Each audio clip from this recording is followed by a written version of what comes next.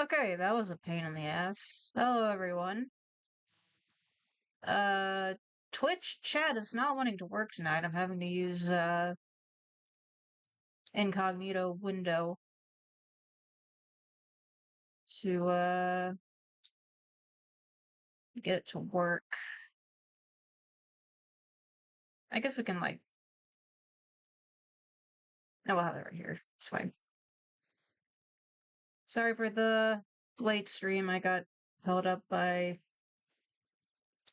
a couple things.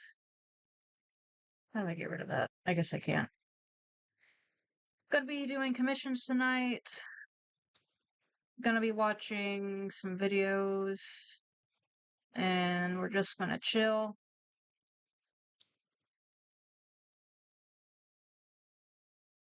Do not have anything properly set up yet.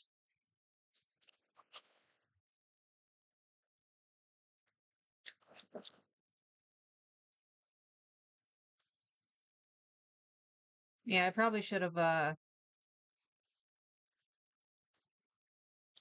checked everything before I started. It'll be fine. It'll be fine. Hope you all are doing alright. Those who are here.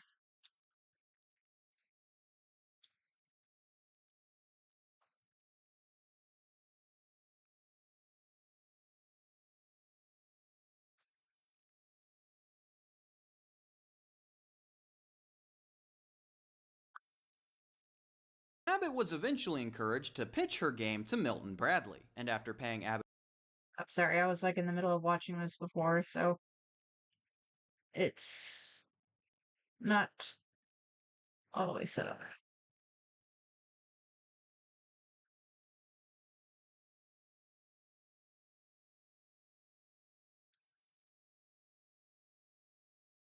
Okay, there we go. How's it going, dudes? So you're 4 years old, you've recently gotten your hands on that sentience thing that's been all the rage recently, and you want to give your brain a test run, but don't want to push it too hard, after all, it is brand new. Well, buddy, it doesn't get much less taxing than this. Candyland. Draw a card, wait, draw a card, wait, draw a card, wait. I have a great amount of respect for Also, I got Candyland, being two one new of the emotes. first board games that many people play, and taking on the task of introducing toddlers to the I'm the only one that's, concept like, of excited a about this, but mechanic. It is a Hall they're of fun to Fame make. game in terms of its impact on the genre. But at the same time, have you sat down and played this game recently? Chutes and ladders can be exciting. Target the Game of Life is boring. This is the only game I've played that's left me devoid of all emotion. I was straight up dorseless. But regardless of mine or anyone else's opinion, one thing that no one can disagree with is that this thing made money.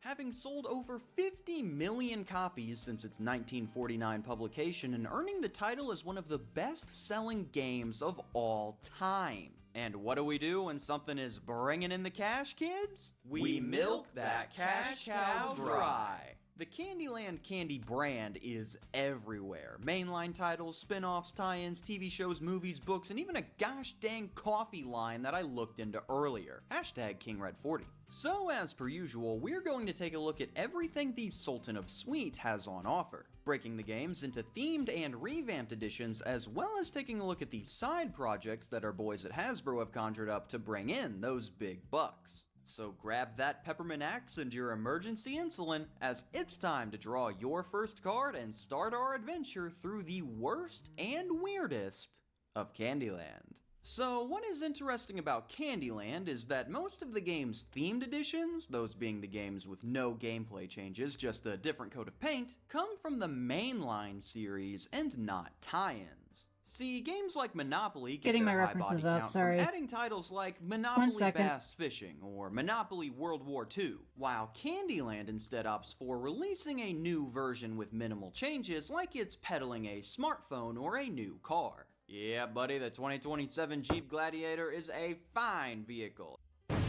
As such, we'll be spending a majority of the themed editions rolling through each new version of the game. But before we do that, there are a couple of tie-ins to get through first that will be rocking rapid fire. Candyland Hershey replaces all of the Candyland sweets with Hershey-branded confections. Candyland Disney Princess Game. Candyland The Disney Theme Park Edition. Candyland Dora the Explorer Edition. Candyland My Little Pony pre-rebrand. Candyland My Little Pony the Movie post-rebrand. Comes with included Rainbow Dash figurine. Oh, good lord, please no. Candyland Unicorn Edition. I don't know why Hasbro needed to make a great value My Little Pony version when they own My Little Pony, but hey, I do like this actual regular horse that just has ice cream stuck on his head. He's my favorite. Candyland Willy Wonka and the Chocolate Factory, Candyland Winnie the Pooh Edition, and Lucky's Charm World Candyland, which does actually come with one gameplay change, the Leprechaun Trap card, which skips your next turn as you get caught in your own trap trying to catch Lucky. This does fall in line with the lore. Have you ever tried to trap an Irishman? They are surprisingly nimble. But past the tie-in titles, we have a large number of mainline games to run through, along with the interesting changes found in each one. Beginning, of course, with the one that started it all, Candyland Game 1949. A sweet little game for sweet little folks. I really don't like this dog's chances of making it through the Chocolate River. Candyland Game is the very first rendition of the title with an awesome story behind its creation. 1 year earlier, the prototype for the game was put together by schoolteacher Eleanor Abbott, as during her stay in the local hospital, she designed the game to help entertain the kids that were trapped in the polio ward. You know, dying of polio. Abbott was eventually encouraged to pitch her game to Milton Bradley, and after paying Abbott a visit, the executive team liked her so much that they agreed to produce the game as a temporary fill-in title, as at this point, Milton Bradley was a mid-tier publisher at best. I mean, their best-selling game at the time was Uncle Wiggily. Never heard of it? Yeah, for good reason. So they started putting Candyland on the shelves, and to their surprise, it began to slaughter everything else on the market, immediately elevating Milton Bradley to industry giant status and making a ton of money for everyone involved. Of course, with all those royalties coming in, Abbott wasted no time spending most of the dosh, deciding to purchase tons of supplies and equipment, which she donated to local area schools. Ladies and gentlemen, this might be the sweetest woman of all time. With this origin, this version of the game has a lot of elements that showcase that it was made for children in a hospital. Heck, even with all of the whimsical candy locations, your ultimate goal in the game is just to get home. Alright, we're supposed to be looking at worst and weirdest here, but at the current moment we've been focused almost entirely on polio-stricken children. Can we get some whack crap in here to maybe lighten the mood? Certainly. Looking at the board, it appears that these two children are traveling nearly 200 miles solely on foot. Roughly the distance between Chicago and Indianapolis, which would take 3 days to walk. This means that if you took the real-life Candyland challenge, you wouldn't even make it into the top 5 longest games I've covered. How? But no time to walk it out, as just 6 years later, Milton Bradley would be back in action with a new and improved rendition, Candyland Game 1955.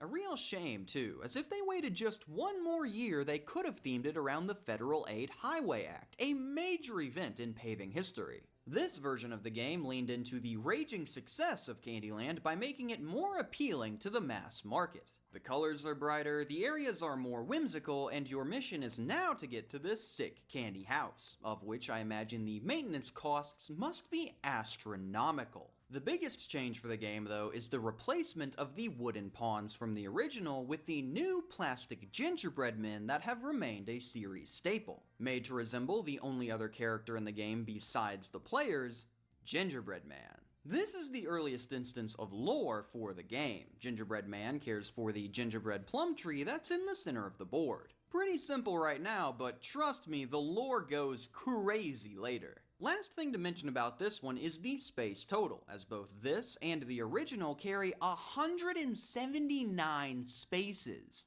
By far the most in the series, and nearly 50 more than what will become the standard. So yeah, if you thought getting through a game was tough now, add an extra 40% to the game's length and you've got 50s entertainment. Everybody better count your blessings. 7 years later, and they are back at it again with Candyland Game in 1962. This one is very simple with the changes. 45 less spaces, Gingerbread Man has taken up a larger role as the mascot, and the kids have morphed back into a more realistic form? The Candyland kids really have no concrete design, they kinda just change at will like some sort of shape-shifting beast. There could be something there to look into, but that's just a theory. Another 5 years, another title, it's Candyland 1967. Yes, America no longer needs to be reminded that Candyland is a game anymore, and it only took them 18 years. I'm going to lead this one off with a quote directly from the Candyland wiki.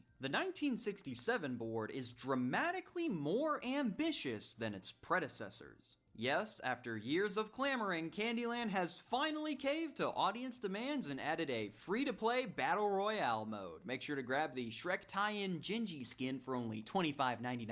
The 1967 version features not only a board that folds into thirds, but also a dramatic art overhaul. Each location has a colorful background, the spaces are more like stones along a path, and the whole region just looks more alive and lived in.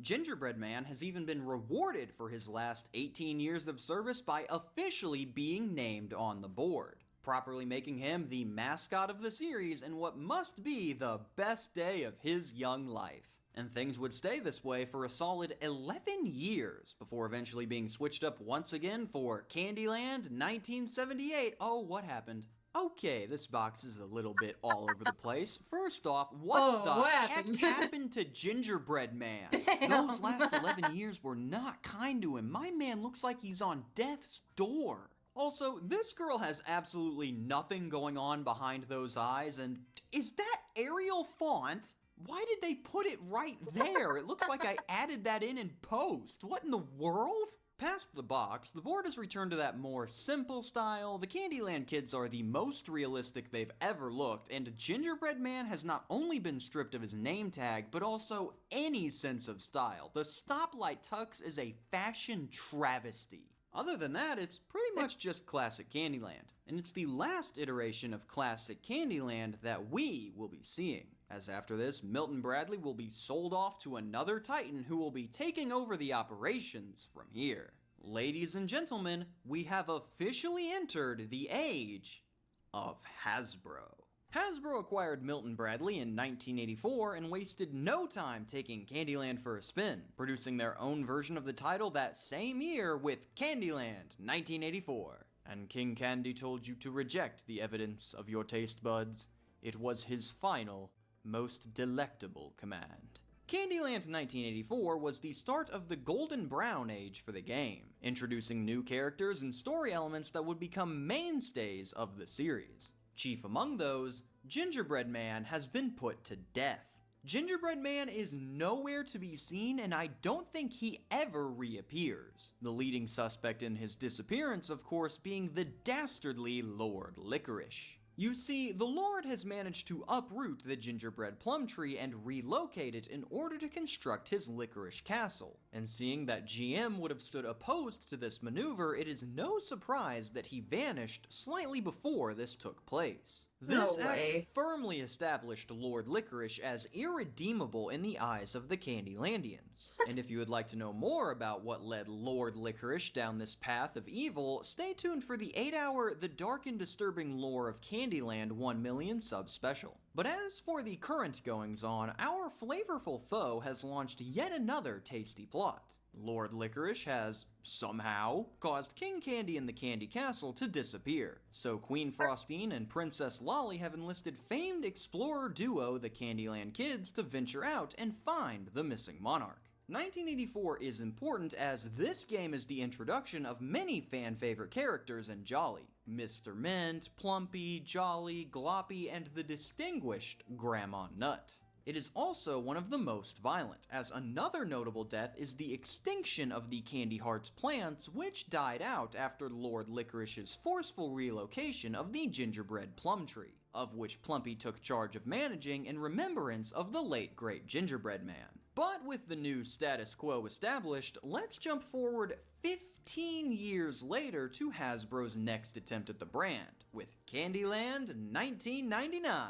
This version of the game is really just an update to the designs to make the world feel brighter and more lived in. All of the characters are more active, Lord Licorice has an awesome new look, and Gloppy is just having a grand old time back there. You go, Gloppy. There are really no significant changes other than the board orientation and some art switch-ups, so let's go ahead and move on to the second version of the game released this year, Candyland 50th Anniversary Edition. This game is, if you haven't figured it out by now, a title to celebrate 50 years since the game's first release. For this one, Hasbro pulled out all the stops, with the modern characters and imagery all having been redesigned to look more like the classic style, giving an eye into what they might have looked like back then.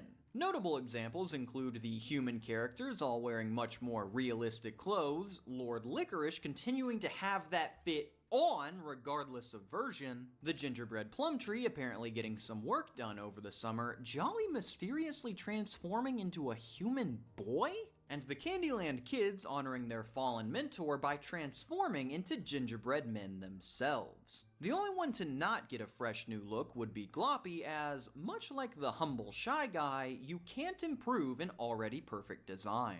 I really like what they did with this, as instead of just doing a re-release of the original, they put a ton of work into changing the character designs to celebrate both the past and the present, including all of the jank that came along with it. But with the celebrations over, it's time to get back to business, and business is booming just 3 years later with one of the series' biggest releases, Candyland 2002.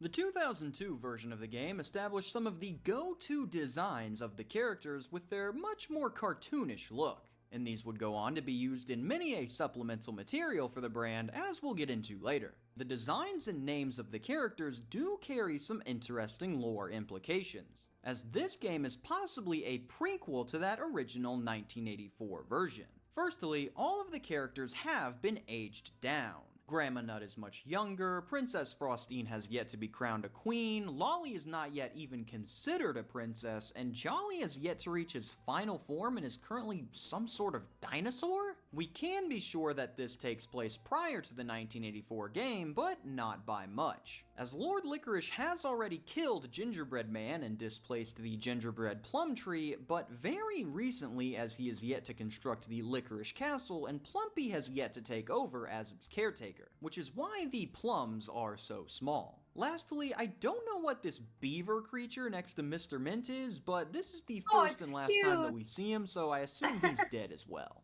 But with the prequel giving us the needed beginning to the tale, it also serves as the end, as this is the last time that you will see these beloved characters like this in a mainline title, as 8 years later, Hasbro decided that what this series needed was a reboot. Candyland 2010. Why have me give the introduction when Hasbro can do it for me?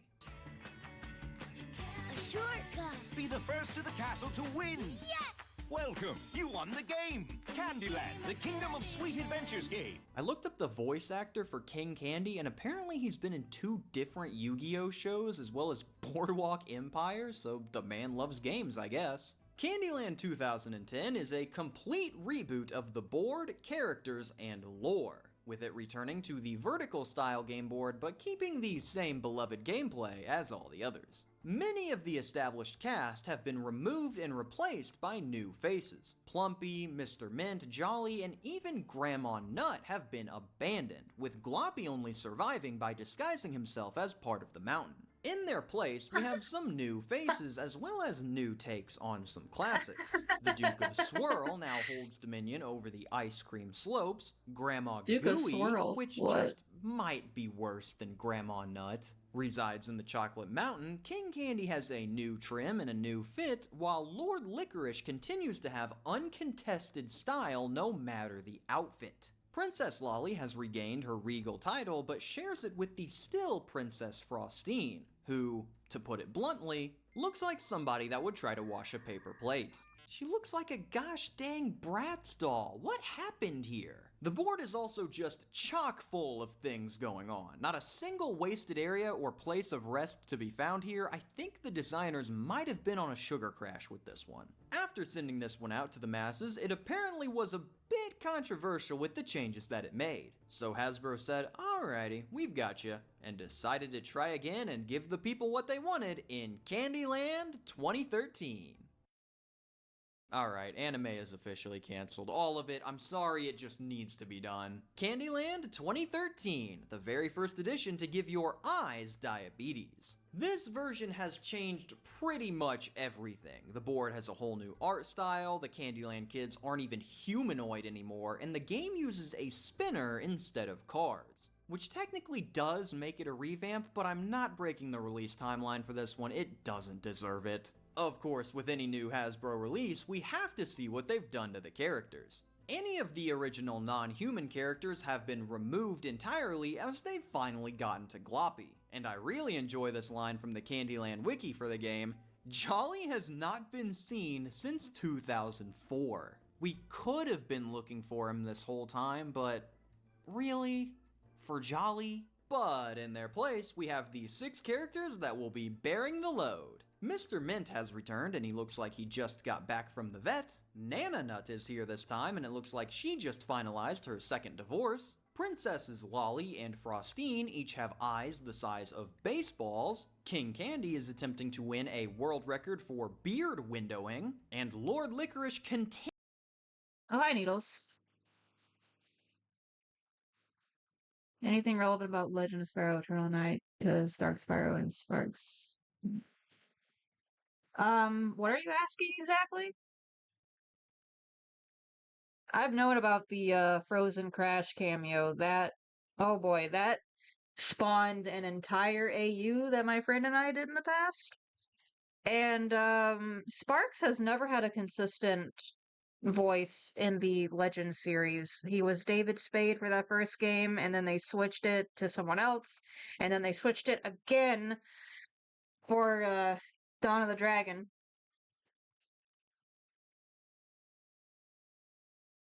So, yeah, I don't know.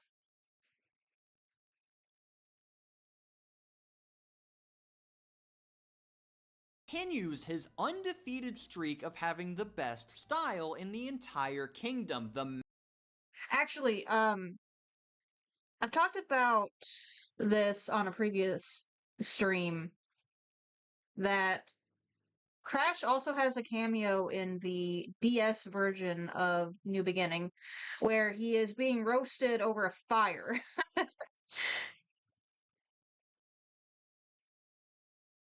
You feel like you can just skip Eternal Night and go to Dawn of the Dragon? Maybe, maybe.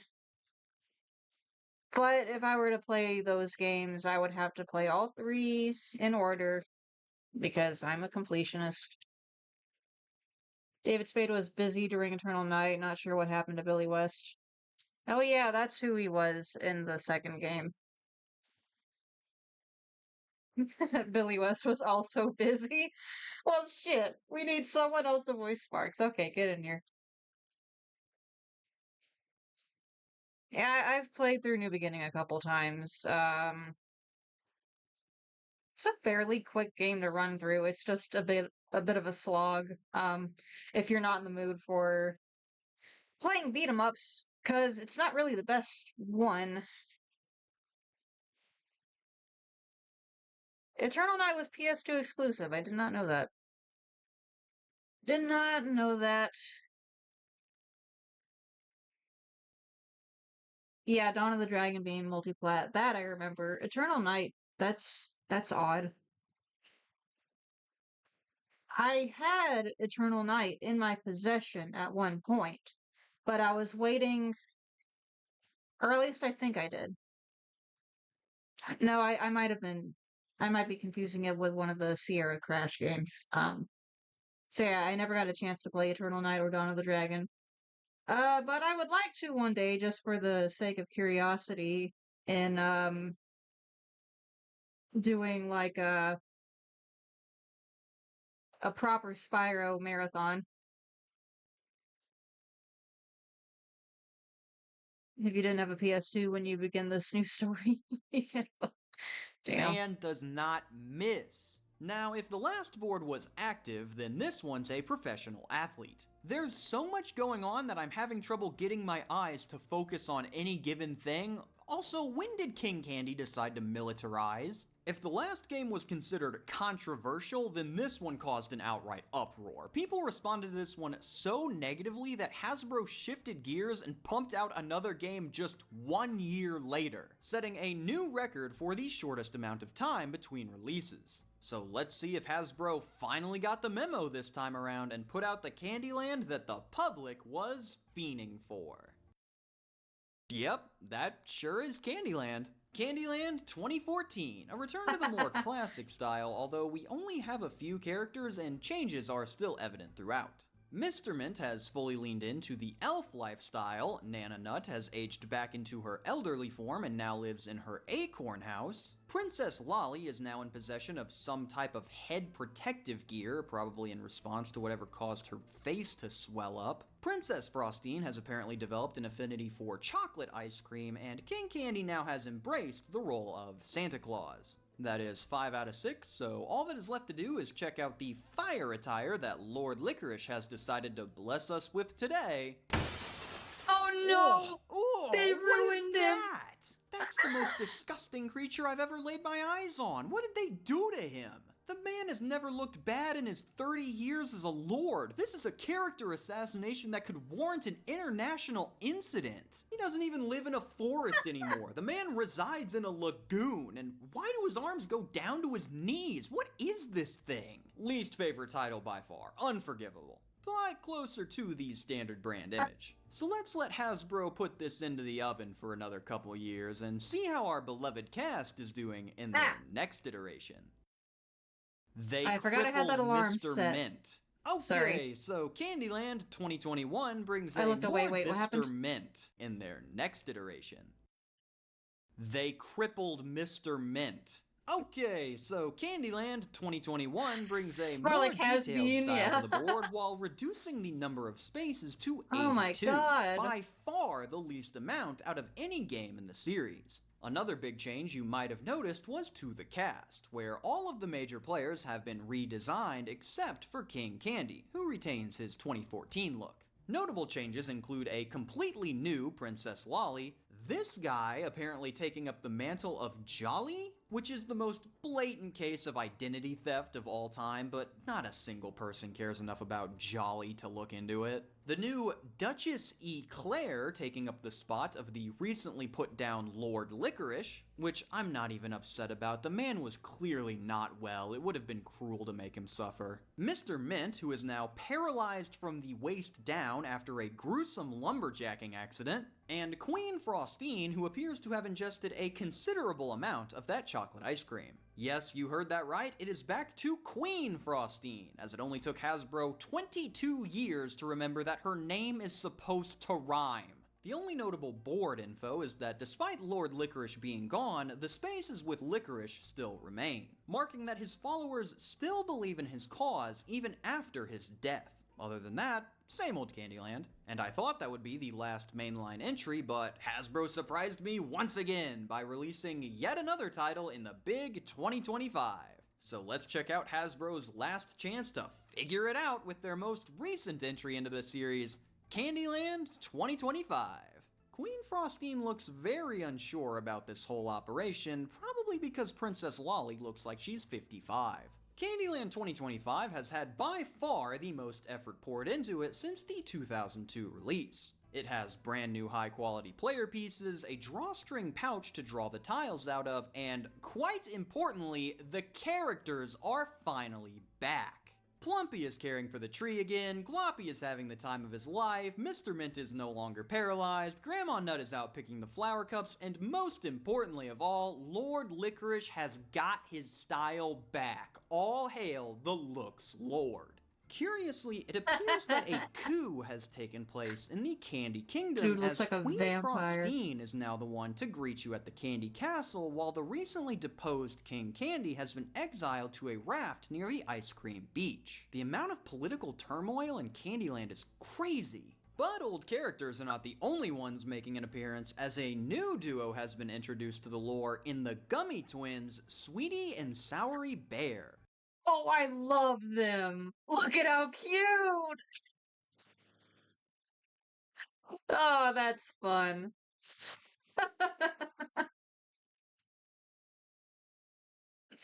We're only halfway through this video. That's crazy. Who appear to have completely replaced Jolly, and all I can say there is good.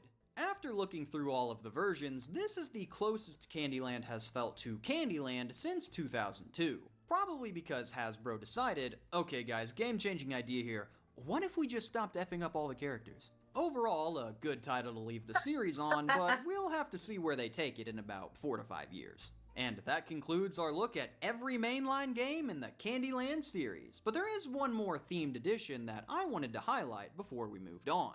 Candyland Vintage Bookshelf Edition is part of the Vintage Bookshelf series of games that takes classic titles like Sorry, Chutes and Ladders, and Connect 4 and stores them in these book casings in order to be stored on a shelf.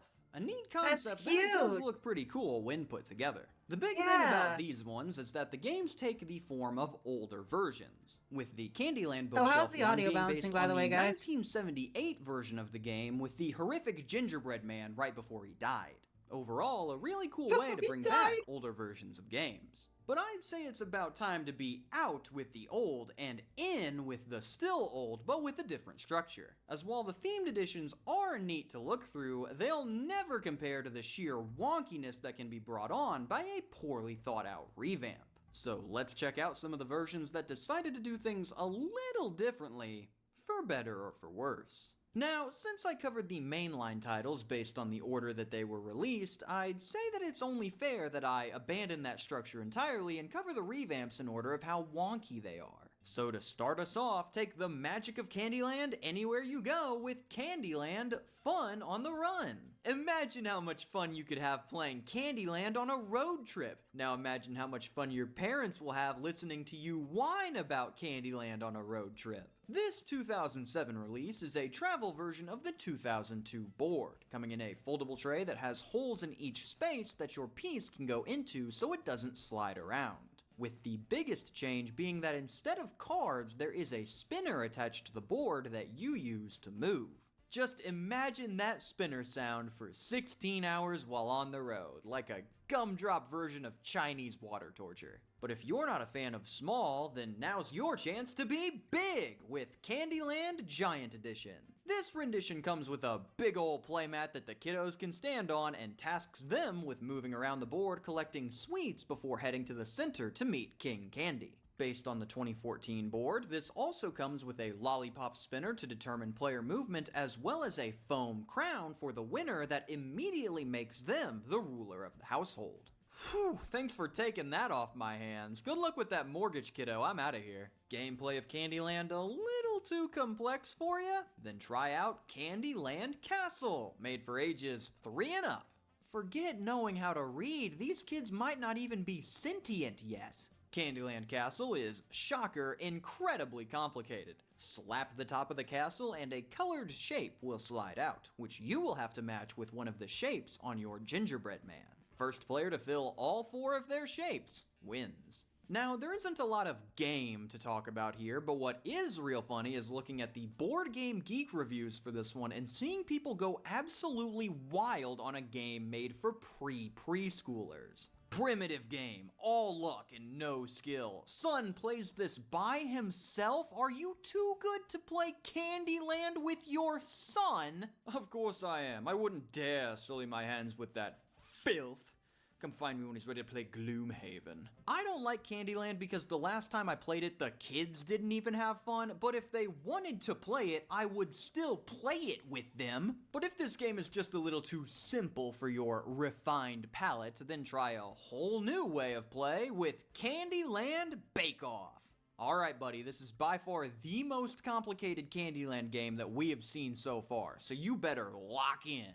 What you do in Candyland Bake Off is start the timer and flip over a recipe card. On it will be a certain group of ingredients needed to make the bake. So you will roll your 4 dice Yahtzee style until you either get enough matching symbols and draw Oh, another Yahtzee is a or fun run out one. of I time. should get The that solo again one bakes day. can only be completed by you, the bake-offs can be done by anyone, and if you draw an overbake, then the next player gets to use all of your remaining time before their time starts. Winner is the one with the most points after a certain number of rounds. Yeah, that one's a little too much. Can we go back to the one where I just hit the castle? Best part of the game is going to be the timer going off. Moving on. Candyland Ice Cream Party. Spin the spinner to see how many toppings you need to add and attempt to make the tallest ice cream tower without it falling over. If all the toppings are added and the tower stays, everyone wins. This is a cooperative game where everyone is adding to the same ice cream sundae. So in order to make this work, you are going to need to figure out who the best stacker is so that they can handle the tougher toppings. The game also mentions that you can play by yourself by attempting to make the tallest tower, which would help you get some good practice in, what with regionals coming up and all. Candyland Sweet Celebration Game. Tired of that same old Candyland board?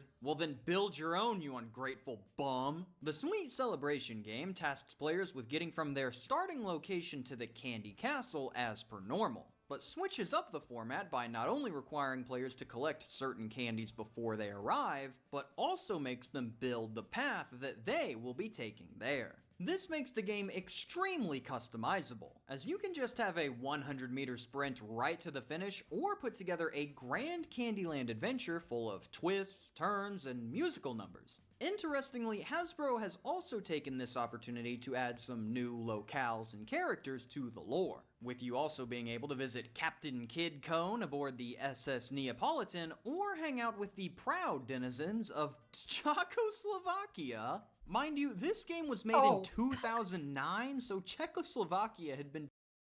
Okay, hold on a second.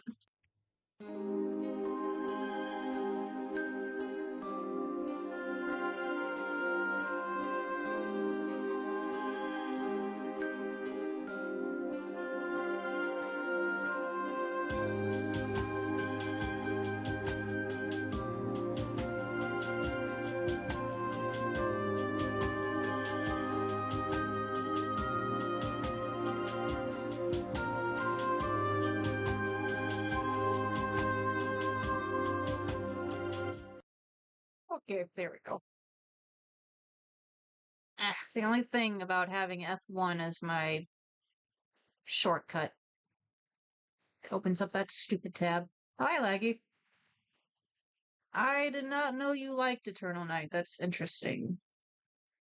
dissolved for around 17 years. They really just brainstormed that one and went, nah, that's too good to pass up on. But if you're not a fan of the political standing of Czechoslovakian President Koko Gottwald, then maybe you will be a fan of Bingo! Another stellar transition. How do I do it? Candyland Bingo. Select your card, spin the spinner, and try to be the first to get a bingo. Real taxing stuff here. You have Standard Bingo, where you are trying to be the first one to get a tic-tac-tac-toe 4 in a row, or there's Completion Mode, where you are trying to be the first to fill your entire card, which might not work all too well considering all of the cards have 4 of each color. Alrighty, next spin here, and the color is red. Bingo! Wait. Up next, it's Candyland, a child's world of card games. What does that mean? Well, it's just a deck without any of the face cards. Too bad, buddy. Quite a shame, really. If only we had characters that could fill the role of King, Queen, and Jack. Nothing we can do there. This game comes with the cards and rules needed to play classic children's card games with the Candyland cast. War, concentration, spoons, old maid, anything you could ever hope and dream of is possible unless they needed face cards, so no euchre. I am being serious now though, I don't actually know how to play spoons, so if this explanation is correct, please let me know because this might be the funniest possible way to learn how. Disappointed in the lack of steam-powered engines in the region? How did you know? Well, sulk no longer with Candyland, Le Jeu du Train game. If you like the French language, I recommend just skipping this one. It's not gonna be pretty. Tout le monde est bored for a magical treat-filled train trip.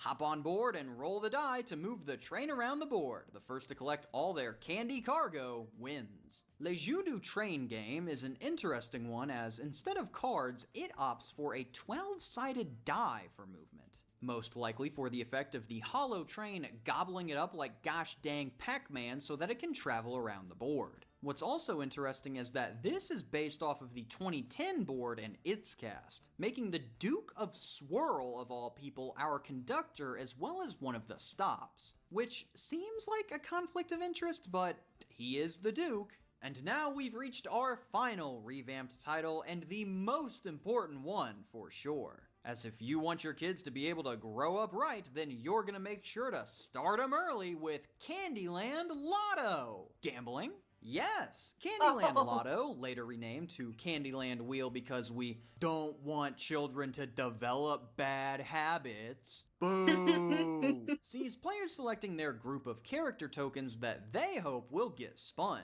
Each turn, one player will roll a colored die and then place their finger in that color's circle.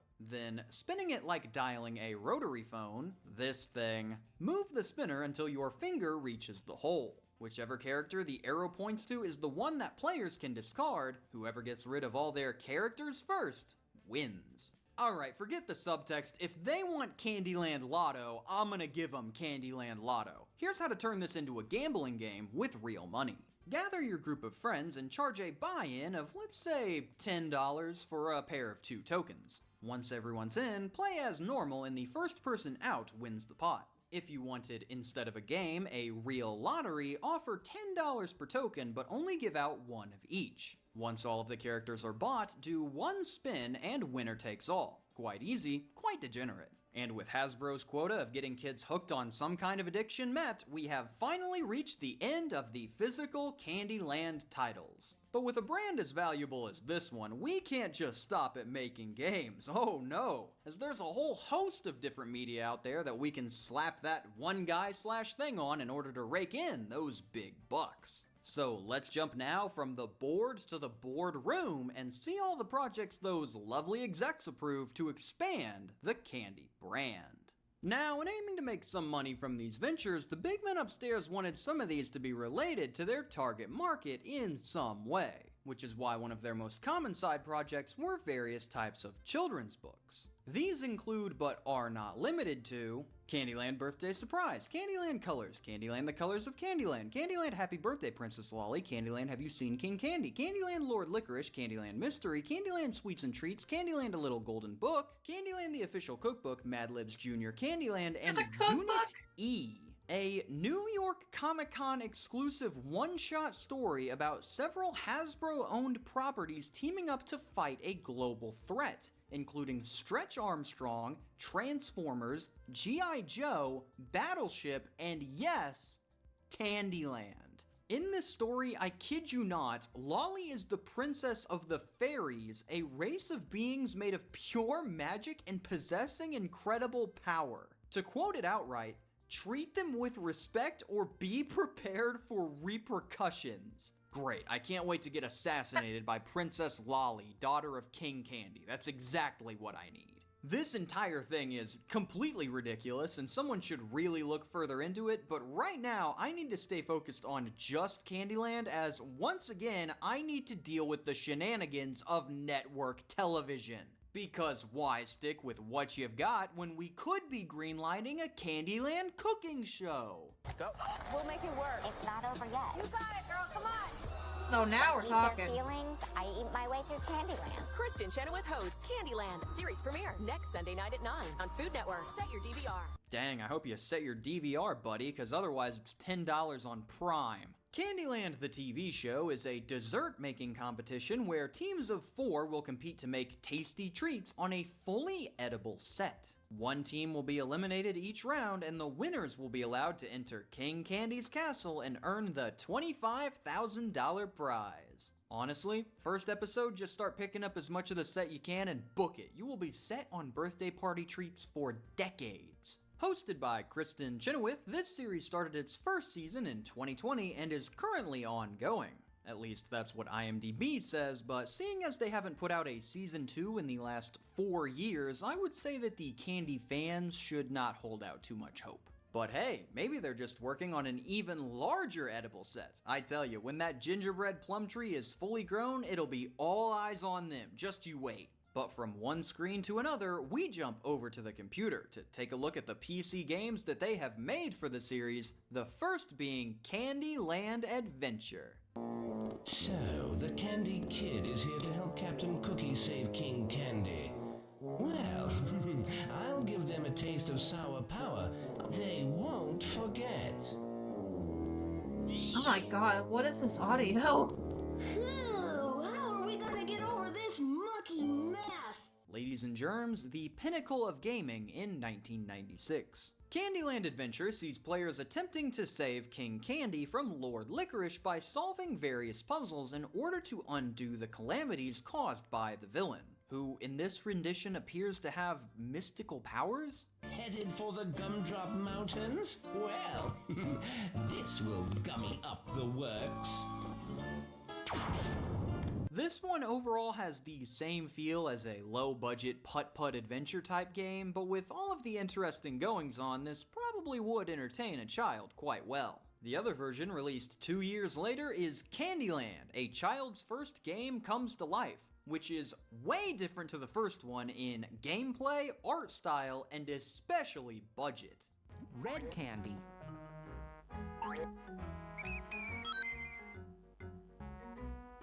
Wait! No, you did not! Wait a minute. That's the fucking Sonic ring! That's the ring sound effect, what the hell? Sega! Was that a Get Sonic the ring? ass! CLACFGCTL is a Did they say the computerized same version thing of I a did? Sonic ring? Was that a Sonic ring?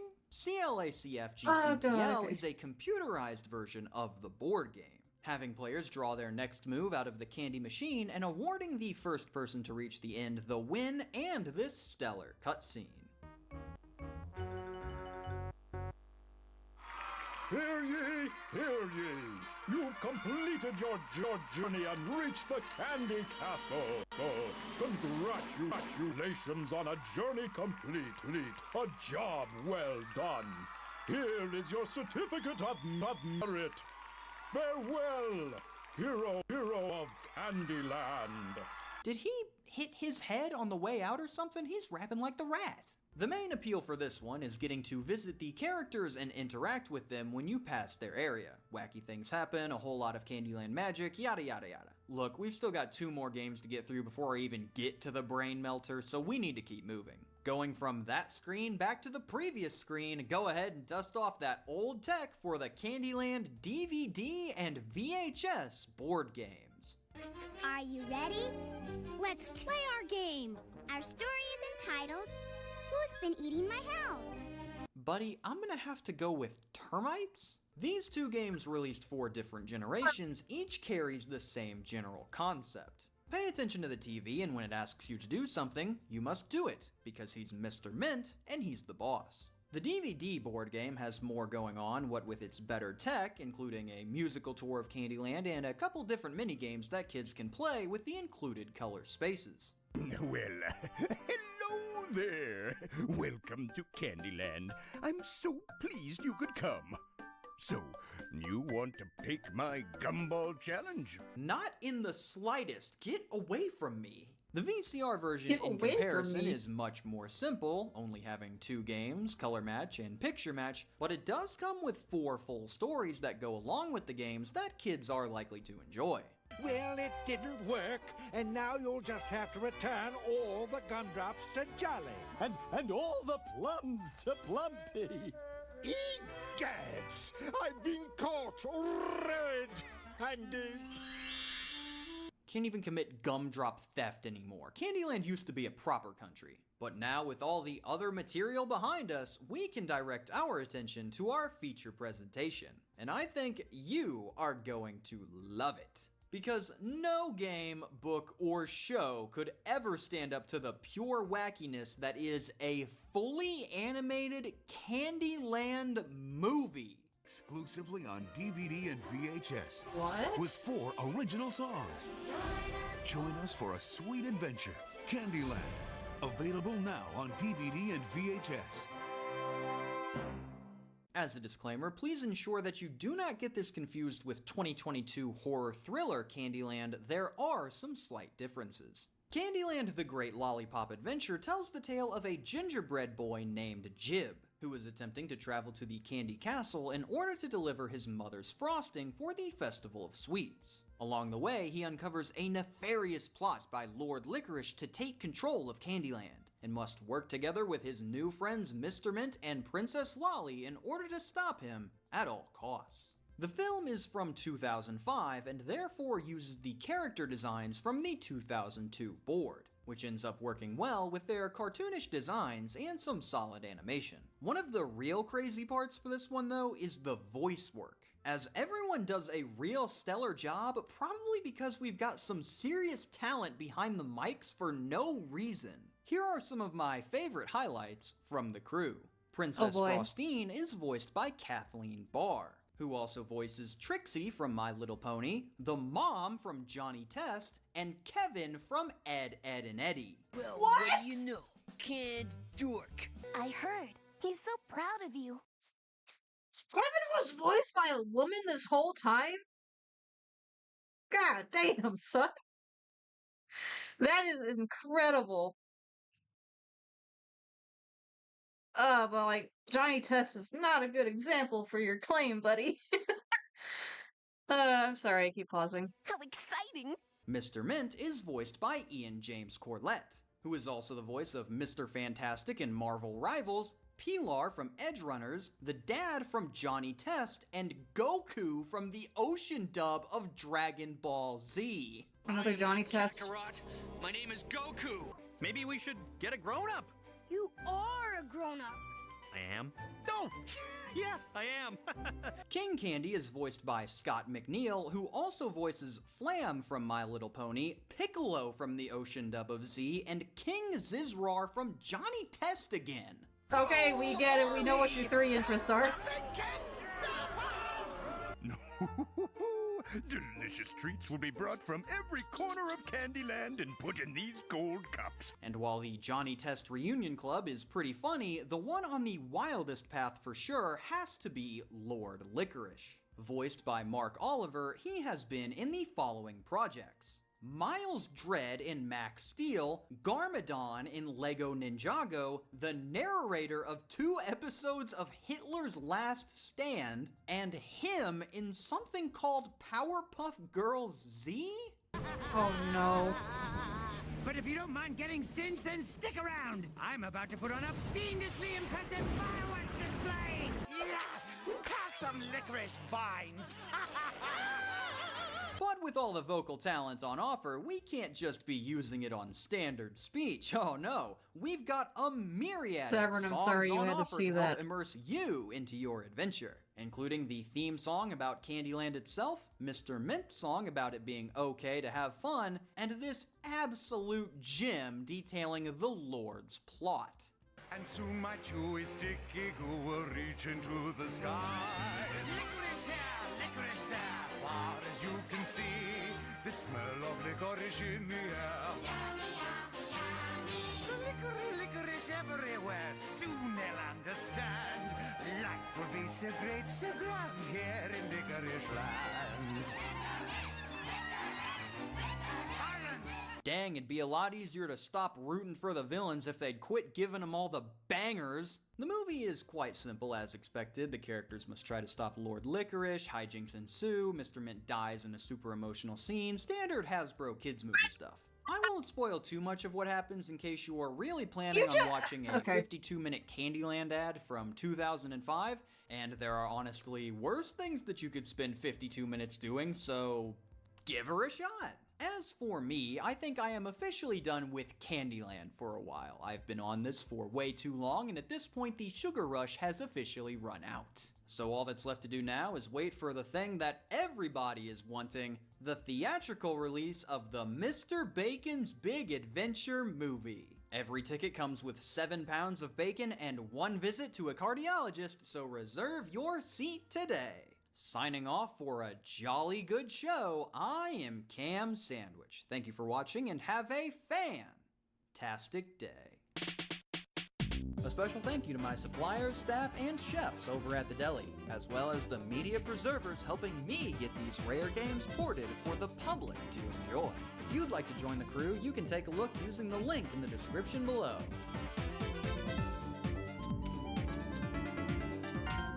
How's it going, dudes? Board games can carry... Okay, I had a playlist ready, but he mentioned what I assume is alluding to Rap Rat. If he did a video on Rap Rat, I gotta find it. Y'all ain't ready. Y'all ain't ready. Okay, How's it going, dudes? Hush. I'm trying to click your name. Okay, the layout's gonna be borked for a second. Oh my god, he did a video on Rap Rat. Yes. Sacrificing 11 souls to the rat. Ah, man, I wish he just did a video just on that and not lump it into DVD games, because I don't care. I just want to see Rap Rat. Yeah, it's a real game. Fun fact, this rat gave me nightmares for like a week when I first came across this game. What is this? Man, I just want a video on Rap Rat, not like... Okay, you know what? Does somebody else have a video on it? It's him again. Okay, I don't... Fine. How's it going, dudes? Break my A board game leg. is quite a simple prospect to understand. We get out a board and we use it to play a game. But one day, a new idea sprung from the creative well to bring the board gaming world into the future. And baby, the future is now. DVD board gaming is one of the most interesting fads to come out of the 2000s, seeing games start to utilize the magic of DVDs to augment the board gaming experience. This was a massive trend for quite a few years, and as long as DVDs continued to be the main way that people consumed media from home, this was poised to become a staple of the board gaming world. I had to purchase this thing from a garage sale. Yeah, when DVDs began to be aged out, this entire genre vanished off the face of the earth. But for a while there, they were the hot ticket items for anyone looking to impress at game night. And no series better represented the subgenre than the undisputed king of the DVD board game, Scene It. Scene It was the first widely... Speaking of Monopoly, in the playlist I have prepared, there's a bullshit version of Monopoly that... Oh, I watched this video with my brother in the past. You are not ready to see how bullshit this version of Monopoly is, and it's literally called Monopoly Cheaters Edition.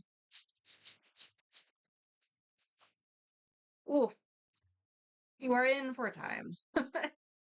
Popular DVD board game due to the way it used the proven trivia game format and added a brand new twist. The game focused on movie trivia, and while it included standard trivia cards, it also featured questions that you had to answer by viewing the scenes on the TV via a DVD included with the game, which just absolutely floored people.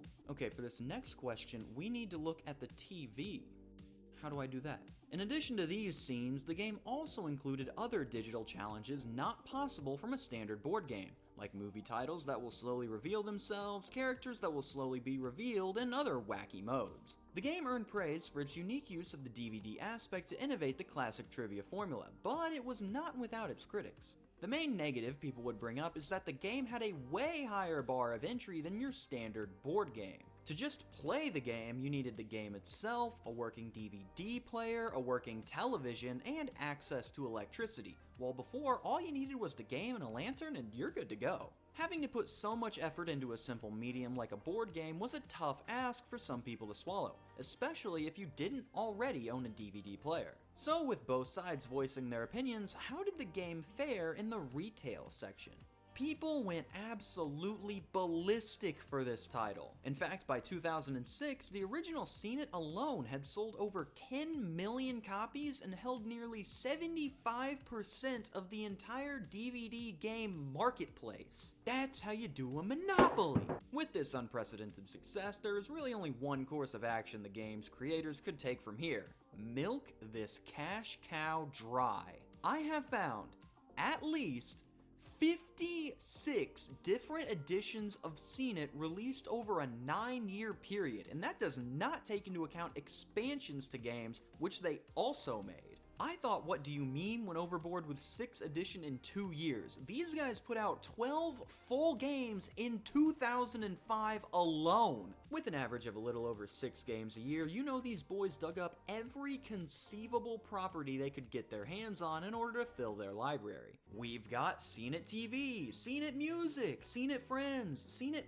pre-Iron Man Marvel, Seen It Seinfeld, Seen It Nick, Seen It Sports, Seen It FIFA, Seen It The OC, Seen It Glee, Seen It Twilight, Seen It Turner Classic Movies, Seen It some German soap opera, Seen It Squabble, which is apparently just Battle of the Sexes with movies, 3 different 007 Seen It's, 4 different Harry Potter Seen It's, and 7 different Seen It Disney editions. Ah! Funny that I mentioned Disney last, as no company leaned harder into this brand new fad than the Disney Company, especially with their properties that inhabited the Disney Channel. Now, I was a Nick kid, so unfortunately I am not very qualified to cover the whack crap goings-on of the Disney Channel board game sphere. Luckily, I do know a duo who is qualified to take on this monumental challenge for me, the DCOM duo. Hi, I'm Benji. And I'm Kelsey. And we're the DCOM duo.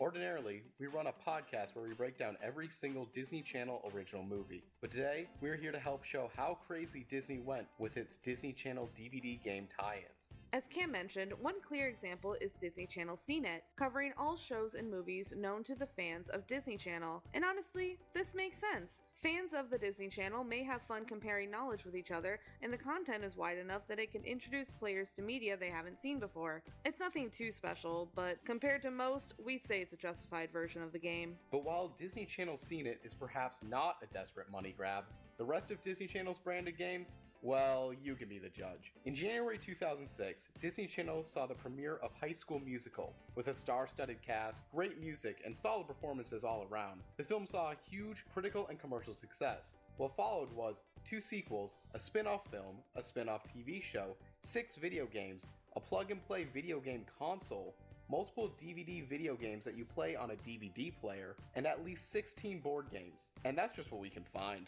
Documentation on these products is very mixed, so there may even be more out there. High School Musical had 3 DVD games, 1 for each of the first 2 movies, and a third that features the same content from the first 2 games alongside new content from the 3rd movie. All of these are in the line of Mattel DVD game products, the little sibling to Mattel's other franchise, Seen It, which dominated the DVD board game crossover space. In these Mattel DVD board games, players move around a board by rolling a dice, and depending on where they land, they have to show their skills with the movie. For High School Musical, these tasks involve doing a dance, singing karaoke, answering trivia, or identifying which scenes are actually in the movie. And honestly, this gameplay loop is more or less the exact same, but with different media franchises across the Mattel DVD game line.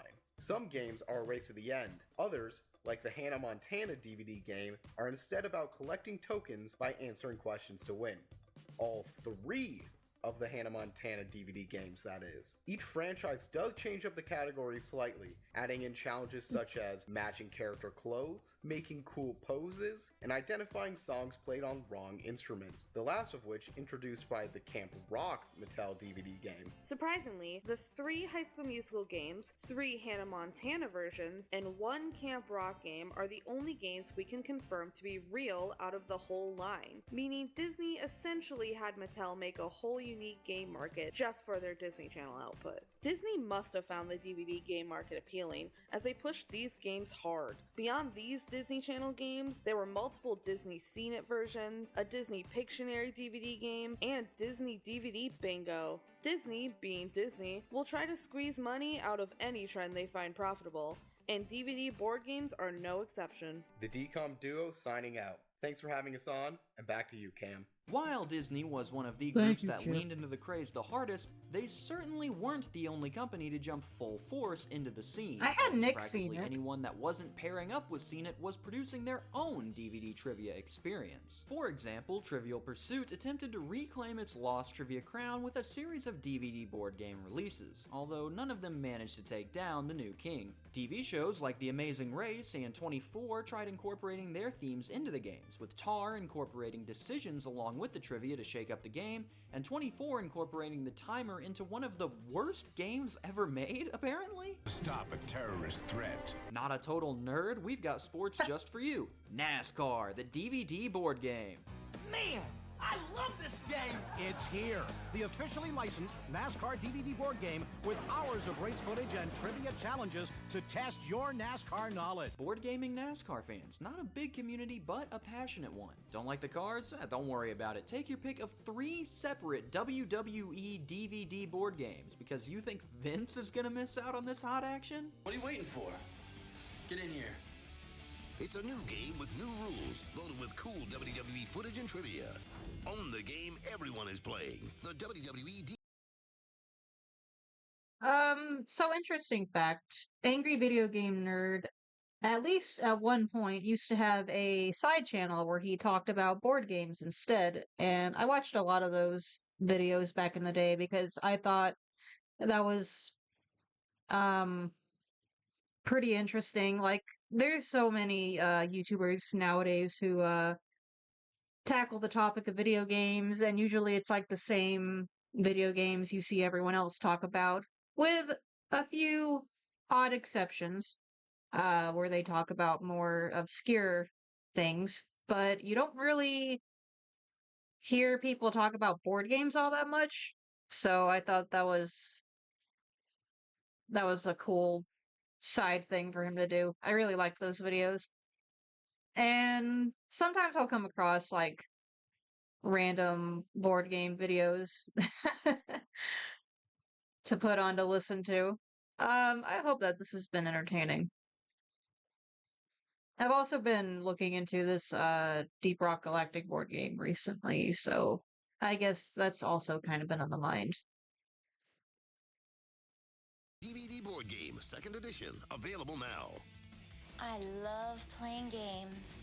While most games went after the Scene It formula for their DVD content, others saw more potential from the medium, utilizing the DVD in interesting new ways to shake up the gameplay, like how the Candyland DVD game transforms your living room into a living nightmare. Turn your living room into Candyland and watch your home's value plummet in real time. This game doesn't use a traditional board, more spaces you put on the ground while you act as the pieces in the game. The DVD adds various challenges to the game, like King Candy's Gumball Challenge, Grandma Nut's musical moves, and Mr. Mint Says, all elements that wouldn't be possible without the added DVD. This is a game to keep the kids entertained, but it does have some merit as it introduced the playing for fun and playing to win levels of play, which kickstarted the now thriving competitive Candyland scene. Speaking of games, What do you people mean, hate, welcome competitive to the show, Candyland Monopoly scene? Tropical Tycoon. This Monopoly title sees players duke it out on a new island setting, and shifts the gameplay up a lot in the process, adding several new buildings, mechanics, and a new ending in an attempt to fix the Monopoly formula.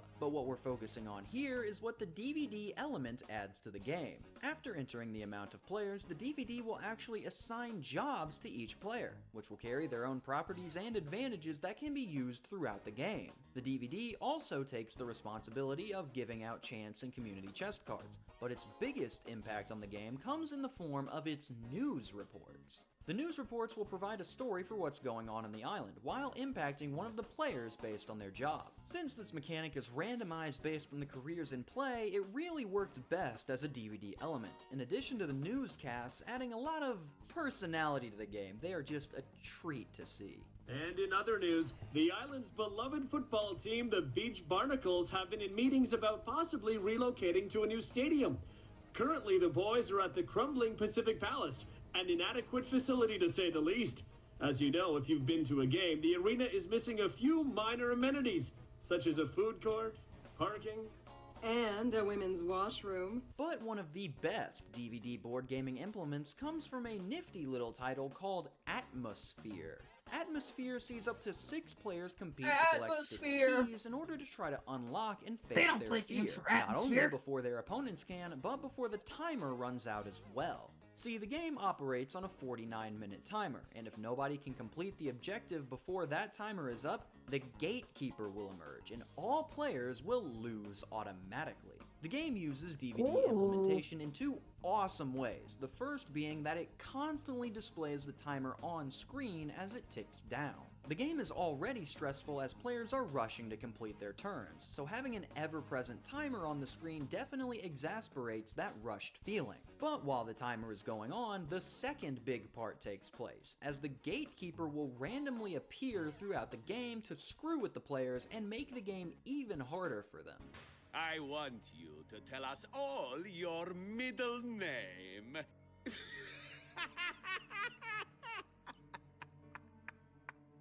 Say what? You're kidding me, right? What a stupid name. No wonder you never get any dates. These gatekeeper encounters are completely randomized thanks to the DVD, so players legitimately have no idea when he may appear to ruin their game, even further adding to the stress of trying to end your turn as quickly as possible. The DVD game made a lot of improvements to the old VHS board game, so it's no wonder why this title managed to use the DVD edition to really add to the game scarily well. Wait, the old what game? You fool. You absolute buffoon. What, you're watching for DVD board games? Buddy, those went out of style years ago. All the cool kids are on the shiny new technology. Video cassette board gaming. Yes, just like how the DVD once reigned supreme, the VHS tape once dominated the home entertainment sphere. VHS board gaming never took off as much as its more advanced counterpart, seeing that in addition to all the negatives present before, you also had to contend with, hey, anybody up for a board game? I just gotta rewind it first. As mentioned before, Atmosphere had a VHS released first, but due to the limited tech, encounters with the gatekeeper couldn't be randomized, making for a much more predictable experience. Despite being less popular, a number of board games using VHS tapes were created to take advantage of the tech. These include several Trivial Pursuit titles, most of which rated really poorly, a bunch of sports titles which used pre-recorded footage to show whether or not you'd score, a bunch of tie-in games like The Three Stooges, The X-Files, The Honeymooners, Wayne's World, and some really cool-looking interactive titles from the Star Brothers. Darn it, another game based entirely around commercials, Candyland, back again, and somehow this time he brought Chutes and Ladders along with him. And this absolute classic based around some terrifying Puppet Man. Awesome, a great gift for the kids.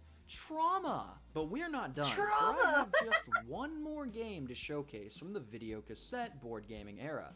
And oh boy, it is a sight to behold. Oh, Our please tell me final it's... game of the night is so baffling, so confounding, so mind-bendingly nonsensical that those of you with weak constitutions may want to leave the video.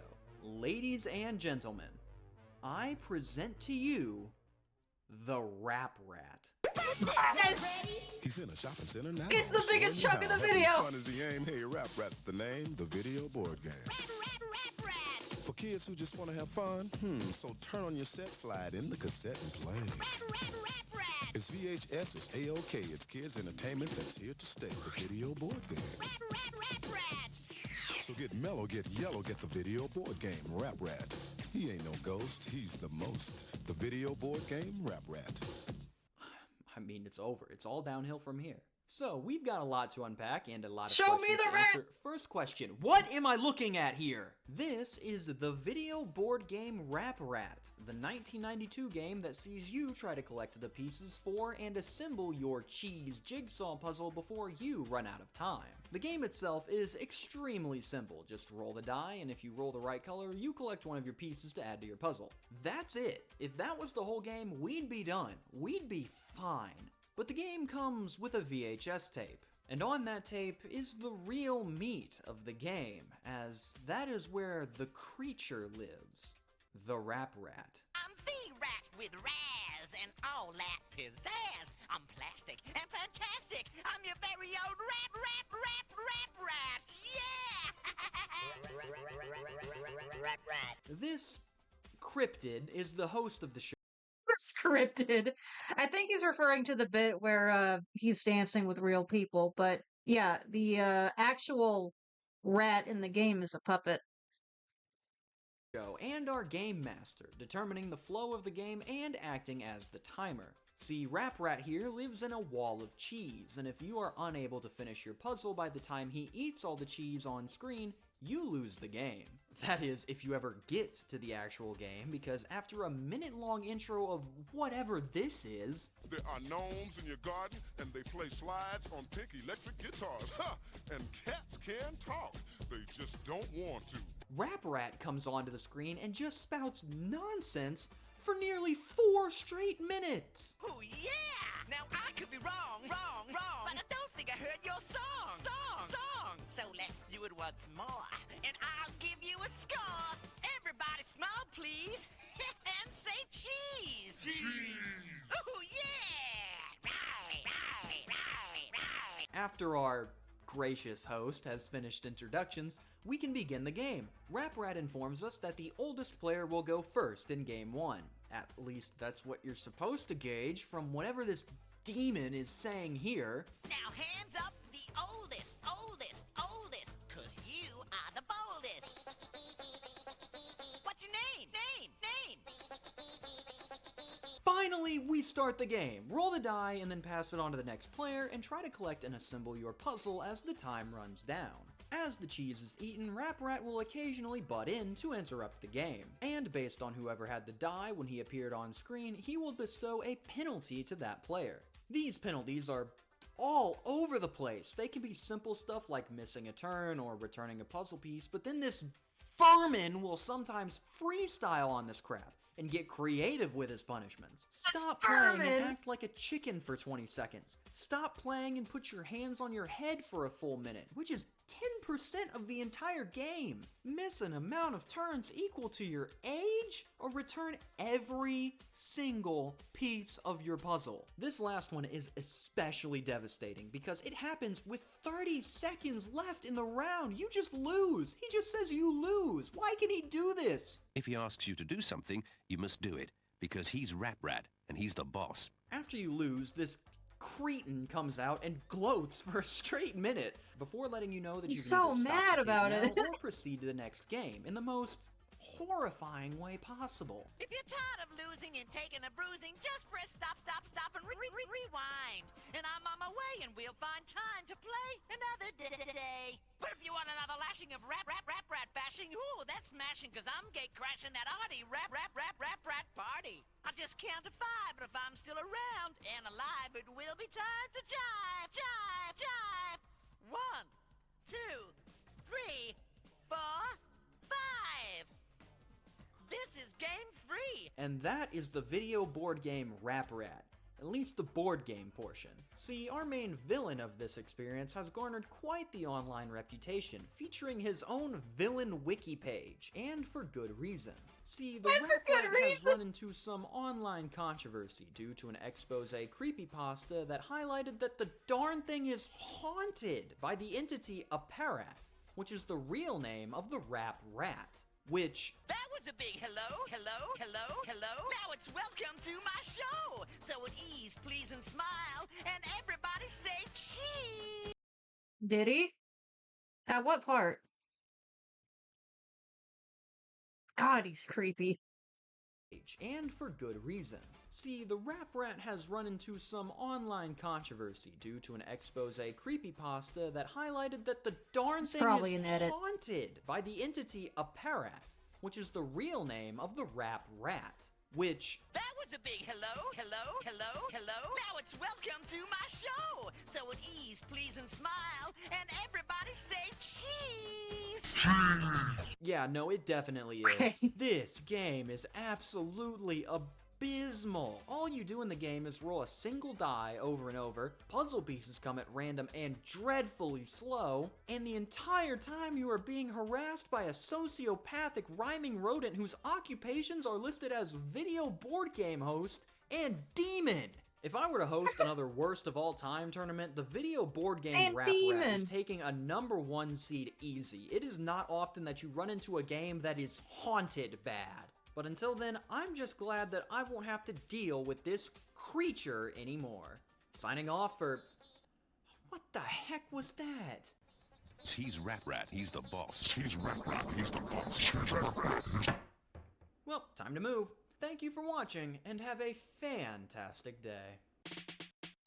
A special thank you to all my patrons over at the deli. If you'd like to Mad Rat join in, Dad looks every great. buck will go toward getting me out of I my can't now wait to stream that. demon-infested apartment. So join the cause today.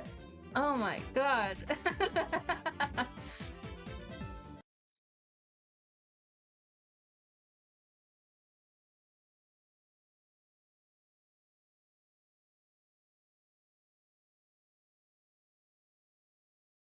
Yeah, get the jump scare over with. Alright, now that's segue done. Let's see. I do want to show you this one, so I think we will put this one right here. Edition and why it's the... Yeah. Well, you guys asked for this. In this video, I'm going to be talking about Monopoly Cheaters Edition and why it's the worst tabletop game I have ever played. This video was requested by too many of you for me to remember, so a lot of people. Spoiler alert, I do not like this game, and if you enjoy this game, or if you aren't open to hearing others' opinions, you probably won't like what I have to say. That being said, if you actually like Monopoly Cheaters Edition for some reason, that's totally cool. I'm not saying you aren't allowed to like it, but I personally do not. I will not be pulling any punches here, so you have been warned. If you look at how long this video is, it's clear I have a lot to say. Let's begin. Chapter 1. My context. I feel like it would be fair for me to explain the situation I was in when I first played Monopoly Cheaters Edition, which I will now be referring to as MCE. Backstory time. Official Luke lore is happening right now. It was like 3 or 4 years ago, whenever Monopoly Cheaters Edition was on Walmart shelves. So not an extremely long time ago, but long enough for my thoughts on this game to develop, fester, and slowly decay. Where I live, going to Walmart as a group is one of the fun things young people do because there is literally nothing else. So one day, a small group of my friends and I went to Walmart searching for a board game we could all play together.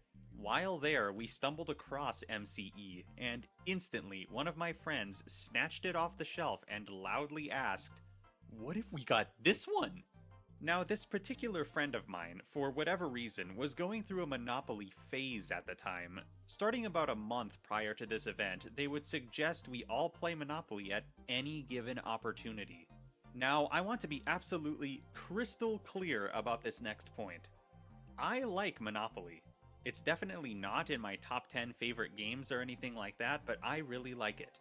Not sure I know what my top 10 favorite games are anyway, but I'm fairly certain Monopoly isn't on the list. Still, really enjoyable in my opinion. It's a classic experience that almost everyone knows how to play already, and it offers a lot of strategy and competitive scenarios. However, Monopoly is not a game that you should be playing more than once a month in my opinion. Casual players often don't enjoy the length of Monopoly, and the competitive nature of the game can lead to real-world conflict rather easily, much like Uno. It's often difficult to get a game of Monopoly going with friends because they know what Monopoly is all about. Monopoly is an experience that should be treated as a rare and special occasion for everyone involved. Now, I'll defend Uno because at least that game goes by fast, and it's fun with how the switch up can go. You can go from winning to losing real quick if you're not careful. But Monopoly is one of those games where you think you want to play it and then you start it And then you realize you're 3 hours in and you're like, oh god, why did I agree to this? You think you want to play Monopoly, but you don't. That's 2 in my opinion in a row. What, talking about the guy in the video? I'm sorry. I know. And preferably, you should know you're going to be playing Monopoly in advance, so people have time to mentally prepare themselves. On top of that, Monopoly is not for everyone. These are all just things to keep in mind.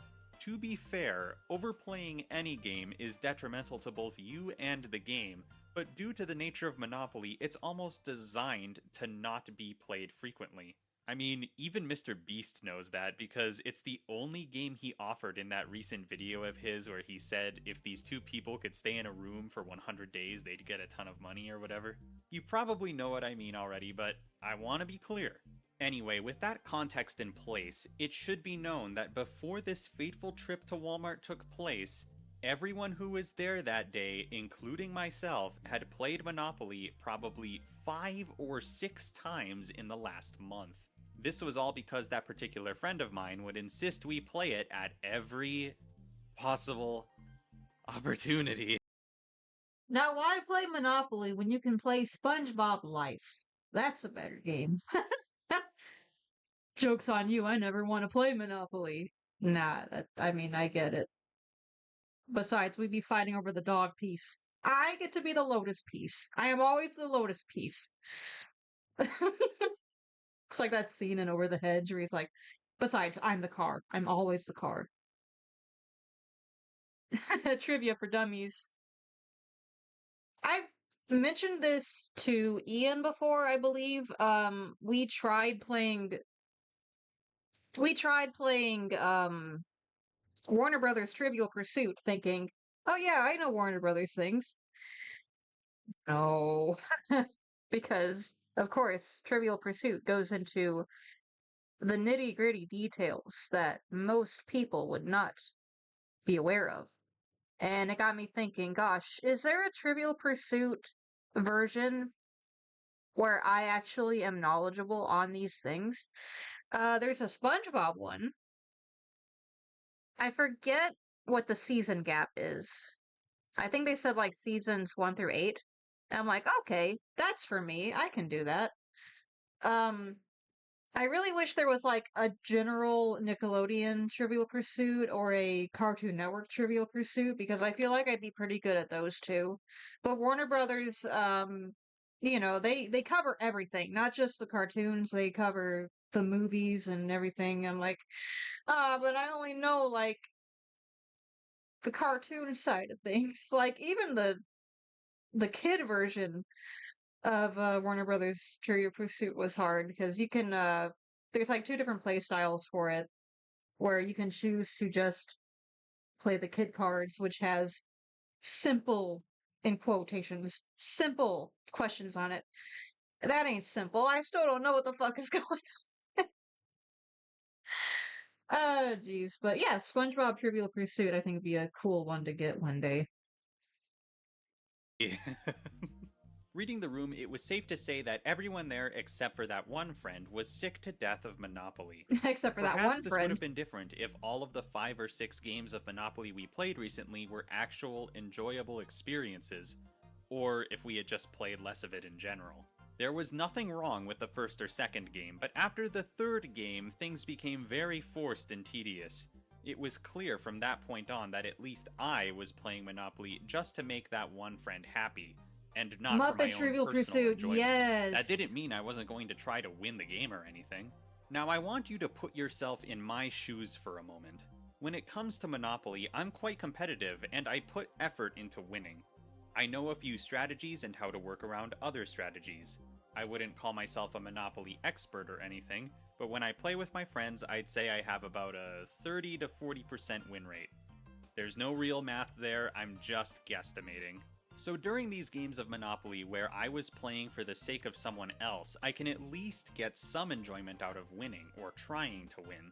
However, that one friend, on multiple occasions while I was objectively winning the game, would say something like, I want to be done. And as if their word was law, the game was over. And it was never because they were hungry, or bored, or wanted to do something else. It was because they were losing the game that they wanted to quit. And since everyone else probably didn't even want to play Monopoly in the first place, they were all like, yeah, sure, whatever. And I do not blame the others for that. It was kinda torturous. But I can blame that one friend for... Oh, by the way, Severn, I made you a mod recently, so, you have the power to ban these freaking bots if they come in. I got this one for now. forcing me a game I don't want to play, seeing that I'm winning and they're losing, and ending the game prematurely. You cannot even begin to understand how frustrated and angry this made me feel. All this to say, this is why Monopoly should be an experience, and a relatively rare occurrence, because otherwise nonsense like this happens. And this is also why you should plan a game of Monopoly in advance, so people are more willing to commit to playing the game and are more willing to endure. People need to be willing to finish the game of Monopoly if they're going to play it, otherwise it's no fun. I was robbed of at least 2 completely fair Monopoly wins because of how flawed this situation was, and I carry that with me to this day. Now, imagine after that exact event has happened multiple times, along with half a year's worth of Monopoly games crammed into a single month just before this, that one friend suggests we buy another Monopoly at Walmart. I wanted to say no, because I had already played Monopoly enough, and I didn't want to play anymore. However, I came to a realization, and perhaps the others did as well, I don't know, that if MCE wasn't bought, I'd end up being forced to play regular Monopoly again anyway, so we might as well spice it up a bit. It didn't seem like the game would be any less fun either, because it promised new mechanics on the back of the box. So, in the end, we reluctantly left Walmart with MCE in tow. Little did I know that very soon I'd be playing the worst tabletop game I've ever known. I didn't even pay for the game, and I want my money back with interest. Now this whole... How do you do that? You click the username, and a little pop-up box will appear, and you hit this symbol right here. I closed out chat by accident. Fuck. 1 second, guys.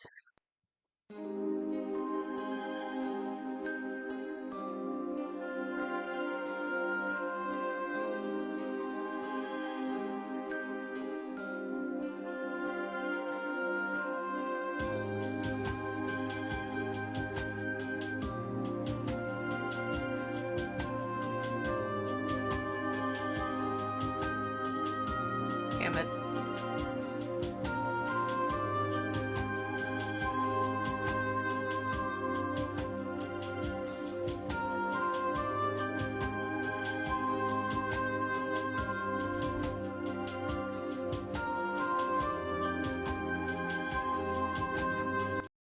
I cut the music off.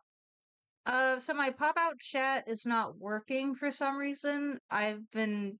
Oh, I explained this at the beginning of chat, at the beginning of stream, but I have to use a incognito window.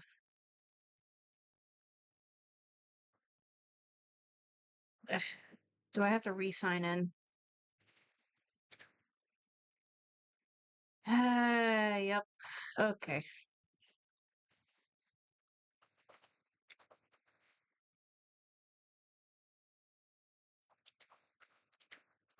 Come on.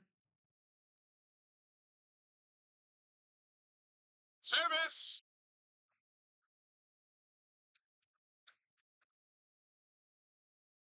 Let me in! Let me in!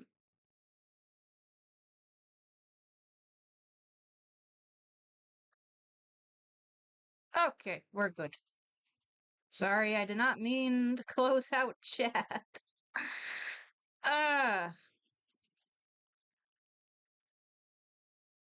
Anyway, though, you just click the username, and it'll give you a little list of options to deal with. But you shouldn't have to worry about it right now, because it doesn't happen that often. I assume you're playing. I can handle it myself now that I got my USB splitter, so I can have my mouse and my tablet plugged in at the same time, so I can actually scroll. That's nice. Anyway, I'm gonna try not to pause the video anymore and just let you guys listen to this madness. So enjoy. Whole bit has just been me providing the context clues for the disaster that is my experience with MCE, and I'm completely willing to admit that this set of circumstances definitely influenced my opinion on MCE negatively. This is just a drop in the bucket in the grand scheme of things, though. After I played it, I'm convinced that I could have been in the best mood ever, like my entire year could have been perfect up to that point, and this game still would have managed to ruin my everything. Time to talk about the game. Chapter 2: First Impressions and Design. Let's start getting into the meat of the topic now. On paper, MCE seems like it would be an excellent idea and an overall good time. And I'm sure this is what Hasbro was thinking when they were making this thing. And I'm sure this is what almost everyone who bought this game thought to themselves without knowing how flawed the game truly was. This is all at least partially due to one of the few good things I'll say about MCE. The concept, theme, and marketing do an excellent job of luring people in. Because cheating is so prevalent in Monopoly, it only makes sense to create a version of the game where cheating is a feature rather than a glitch. I know there are a good chunk of people that bought this game because the people they play with tend to cheat, and as they buy MCE they think, my friend or family member who cheats at normal Monopoly will like this version even more. Or, I'll be able to have my revenge for all of their cheating using this version of Monopoly. And Hasbro is just sleeping on the money pile at that point because their job is already done. It doesn't matter if the game is even good now. People have already bought it. And I can almost guarantee that a lot less effort was put into developing this game than most, just because Hasbro knew they could get away with it, and because of how flawed these game mechanics are, which I'll get into later. Anyway, the marketing and theme were both excellent, and to accompany that, the design of the game from an artistic standpoint is also really good in my opinion. The board looks like you took a regular Monopoly board and made it dark Oh, there it is again. The colors feel more vibrant, and there's a neon aesthetic on the properties. To complement that change, the cards and other various artwork have a gritty and rough design, which is similar to the aesthetic that the recent Uno Show 'em No Mercy has. It's a design that screams, yeah, this is Monopoly, but it's cooler, and now you have to try it.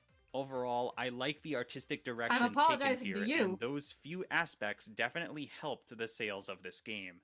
I really hope you cherish those few compliments I'm willing to give to this piece of garbage, because everything else I have to say about it will be the equivalent of a baseball bat swing to the stomach.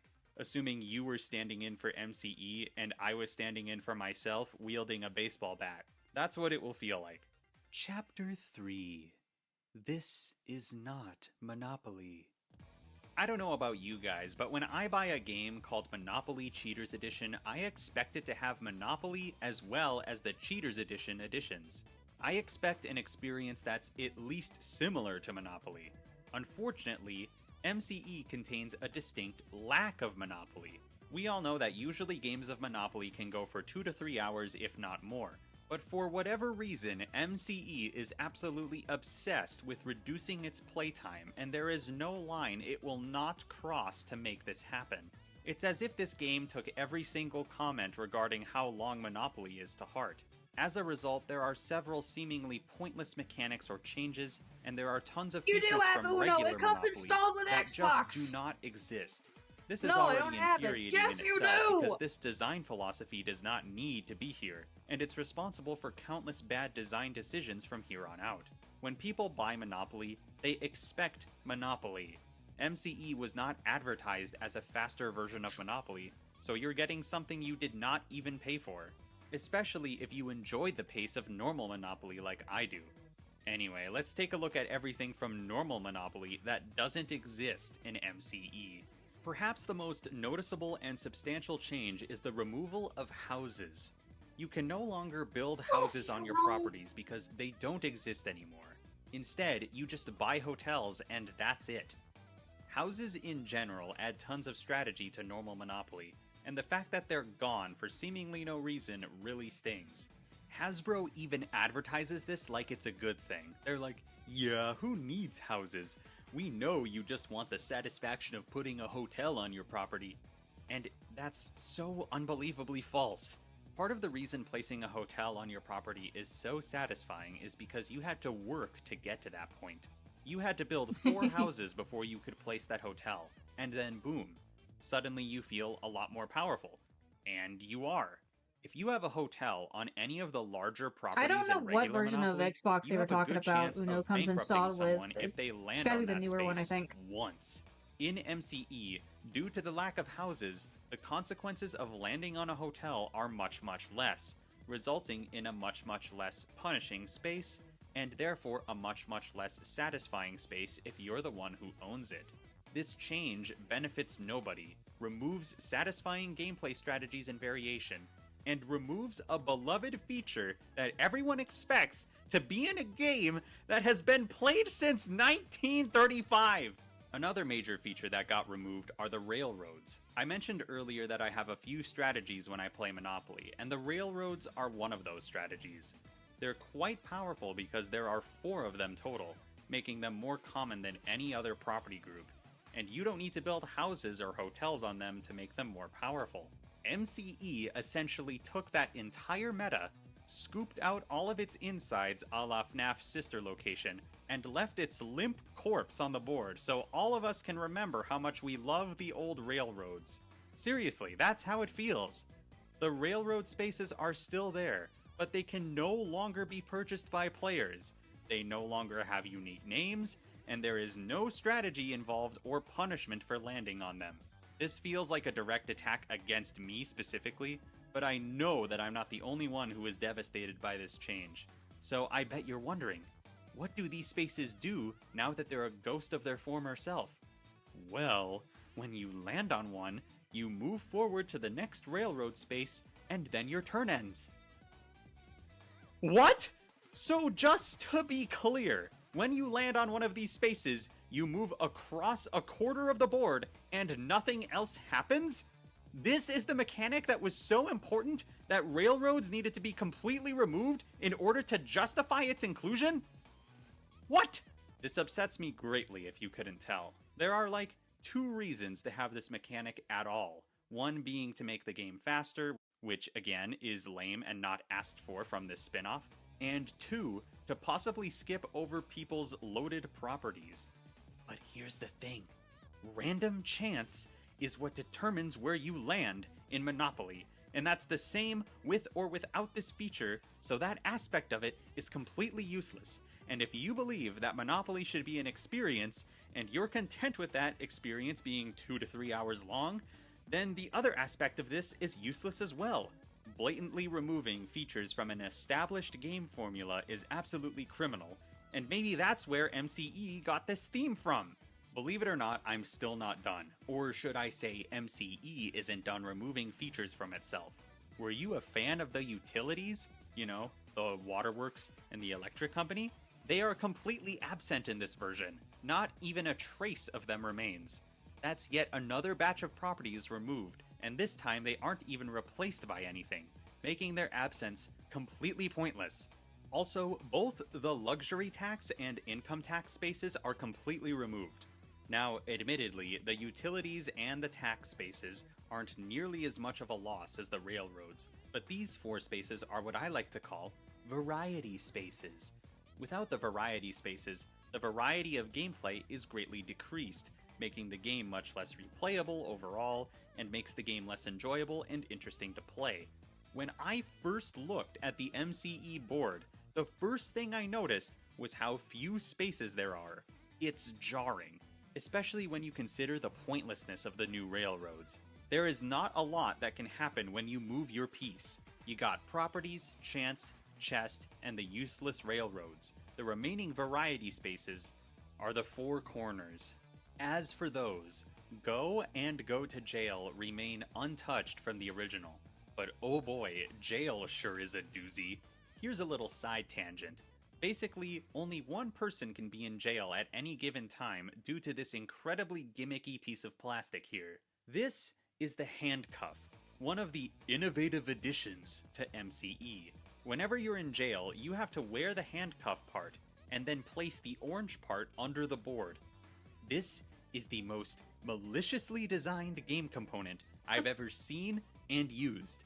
The handcuff itself is just a little too small. Like, I have a relatively skinny wrist, and this is meant to be a family game, so I can't imagine adults with slightly wider wrists would be able to tolerate wearing this thing for more than a few minutes. And this is problematic, as I'll explain later. Additionally, the chain is far too short. It's definitely less than a foot long, and because of this, your entire arm has what feels like no wiggle room, and if you make any sudden movements, you end up shifting the entire board, displacing all of the things on it. The most useless and actively detrimental game component ever. And because this junk exists, only one person can be in jail? If someone is already in jail and you get sent to jail, the other player goes free immediately. The only reason multiple players cannot be in jail at the same time is because there is only one handcuff. I guess that's just another feature removed. It's completely illogical, and I hate it. What really makes me mad though is I know this game component was only added to allow a specific cheat to exist. We'll talk about that later. On the other hand, free parking has been nerfed by quite a bit. If you land on it, you get to draw either a chance or community chest card, your choice. While this does make sense in the context of MCE, this rule has reduced the payout and complexity of this space by quite a bit. Simple means fast, and this game needs to go fast for some reason. Now there is one other aspect of the board I'd like to talk about. There are 3 properties that have had their price lowered substantially. States Avenue, for example, is worth only $20. This makes it 1/3 of the price of Mediterranean Avenue, which is supposed to be the cheapest property in the game, as it's the first property on the board. Atlantic Avenue is half the price of its yellow counterparts. And Pennsylvania Avenue, which should be the 3rd most valuable property in the game, is free. What? Why? There is nothing more core Monopoly than how the properties are valued in comparison with each other. The further along the board a property is, the more it costs, and the more it could potentially pay out. It's an excellent risk-reward system, and gives players a lot to consider before choosing to purchase a property or not. But these properties, and Pennsylvania Avenue in particular, completely throw that beautiful system into a nearby trash fire where it is incinerated to ash. Now, instead of being presented with a tough and pricey choice of buying Pennsylvania, you just get it for free. There's no reason to not take it after all. This transforms any potential battle or negotiations for the second most valuable property group into a luck-based event, which absolutely blows. Do you think they implemented this mechanic to make the game faster? Probably! Yet another mechanic they gutted from this game is the mortgaging system. It is no longer here. At all. Ugh. Mortgaging is such a clutch mechanic in the late game, and can save players from the brink of bankruptcy, but God forbid MCE have any nuance to its gameplay strategy, right? I mean, why do we need any mechanics at all? We can just go around a square board until we all die, right? So what am I really trying to say here? MCE is not Monopoly. It is less than Monopoly. Despite having the Monopoly logo on the front of the box, there are so many mechanical differences, or should I say, missing mechanics from base Monopoly, that already you are not getting what you paid for. It's undeniable that there are a lot of Monopoly things here, but there's just much less of it, and it feels so wrong. How can it really be Monopoly without the houses, the railroads, the utilities, the tax spaces, mortgaging, and proper property pricing? In my opinion, I don't think it can be called Monopoly at all. I'd call this like 65% Monopoly. But you wouldn't buy that, would you? Of course not. Now I bet you've noticed that I'm talking about Monopoly Take a drink every time he says Edition, in my opinion. and I haven't even mentioned the new cheat-based mechanics yet. I really wanted to drill it into your head how flawed this game was before the cheats were even added, so you have an accurate perception on how the foundation of this game is not a foundation, but actually a shattered piece of rubble. Anyway, let's talk about the cheats. Chapter 4: Cheating in MCE. At the start of the game, a few random cheats are selected and placed in the center of the board. These are the, quote, valid cheats, unquote, that anyone can use. When you attempt one of these cheats, you only succeed if the next player rolls the dice to start their turn. At that point, you can announce you got away with it and reap the benefits of cheating. Like, you have diplomatic immunity for cheating if a turn has passed, so you get to announce it. That won't make anyone mad at all. I should clarify, though, that getting away with the cheat is not the only benefit of cheating. There are actual benefits to using each specific cheat, but only if you succeed. Conversely, there are punishments for when you get caught cheating. There are a total of 15 cheats in MCE, and some of them are badly designed, while others are terribly designed. And everything in between. Let's go over them, shall we? The first cheat is when you attempt to move someone else's piece instead of yours. The problem with this one is that it's more likely you moved someone else's piece on accident rather than attempting the cheat. Because of this, you're often caught and suffer the punishment for something you may not have meant to do. That punishment being, the other player gets to move your piece anywhere on the board. The logical step would be to place the piece on the property they own of the highest value, and this is such a devastating punishment for what could have been an accident. This is also the start of the reoccurring theme of vagueness in these cheats. There is so much gray area in some of these things that should not be there. What constitutes a cheat or an attempted cheat or an accidental cheat is not specified. Just a sign that this game was not thought through even slightly. The second cheat is taking the handcuff off when you're in jail. As I mentioned previously, this thing is uncomfortable and impractical, and if you have a slightly larger than average wrist, you may not even be able to put the thing on. If this thing is physically uncomfortable for you, you're completely out of luck because other players will farm your punishment every turn. That punishment being, you pay the person who caught you $100. Have fun being bankrupt if you have any muscles at all. This cheat is also the only reason the handcuff exists, and as you can see, it is only a limiting factor when it comes to gameplay, and has no reason to be here. The third cheat is taking $300 when you pass go instead of $200. I suppose now is a good time to say that there is no designated banker in MCE. Instead, everyone is their own banker, and the entire banker setup is passed to the current player when it's the start of their turn. I can say from experience that passing this thing around is unbelievably tedious. Thankfully, this cheat doesn't come up frequently in-game, but that doesn't stop people from staring you down whenever you take money from the bank, and that is not a fun feeling. Also, you need to specifically steal $300 instead of $200. If you were to steal any other amount, would the cheat even activate? Probably not. So what's stopping you from stealing all of the $100 bills in the game? Nothing. Also, if someone called you out for stealing any amount that isn't an extra $100 for passing go, they would be punished by being forced to pay $100. How is this fair? Do you see how a game that incorporates cheating into its rules is fundamentally flawed? If you were going to steal money, you're incentivized to steal even more so you can avoid punishment. Or you can just steal money from the bank during any other time in broad daylight rather than when you pass go to achieve the same effect. This is so stupid!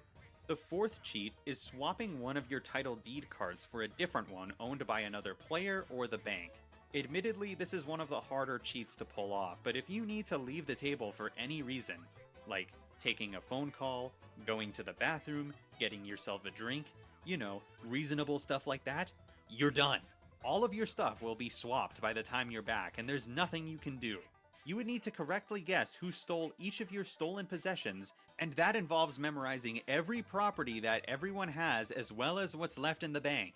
This is absolutely unreasonable, especially since players can just hide the deed cards from your vision. MCE is so desperate for attention that if you get distracted for any amount of time, consider yourself bankrupt. Oh yeah, by the way, if you get away with this cheat, you get to place a free hotel on your newly stolen property for free. Are you joking me, Hasbro? It's rules like this that convince me this game had maybe 30 minutes of total playtesting before being produced.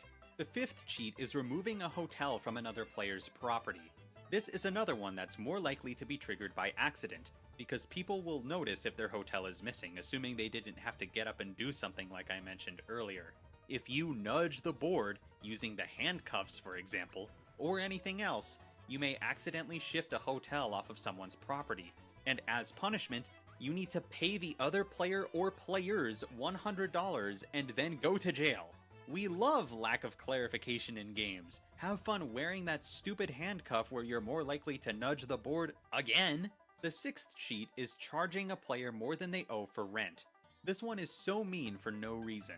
There are 22 properties in MCE, and they can each have 3 possible rent charges. You cannot expect players to memorize these prices. The easy and lame solution here would involve being super lame and asking the other player, "Can I see the title deed card?" every single time you land on a property owned by someone else. And at that point, why even have this cheat in the game in the first place? It only slows the game down. I thought this game was all about going fast. I guess not.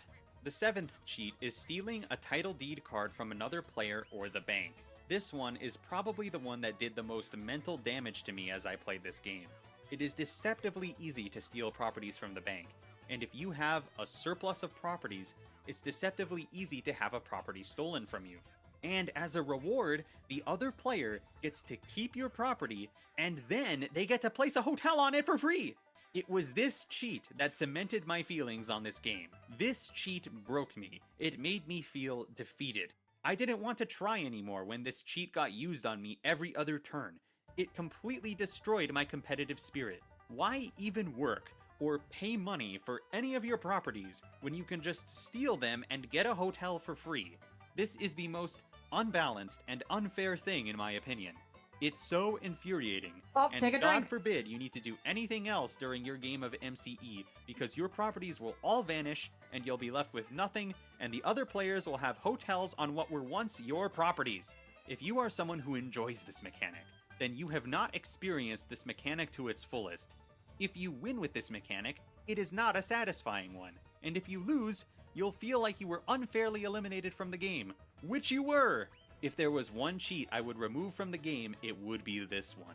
The eighth cheat is giving another player less than you owe when you need to give them change. There are so many of these cheats that are double disrespectful, like the reward should be the money you saved by scamming the other player, but instead, you get that as well as an additional $100 from the bank. Like, you get some money, and as a reward, here's more money! What? There was already incentive there. This reward is not necessary. The ninth cheat is drawing a chance card, and instead of doing what's written on the card, you do anything you want instead. This is another one that involves memorizing a large amount of material, 16 cards to... Only pausing to send a preview to my customer if they're around. See if they like what I have so far. So be right back.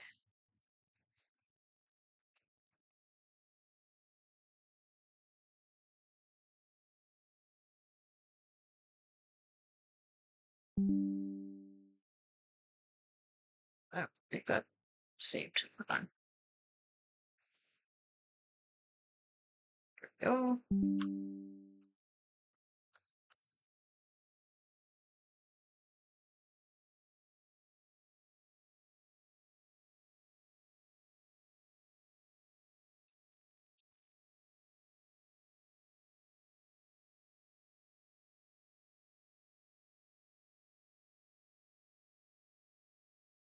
And in the meantime, I think I'll pull up another commission uh to mess with. Let me see. Where is it? There it is.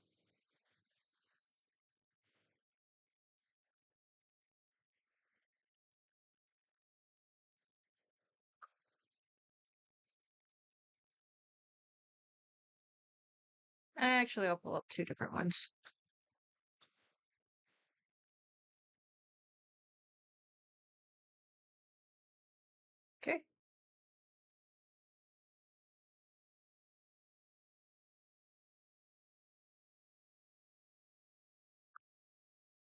be specific. This is extremely unfair, especially to new players, but once again, it can be countered by simply asking, "Can I see the card?" So why is this cheat even here at all? The 10th cheat is moving a hotel from the bank or another player's property onto one of your properties. This can be easily done if you buy hotels in bulk and just sneak an extra one out of the bag. Just another way to get a free hotel. Hotels are such a common reward for completing cheats that honestly it is almost never worth it to buy a hotel legitimately. And if MCE is going to hand out hotels willy-nilly, why even have hotels at all? I cannot believe I just said that. This game has broken me. By the way, I'm not even going to go over the chance or chest cards in this version in detail, but just know that several of them give people free hotels, and several of them send people to handcuff torture, and several of them force property trades, which should never be a thing, ever.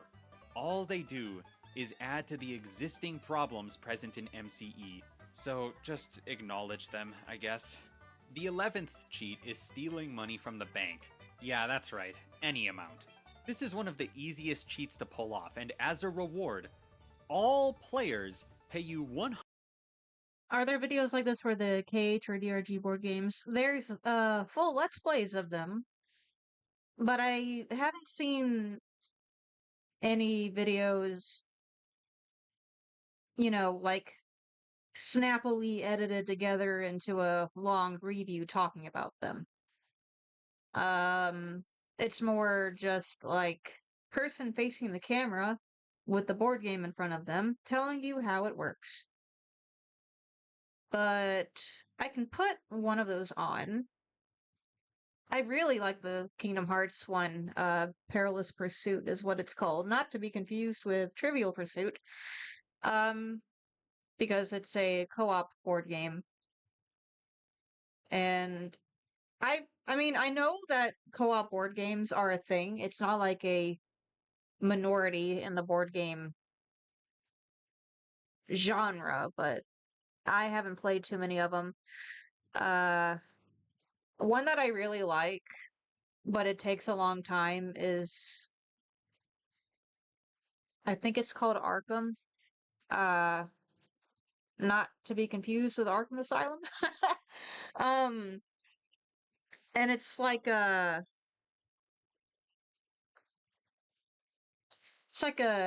H.P. Lovecraft inspired co-op board game where you're trying to defeat this demon entity. You pick from a pile of which one you get, so the boss in quotation is randomized each time. That one's really fun. That's the long version, and then there's a shorter version of that, which I forget the name of, but yeah, I like that one a lot. And of course, the Deep Rock Galactic board game is also co-op, because of course it is. And what's really funny about that is if you're playing by yourself, they give you a little Bosco, just like they do in the video game. But because no one's stopping you from picking a second dwarf when you're playing by yourself, it kind of renders Bosco pointless, but you know. But I'll see if I can find reasonable length videos of those two. $100, quote, out of admiration. Like, no, I do not. I do not admire you for doing a simple sleight of hand trick that hurts all players. This cheat is used so frequently that money will be trading hands constantly for no reason, and it's so annoying. It's such an extreme punishment for failing to catch someone stealing at the very least a $1 bill. And once again, stealing money is rewarded with more money. It makes no sense. Also, stop typing. I already know what you're going to say. This cheat is a counter to the other cheat about stealing 300 when you pass go. Not true. None of these cheats can reliably counter the presence of other cheats because, like I said, at the start of the game, only a few of them are selected and valid for rewards and punishments. and they're random. Even if these two cheats are in the same game, if you call someone out for the wrong cheat, you're punished, and you can always claim the other of the two cheats if you're stealing money when you pass go. Regardless, both mechanics are flawed individually anyway. I highly recommend not looking for anything thought out in this gameplay because you will be searching for the remainder of your life. The 12th cheat is skipping out on rent. In normal Monopoly, this happens semi-frequently. The reward is getting away with not paying rent, and that is satisfying and fair, relatively, for both parties.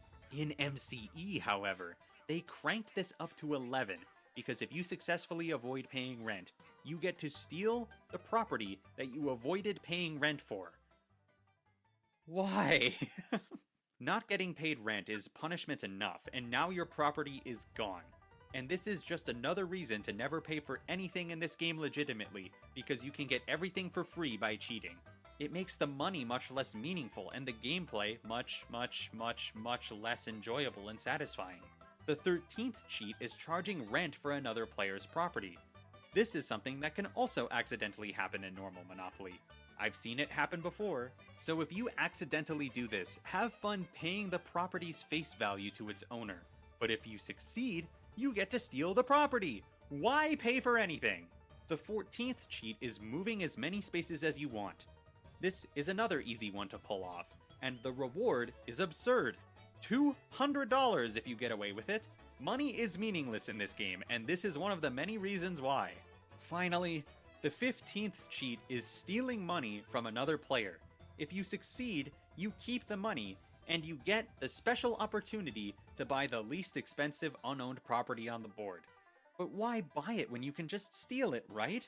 Why do anything other than cheat in this game? Why? I'm genuinely curious. Please tell me! You guys, my throat is so dry. I have to take a sip of Gatorade every 5 seconds because of how taxing this is on my voice. I hope you're happy. As you can see, every single cheat in this game is fundamentally flawed in one way or another. The cheats either have no reason for existing, punish players for not knowing every single thing about the game, trivialize other existing game mechanics, trivialize each other, or all of these. And all of them make the game less balanced, fair, and enjoyable. Not to mention that they had to remove existing mechanics from Monopoly to, quote, make room for the cheats. This entire setup was flawed from the start, and it led to a flawed game. Chapter 5. My experience with MCE. I have played MCE exactly 2 times in my life. 2 times. That is all it took to cement my opinion on this thing. I do not own this game, and I refuse to play it ever again in my life. The experience truly feels hostile and antagonistic towards the player, and I enjoy games that feel that way. This game hits different. In both games I played, my competitive spirit was completely ripped from my very soul by the cheesy and unfair nature of the cheats, and my heart was broken over the loss of far too many mechanics present in original Monopoly. As you are playing this game, if you want to have any chance of winning, you need to be alert and concentrate on all other players' movements at all times, and all of the other players will likely be doing the same. If you attempt to play this game casually, you will lose. The result of this is a harsh and stress-inducing game that gives you no room to think about anything else. Anything another player does could completely cripple your game, so you need to watch them. When I played this game, there was no background music playing, and multiple turns would go by where nobody said a word. Dead silence. Uncomfortable. That's how hard we were focusing. How is this fun in any way? It isn't. This makes the reward for successfully cheating even more valuable as well, which I previously stated is already far too much in some cases. If you want to win, it's also a necessity for you to cheat, because the cheats are so broken that if you plan to play the game fairly, there is no way for you to catch up with the cheaters. I did something while playing this game that I never do, and that's give up. I didn't quit the game, I just stopped trying. It was just so taxing to attempt to win this game that I decided it was simply not worth the energy required. Needless to say, this game was miserable to play. You know who was having a good time though? That one friend who suggested we buy MCE. They got some sick satisfaction out of draining me out of all of my properties and winning the game shortly after. It was clear that the game was not worth the energy for anyone except for that one friend, and because of that, we effectively let them win, and they had a blast. I felt numb. I didn't care that I had lost or who had won. I was just thankful that the ordeal was over. Of course, later that same week, that one friend suggested we play MCE again, and during the entirety of that game, I refused to try. I made it clear that I didn't want to play the game, but we played it anyway. So I did the bare minimum and lost the game just to get it over with. And at that point, I really wasn't playing the game. There was no strategy involved. My brain was barely tuned in. And because I decided not to care about the game for even a moment, I would consider the experience more enjoyable than the first time I played it. By not playing the game as intended, I didn't stress myself out, and I didn't care what happened to me. The game ended, and everything was right in the world. I'm pretty sure it was actual years after that day that I played normal Monopoly again. The rotten experience that was MCE soured my view of Monopoly so much that it took years to recover. Thankfully, normal Monopoly is still an enjoyable experience, and I look back on those 2 games of MCE and laugh at how willing I was to torture myself back then. Don't get me wrong, if someone today genuinely asked me if I wanted to play MCE, my fight or flight response would trigger. They would need to be ready to catch these hands. Chapter 6. Cheating in normal Monopoly is better. There's a reason cheating in Monopoly is so common. 1, it's relatively easy to get away with, and it's against the rules to cheat, of course. Whatever you get away with in Monopoly is your reward for cheating, and you're punished accordingly for trying to cheat by what the other players deem fair. Incredibly, that's a better system than MCE. It's not an official system, and yet it's better.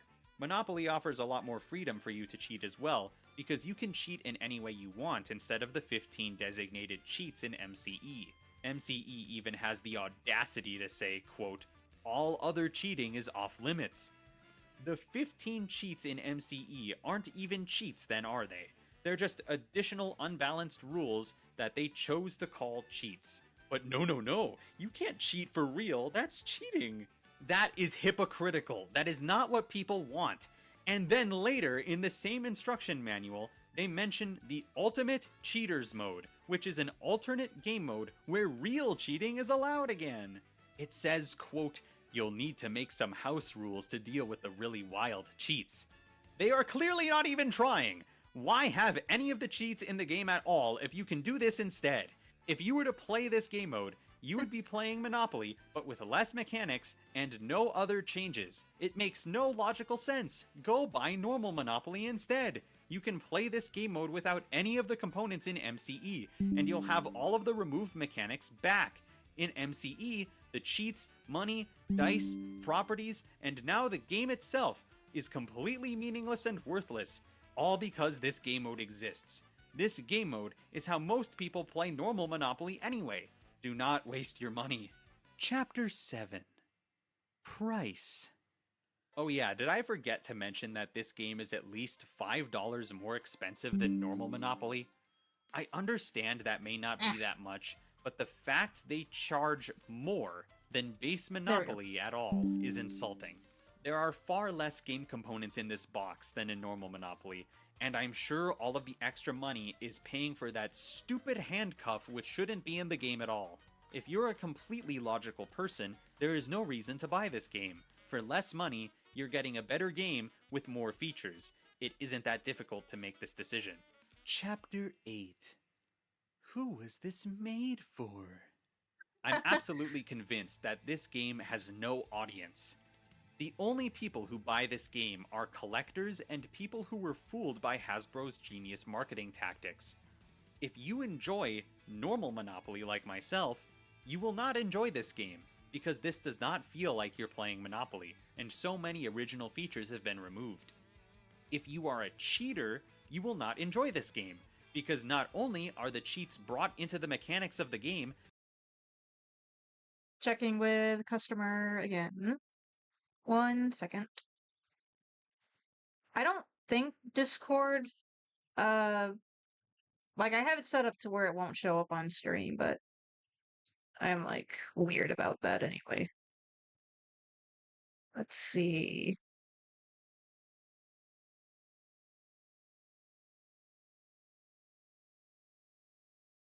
There we go.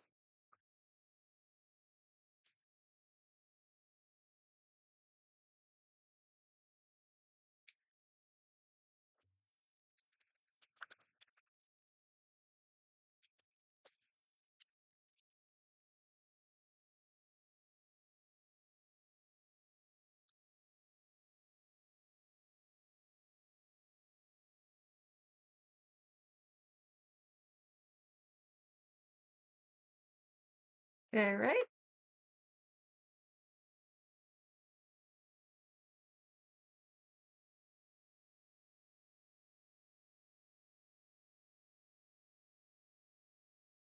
Okay. Meaning they're no longer cheats, but everyone will be watching you like a hawk the entire game, because people will expect you to cheat. Your plan just got a lot harder. These are what I believe to be the two major intended demographics of MCE, and both of them would rather be playing normal Monopoly than this piece of toxic waste. The only person that I know that would enjoy MCE is that one friend, and that one friend sure can continue to enjoy the game all they want. I just won't be there. Chapter 9.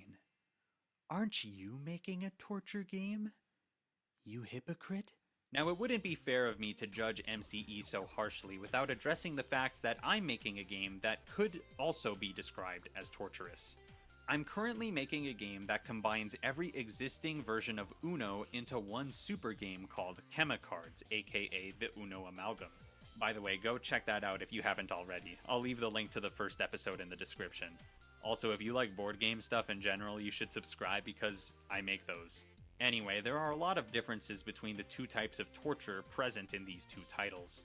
Firstly, the main reason Chemicards may seem torturous is the complexity and the learning curve. Because there is so much content in the game, new players may take a while to learn the mechanics. I'm doing my best to streamline the learning process as much as possible by including rules on certain cards and generalizing larger rules to be easily understandable. Other than that, the mechanics are that of base Uno, which is a very simple game. In the end, more content is more variety, replayability, and more game for you to enjoy. MCE, on the other hand, removes mechanics from Monopoly, so there's less strategy and less fun to be had. And the things they replace the removed mechanics with are the real torture. Secondly, while cheating can occur in any game, in Chemicards it's against the rules to cheat. There's already plenty of ways to mess with other players anyway. Cheating isn't even necessary to gain an advantage. Meanwhile, MCE actively encourages you to be publicly malicious to others via cheating. Thirdly, Chemicards will be balanced, mark my words. MCE is definitely not. Fourthly, if I were to describe Chemicards in 3 words from a gameplay standpoint, I would choose random, complex, and eventful. If I were to describe MCE gameplay in 3 words, I'd choose exhausting, broken, and frustrating. All this being said, I believe Chemicards may be considered torturous for casual gamers who aren't used to complex games, and they may get overwhelmed at first, but once you've played it, it clicks, and for the most part, that's no longer an issue. Just because a game is complex does not mean it's bad. Take a look at 7 Wonders with expansions, or Smash Up. Some mashup. That looks cool. Got a response back.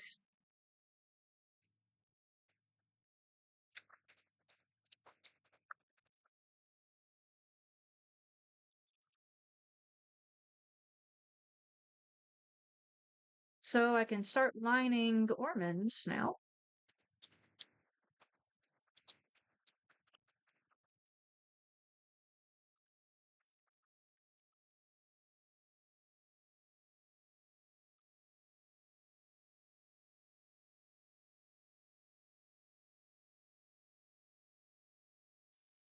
Okay. Cool.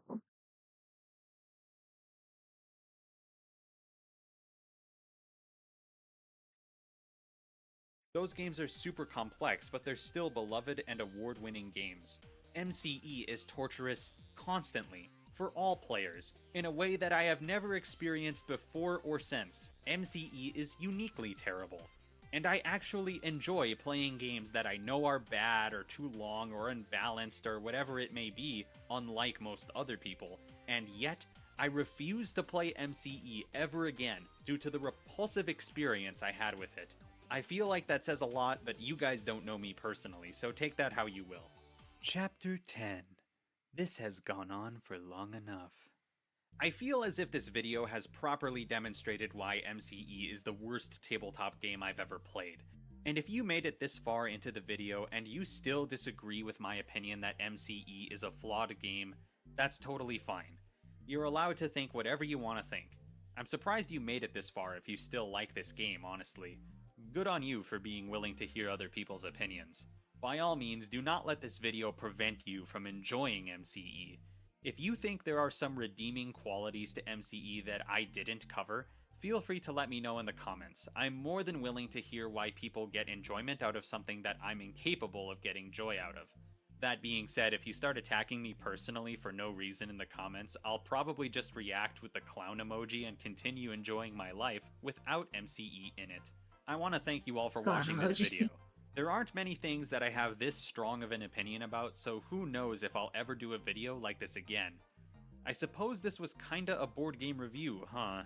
I rate Monopoly Cheaters Edition negative 36 out of 100. Like and subscribe, lol.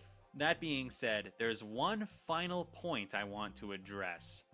I do think there is one thing that we can all agree on, whether you agree or disagree with all of my previous opinions. And that's... Chapter 11, the purple properties are not purple anymore. Hasbro took the first two properties on the board and made them poop brown instead of purple, resulting in my second favorite color getting no properties in this game. I'm pretty sure MCE wasn't even the first Monopoly version to do this either. Why did this stick? Purple would have played into the neon aesthetic way better than this. There is absolutely no reason to make this change. It's completely nonsensical to make this change. It doesn't help that these are two of my favorite properties in the game. It's like Hasbro wanted to kick my shins in particular with this one. I'll never forgive you, Hasbro. Do you hear me? I'll never forgive you for this! Hasbro! How's it going, dudes? Board games can carry all kinds of weird and wacky ideas. Okay, let's see. Kingdom Hearts Perilous Pursuit. Get out of here. How to play.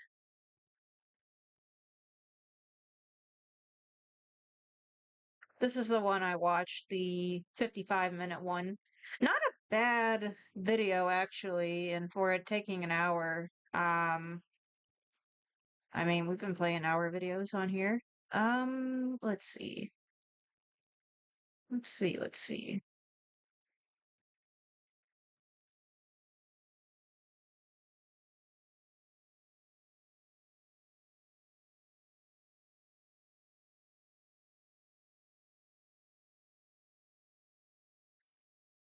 A 30-minute playthrough. How bad did you screw up to get that? Hmm.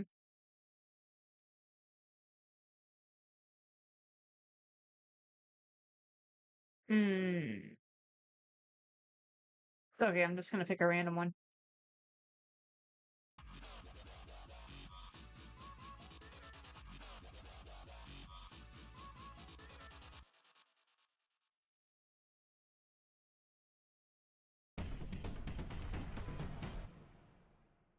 Yo, what is up? Welcome to Ninja Geek Games, where we are looking at a Disney-themed game. Now, this isn't a game where we need to rescue a princess from a tower or take on a fierce dragon. No, here, you take on the role of one or more mighty hero characters.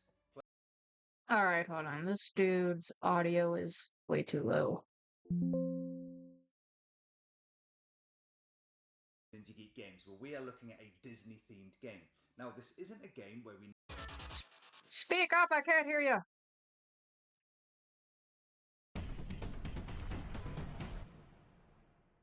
Yo, what is up? Welcome to Ninja Geek Games, where we are looking at a Disney-themed game. Now, this isn't a game where we need to rescue a princess from a tower or take on a fierce dragon. No, here, you take on the role of one or more mighty hero characters, plus Goofy, in an attempt to thwart the plans of evil heartless overlords from taking over a number of worlds. Kingdom Hearts Perilous Pursuit is a Did you say cooperative Mighty Hero push-your-luck dice characters game plus for up to Goofy? 5 players, where you need to assign your dice pool to specific actions in order to set and activate them. Each action will require a different number of dice. Nah, I changed my mind. This guy's too quiet. Dude, if I have to change my settings so I can hear you. No. Okay. No. Okay. This looks promising. Hey guys, and welcome back to another Unfiltered Gamer board game review for the game Perilous Pursuit Kingdom Hearts by Disney and the OP Games, or USA Opoly. It is a 2 to 5 player cooperative die rolling game in an epic pursuit to defeat the Heartless or have one of your characters hit that dreaded 0 HP. And of course, another way you can fail to win is if you lose 2 worlds. The way you win the game is defeat all 6 worlds that you have to deal with in the game. And how you're going to do that is by taking the die and rolling them, similar to games like Yahtzee. You'll roll the dice, we can play that as many dice you'd like, re-roll again, place them down, and create readies, sets, and then activate them. You can activate your own stuff or your opponent's or your allies' stuff, and it's unique abilities that everybody's going to get. Things like protecting the die away from the bad guys, or attacking the bad guys, reducing their track, as well as things like shielding yourself or healing yourself, and some other unique little twists and turns, like drawing cards. Your objective, of course, is to break each world. You're trying to free the world, move on to the next one, and free the next one. But if you fail to free a world, nasty stuff happens. And every time you progress in the game, yes, you progress, but also there's a chance you're going to lose some value that you gained. Will you be able to save yourself and your allies or comrades in the game Kingdom Hearts Perilous Pursuit, or will you fall into the darkness and be defeated by the Heartless? To begin a game of Perilous Pursuit, go ahead and have each player choose one of the characters available. In the Kingdom Hearts version, there are 5 different characters: Riku, Kairi, Goofy, Sora, and of course Donald Duck. Additionally, give each player 5 shield tokens, every single one of their ready tokens, every single one of their set tokens, and give them a health marker or health tracker, and place that on the number 10. I'm sorry, baby. Then, give every single player one of the action cards from the action deck. After that, you're going to then set up the Heartless World deck. There are 6 different ones you'll start the game with: 1 1, 2 2s, and 3 3s, totaling a total of 6. Place the 1 on top of the 2s and those on top of the 3s, and that has created your world deck of worlds you'll need to save in order from 1 to 2 to 2 to 3 to 3 to 3. And if you can do that, you win. Then go ahead and set the Heartless tracker and place that based on the number of players. If you're playing a 4 or 5 player game, place it on the green triangle. And if you're playing a 2 or 3 player game, place it on the blue circle. After that, give one player the set of dice. They're going to have 5 blue dice and a singular black die that they'll use on their turn. Set aside the rest of the worlds. You may use them throughout the game, the rulebook, and of course the box, and then begin by having that first player roll all the dice. That's how the setup works. Pretty simple. Playing the game Perilous Pursuits Kingdom Hearts is also rather simple. All you're going to do is, after rolling that first set of 6 dice, you're going to choose the dice you'd like to keep, then re-roll the rest. And you can do 3 rolls total. After you've rolled the dice 3 times, you're basically locked into what you have, and you can now place them. You're able to place in 2 different areas, either on your opponent's boards or on your own board. But the only time you can place on your opponent's board is if they have a set marker down. If they have a set marker, you can activate that set marker with a similar die of the same type of symbol, and you can use that ability after all your dice have been chosen or selected into a certain area. On your board, however, you can not only... I knew it was not set up. Oh well.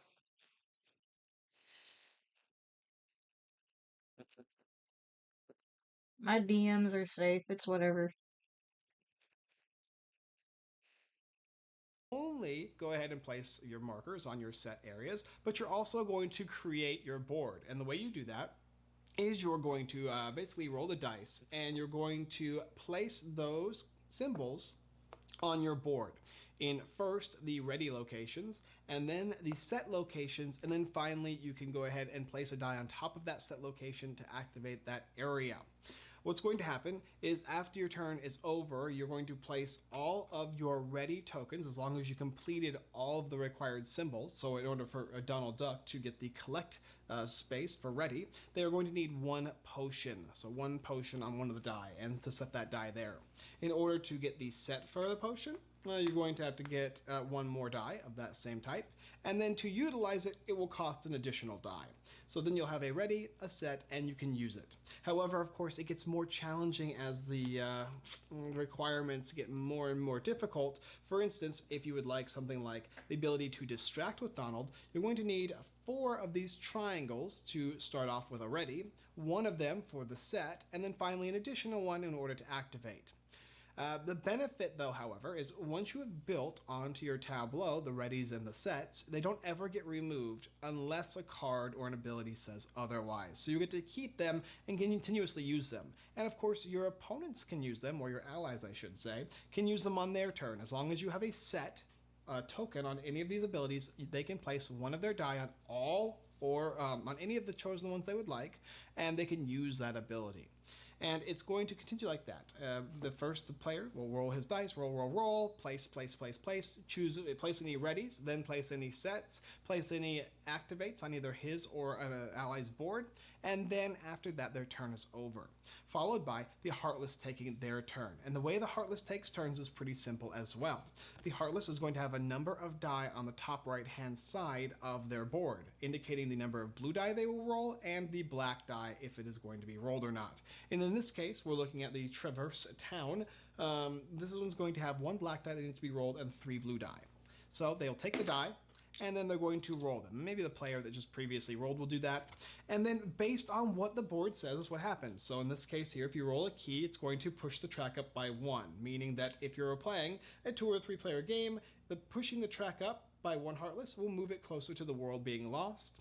If you push it up by 2, it'll go 2. And if it ever hits to the world lost section, the world is ended, and you will lose the specific world. Another one is going to be no effect. Especially with the easier ones, a lot of them are going to be no effect. And then another one would be something like losing health. All of your characters have HP, and the previous character to roll is the person who would lose the HP based on the world, because it's going to go player, world, back and forth. And so every time a player finishes their turn is a possibility that the world after them that takes their turn is going to do damage to them. And you never want to hit 0, because if you do, everyone on your team loses. And then, of course, something even extra nasty happens if you roll a Heartless. All right, the Heartless is going to affect not only negatively when the world rolls, but also when players roll dice, specifically for their Yahtzee mechanic. After the dice have been rolled just once for the Heartless and everything has been activated, then it goes to the next player's turn, and it just continues from there.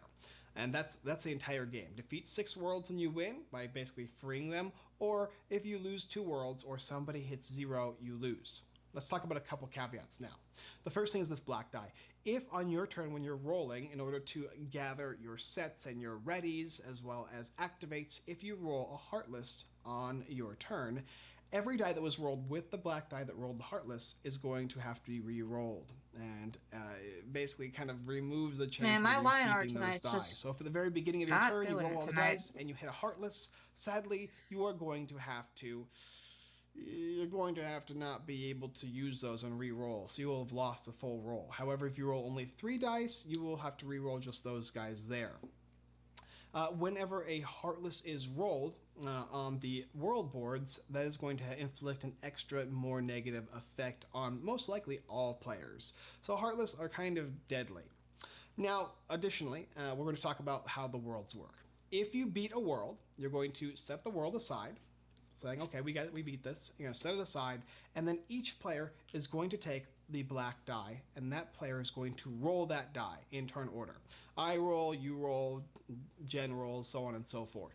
And then whatever symbol you roll, you will have to lose your ready and set markers from that location. If the location doesn't have a ready or set marker, no big deal. However, if it does, you lose them both. If you roll a Heartless, you're going to lose all of your sets, which are your small markers, and then you're going to have to roll again. And whatever ready you roll, you'll have to lose that as well. So Heartless is even deadly even when you successfully accomplish or beat a world, and I'll explain why that's for in the review. And then everybody's going to do that. However, and then you move on to the next world, and you'll just rinse and repeat. Your next player will take their turn, and the world is going to take their turn, and you'll place the marker based on the number of players on the track in order to try and defeat the world or lose the world. Another thing to note too is if you lose the world. Losing a world is extremely deadly. What happens is the world will be considered lost. That's halfway to losing the game. It gets removed. You'll add a new random world from the stack and put it on the bottom of your stack of worlds. And then players are going to basically be rolling, they'll be rolling these die here, 2 additional die, and I believe they also lose all of their set markers. So it can be really, really, really nasty. And what happens too is if you roll a Heartless, when you roll the 2 die as opposed to 1 for winning, you will lose the top 3 highest ready markers on your board. So in this case here, if I was Donald and I had these 3, I would lose all 3 of these when rolling a Heartless. And if I rolled a key as well, basically what happened is I would lose the key again. But if I lost, no big deal. But if I rolled something like the wild symbol, I would lose these and all 3 of these to include for the Heartless. A benefit though is you could get super lucky and roll a Heartless and a wild on the blue die, which means you won't lose anything when you lose a world if these are the 2 ones that you rolled other than just your set markers. That being said, you'll move on just like you normally would by winning a world by placing the marker down on the world track. The next player will get a chance to go and you'll continue playing the game. And that's it. Just think of the game very simply in steps. Rolling the dice 3 times, placing them where you want, activating abilities, attempting to push the world tracker in your favor by attacking, attempting to stop the world from rolling additional die with your distract markers, because when you distract the world, it prevents them from using that die. So in this case, if it required 5 die and you distracted one of them, then they're only going to use 3 die, 3 blue and a black, or you could even distract the black die and just use 4 blue. And everybody has a distract, which means you can kind of reduce the world simply by blocking off all their dice. And of course, it costs a die to block a die. Other abilities will include healing your allies, shielding your allies, utilizing your shield tokens you start the game with, and placing them in these little markers here. So whenever you take a damage, you'll remove it from your shield as opposed to your actual HP. And then lastly, to talk about is cards. When you start the game, you'll have a card to utilize, and you can give it to yourself or to somebody else as an ally. You can kind of make them utilize your card instead of yourself. And you can also gain them from the little potions. So if you place a potion on a set potion ability, whether it's yours or your opponent's, you can draw a card at the end of your turn, which will then be able to be utilized on your opponent's turns or on your next turn. And they provide additional symbols that you can use as well as when you roll dice. So maybe you need an extra 2 wild to get that ready on your wild. You can use this little card here. Sometimes it will prevent the Heartless from rolling a Heartless symbol. Other times you can re-roll your die, or when the bad guys roll, and so on and so forth. They're all pretty straightforward and explanatory on the cards, and they're kind of just a better way of solidifying your next turn at a cost to you on this turn. Okay, that's basically the game Perilous Pursuit, Kingdom Hearts. I think I pretty much explained it as fully as humanly possible. Let's go ahead and discuss my review now. Perilous Pursuit Kingdom Hearts is an epic cooperative die roller set in the fantasy world of Kingdom Hearts. As a child, I played the heck out of the first game, and I even played the second game, but I didn't play the third because I heard it wasn't as good and it didn't have the Final Fantasy characters, and nevertheless, I really enjoyed Kingdom Hearts. This has all of my favorite characters in Kingdom Hearts. I mean, I would have preferred Mickey as opposed to Goofy, but you don't technically play as Mickey in the game, so I guess Goofy's it's okay. the best character! Final Fantasy character in here, but I don't know if Square Enix could have added. Nevertheless, small gripes. I'm not really going to get into that. But what characters here are great. You can have Sora, you can have Riku, Kairi, Goofy, and Donald Duck. Donald is my favorite. And you'll be able to utilize those, and they work cooperatively together. And each of their boards are different, and they each have their own unique special ability, which is nice as well. And even their basic abilities are kind of changed up, so it's not like everybody's same top ability is attack. No, Riku is the attacker, and Sora is. But Donald is good at collecting. Here, Kairi can distract, and Goofy is able to protect, meaning give shields, which makes sense because Goofy basically walks around with a shield in the game. This is similar to a King of Tokyo style game or the Sword Art Online Dice Oh, Roller. I played There's King also of Tokyo. a Dragon Ball Z one from IDW that plays kind of similar, and I've seen this game type before. Rolling dice, placing them down, and then being able to defeat the enemy in some way and benefit yourself. Elements is another game, right? What makes this game different is A, the player boards are high quality and of course involve the IP of Kingdom Hearts, and the way in which you utilize your powers is different as well. The fact that you're going to be rolling dice and can kind of decide what types of powers you want to try and gain, and always having at least one or two types of abilities, and progressively empowering your character throughout the game is very unique as well. Basically what can happen is you can try and go for your big ability to begin with in the game and easily start conquering if you are able to do that, but it's going to require a lot of luck or a lot of cards to push your way through. Or you can start building up the easier abilities and move on from there and working with other players. Based on the number of players, that changes the game because you might not have a Kyrie in order to distract, and when you're on the last world it'll be more difficult for you because the distract action is not going to be as likely to be available. It's much more harder to distract with Donald than it is with Kyrie or somebody like Riku. So you kind of have to choose your characters and opponents, your allies, collectively in the way you want to play the game, your specific style. Head bashing, or do you want to kind of progressively empower your characters to the point where they're all stoked up and then go for it? Really depends, and there's a distracting style of play as well. Yes, the die rolling game does include luck. You're going to be rolling, you might not get what you want, but mitigation is key, and that's based in the cards here, that's based in the re-rolling of the die, and of course there is a little bit of a negative, which is this black die. It can actually give you, instead of a wild, because there are wild ones, there are these little crowns here, you can get a heartless, and that can be pretty damaging, but it's not too painful. It's more of like a, dang it, that's not what I wanted at all. There are cards to mitigate that though as well, even just preventing that heartless from not allowing you to re-roll those, or having to re-roll those die as opposed to keeping the ones that you want to keep.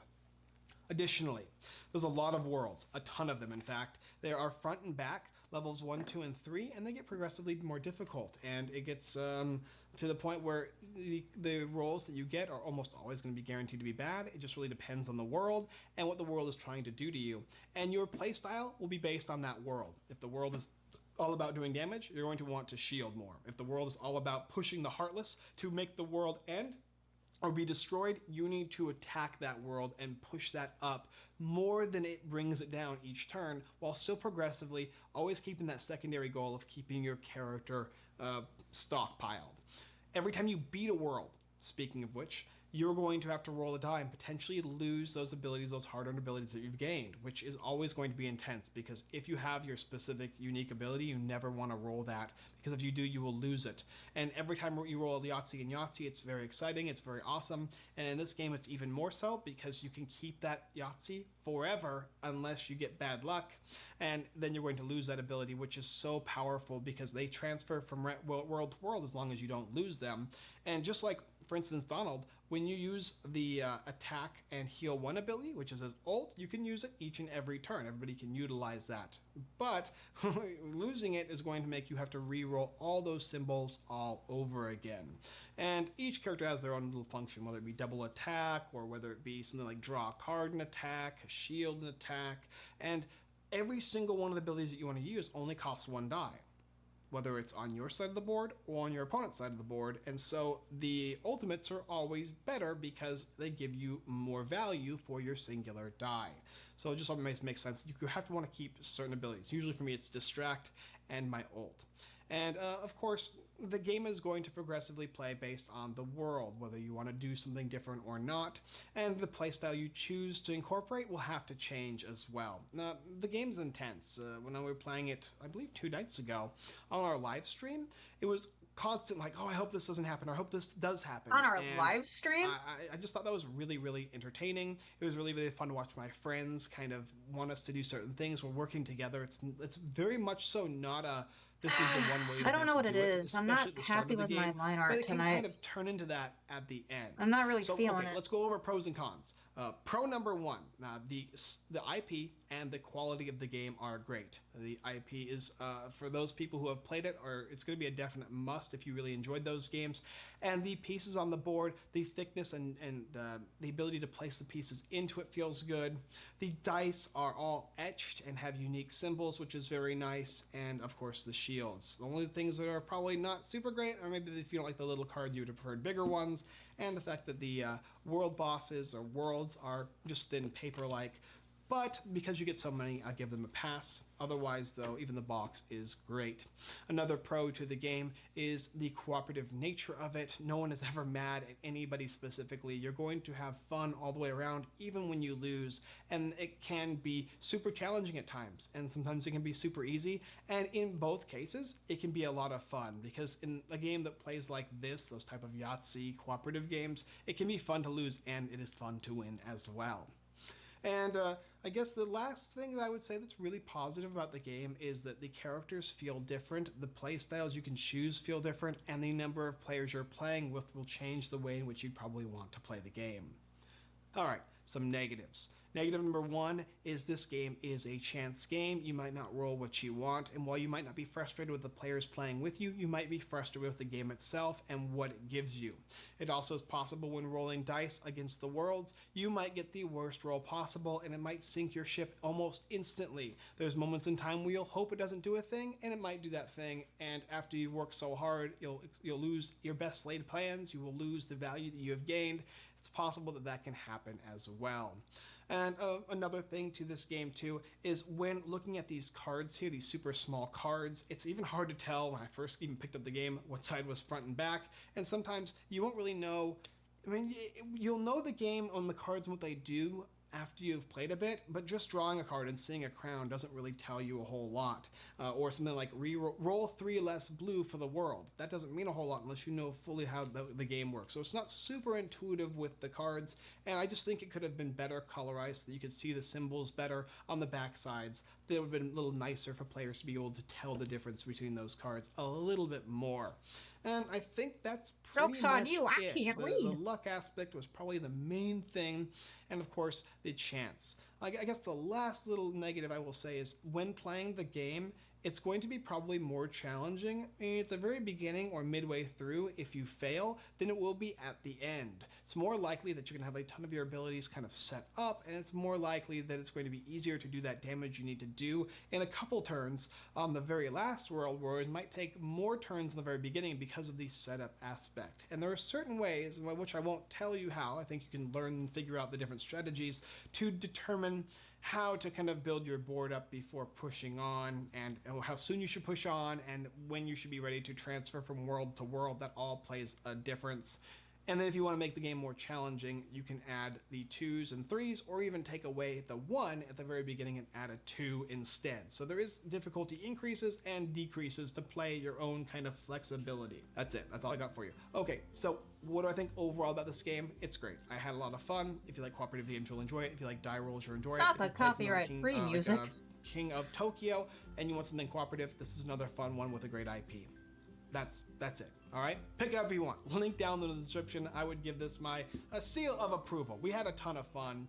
I thought it was great, but my friends thought it was extra great, so it's gonna get my seal of approval right there. Okay, outro. Thank you guys for watching another Unfiltered Gamer board game review for the game Perilous Pursuit Kingdom Hearts. If you're interested in picking up the game, like I said, there's a link down below in the description, affiliation link on Amazon, so it can pay me 5%. Woo! A disclaimer. The game was given to me by the OP. Thank you, the OP, for giving me this game. I typically don't do disclaimers because all of the games are given to me. I don't do reviews otherwise, but people wanted a disclaimer, so there you go.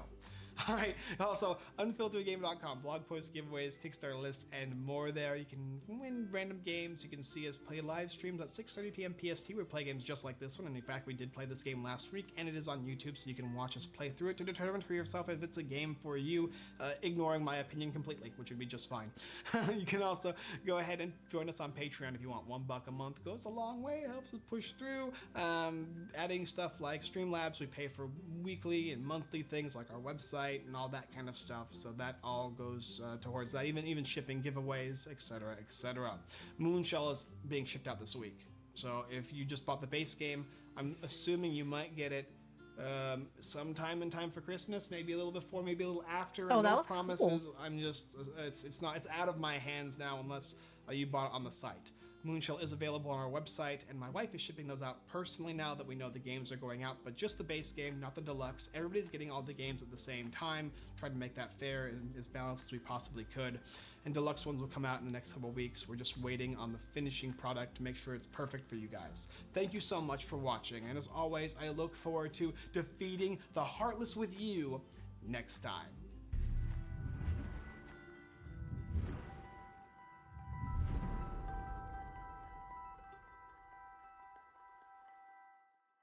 Well, in my opinion, Goofy can literally make or break this game depending on your luck with the dice. I think he's the best character, to be honest.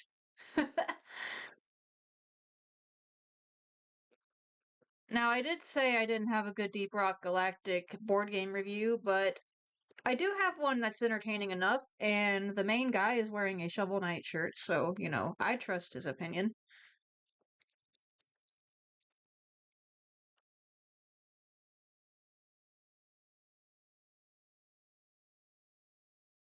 See if I can find him. Oh, my bad. Board game.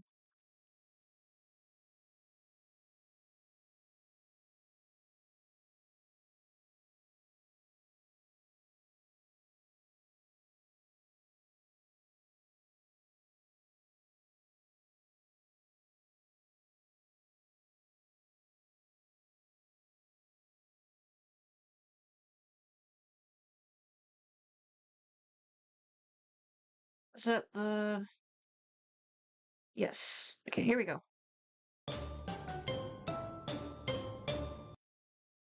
Coming to you live from the bug-infested mines, this is Optimal Play. I'm Brandon. I'm Kyle. And I'm Christian. And this is Deep Rock Galactic, the board game that, as of this recording, shipped from Kickstarter last week or so. I am a big fan of the video game, as I know you are, because we played it together a lot over the course of, like, the prime of COVID. Our friendship. Yeah. Yeah. Pretty much until you moved closer and we could play games in person together. Yeah. And now we can play Deep Rock Galactic in person together. Perfect. Full circle. And Christian, you've played it once-ish? Yeah, like once-ish. Yeah. But So you you're know, an expert. I like dwarves. Okay. I like rocks. The galaxy, I'm iffy on. But what about stones? Stones are great. Stones Okay, are good. awesome. Also, I'm surprised you didn't say from Hoxie's, because that's the planet. I'll say that for the next video. Okay. Yeah. The intro can never be the same twice, so every way to describe it will eventually be used if we keep playing this game. Bugs. Come to you live from Bugs? Yep. So, I learned to play this game from the rulebook. I usually do from other content creators making videos on YouTube. I couldn't find one. At least not that was like a concise, direct explanation as opposed to gameplay and explaining as you go. So I'm gonna set out to teach you two live on camera, and assuming it's not a disaster, publish it, and hopefully people will find it helpful. So if you're watching this on the channel, this wasn't a total disaster. Or someone has hacked Brandon, posted it to embarrass him. That is also a possibility, yeah. He has many enemies. Yeah. And so yeah, let me know in the comments what you think of it, if you would like seeing more standalone how to play videos. I'm not planning, I don't think that I can compare with some of the content creators who are doing great scripted, edited videos. If we're going to do how to plays, it's going to be this. It's going to be casually teaching each other at this table. So if you like it, first hit the like button and then post a comment saying, I like it. And then maybe we'll make more of them. I like it. I like it. Okay, so this is Deep Rock Galactic. We are dwarves that have been, we're the employees of a mining company that to a, at least in the video game, to a kind of comical degree cares about profits over our well-being. Sure. So it sends us down into these alien bug-infested mines. They'll only send us more supplies if we've got enough minerals to send up first. Yep. And we complete, our goal is going to be to make our way through the mines, complete an objective, which is usually going to be to gather minerals, could be to defeat bugs, and then get back to the drop pod and get out to safety. we win if we accomplish that, whatever the mission, the scenario's objective is, and get back to the drop pod. We also win what they consider a modest victory if at least one of you makes it back to the drop pod and the rest are unconscious. Okay. We lose if, down here at the bottom of the board, we have and actually this should be here for the difficulty level we're playing. This is the swarm track. If this cube gets to the end of the track, I'll talk about the swarms in a second, but if it gets to the end of the track and tries to move again and can't, then we lose. We're overwhelmed. Exactly. I don't know why the bugs are so mad at us. We're just trying to take their precious rocks. Yeah, We don't need them. I don't know what they're doing with the rocks, but yeah, no, maybe we just are delicious. Oh. I do look plump. I am plump. I think we're all pretty plump. If anything, you're the scout, you're the skinny dwarf. Yeah, that's true. The helicopter is going by overhead. Great content. The other way we lose is, so we can get knocked unconscious, and it's a very, this is based on a video game that is a very classic, like, multiplayer. When your teammates goes down, you just walk over to them and hit a button and pull them back up. So we can do that here, but if we're ever all knocked out simultaneously, we lose. Sure. Because there's no one left to come grab us. Right. Yeah. So the game is going to start with someone, probably me. I think the rulebook actually says the person who can yell rock and stone most convincingly. Okay. Rock and stone! That's pretty good. Christian? Rock and stone. Oh, I think he. All right. The breath. Don't worry, we're all watching. Rock and stone! Oh, that's definitely you. Yeah, you got it. Okay. So starting with me, we'll go clockwise. On your turn, you'll take 3. Amateurs. Watch your ears. Rock and stone! I go first. 3 actions. There's a list. I'll go down each one quickly. There's you have about 8 options for those actions. You can do 3 of them. You can do the same one more than once. And then when you complete your 3 actions, you will draw an event card from this event deck and resolve it. And that's how everything else happens. The bugs and other enemies don't inherently move or anything. The events are what trigger them. Makes sense. I do want to back up slightly and talk about kind of the setup that we're looking at here. So this is mission 2 that you've set up for us, Christian. It has us starting here in the drop pod. You've followed the rulebook has a map that you follow, including placing these minerals, but randomizing them using a little bag. These pickups are also randomized, and we'll be flipping them as we get closer to them, placing some bugs, some pits, everything on the board. There's five decks of cards on here. There, for some reason, are slots on the board for 4 of them, and then the 5th one goes near the board. Sure. Not sure what the Why? what the UI logic was for that, sure. but we have the event deck. We'll draw one of these every turn. We have Rock the and swarm stone, deck. We'll draw a swarm, and generally when the track gets to one of these little bug icons. But I assume some events might cause that too. They could, yes. Okay. We have the rock and stone deck, which are the inspiration, it's literally a deck of inspirational things you shout. Sure. They generally provide good effects. A lot of the time it's for everyone but you, because you're inspiring the rest of the team. But sometimes it just does good things for you. We all started with 1 at the start of the game, and you only draw more if game effects tell you to. Love it. Finally, there is a supply drop deck here. Love it. This is for when we do get enough minerals to order a supply pod. We'll draw one of those to see what exactly is in it. It'll be some combination of ammo and healing. Sure. And then finally, we have this throwables deck that I've said over here. We each started with a random throwable, like they're grenade and grenade-like tools for demolition and murder, basically. Yeah. So it's a variety. I think they're all different, but we'll just look at the ones that we draw as we draw them when we play. The track down here starts depending on your difficulty level, or and this is the same as the video game also. It's called hazard level. Sure. You can set it up for 1 through 5. I see.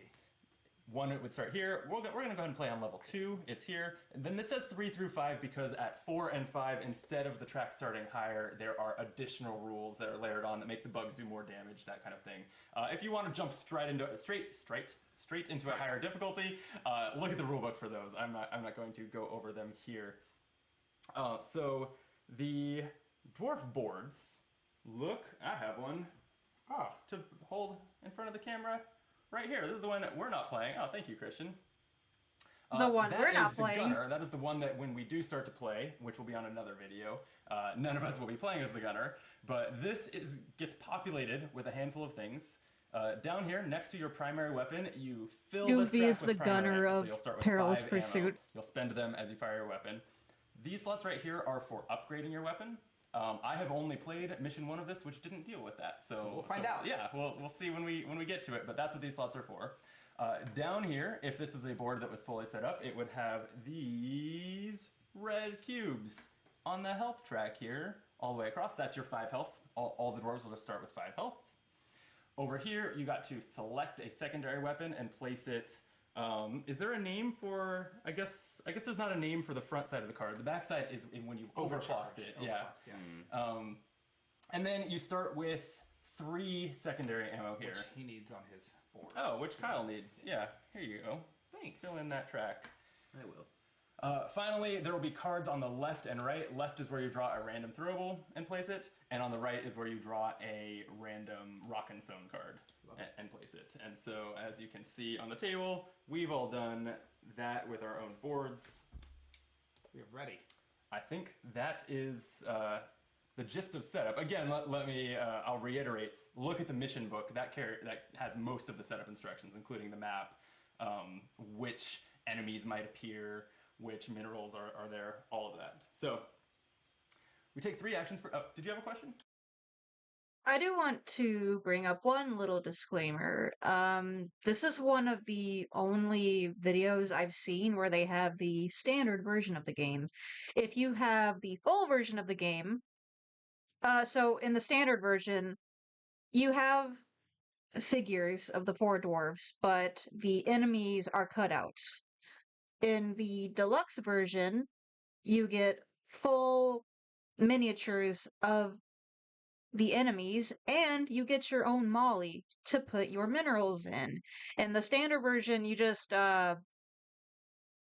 put it on a blank space on the board itself. And personally, guarantee I will probably lose some parts of this game. I would rather have a little compartment to put my minerals in as I'm playing, so I just wish it wasn't so expensive. But I'd like to save up for it one day and get it. I think it'd be worth it. And if I were to get this game, I'd like to paint the miniatures on stream. I think that would be really fun. Give me more reason to add more things to do for my traditional art streams, as well as like putting model kits together and stuff if I ever get more of those. I need to reobtain my Mega Man model figure. And when I do, that'll be something I'd like to stream, me putting it together. So that would be fun. Anyway. Oh, I was going to ask what actions we get to take. Oh, let me tell you. Oh, thank you. An action that you can take and might choose to at some point is to move. Yeah. Can you elaborate on that? I would love to. It's a hex-based game. You can move 2 adjacent hexes, meaning they share a line. Am I elaborating too much? No, please keep going. One move action lets you move up to 3 spaces. Okay. And you can move through, but not end on other dwarves, but cannot move through much else. You cannot move through these pits. These, if I had the game, the version of the game with all plastic miniatures, then they would be 3D, but these stalagmites you cannot move through.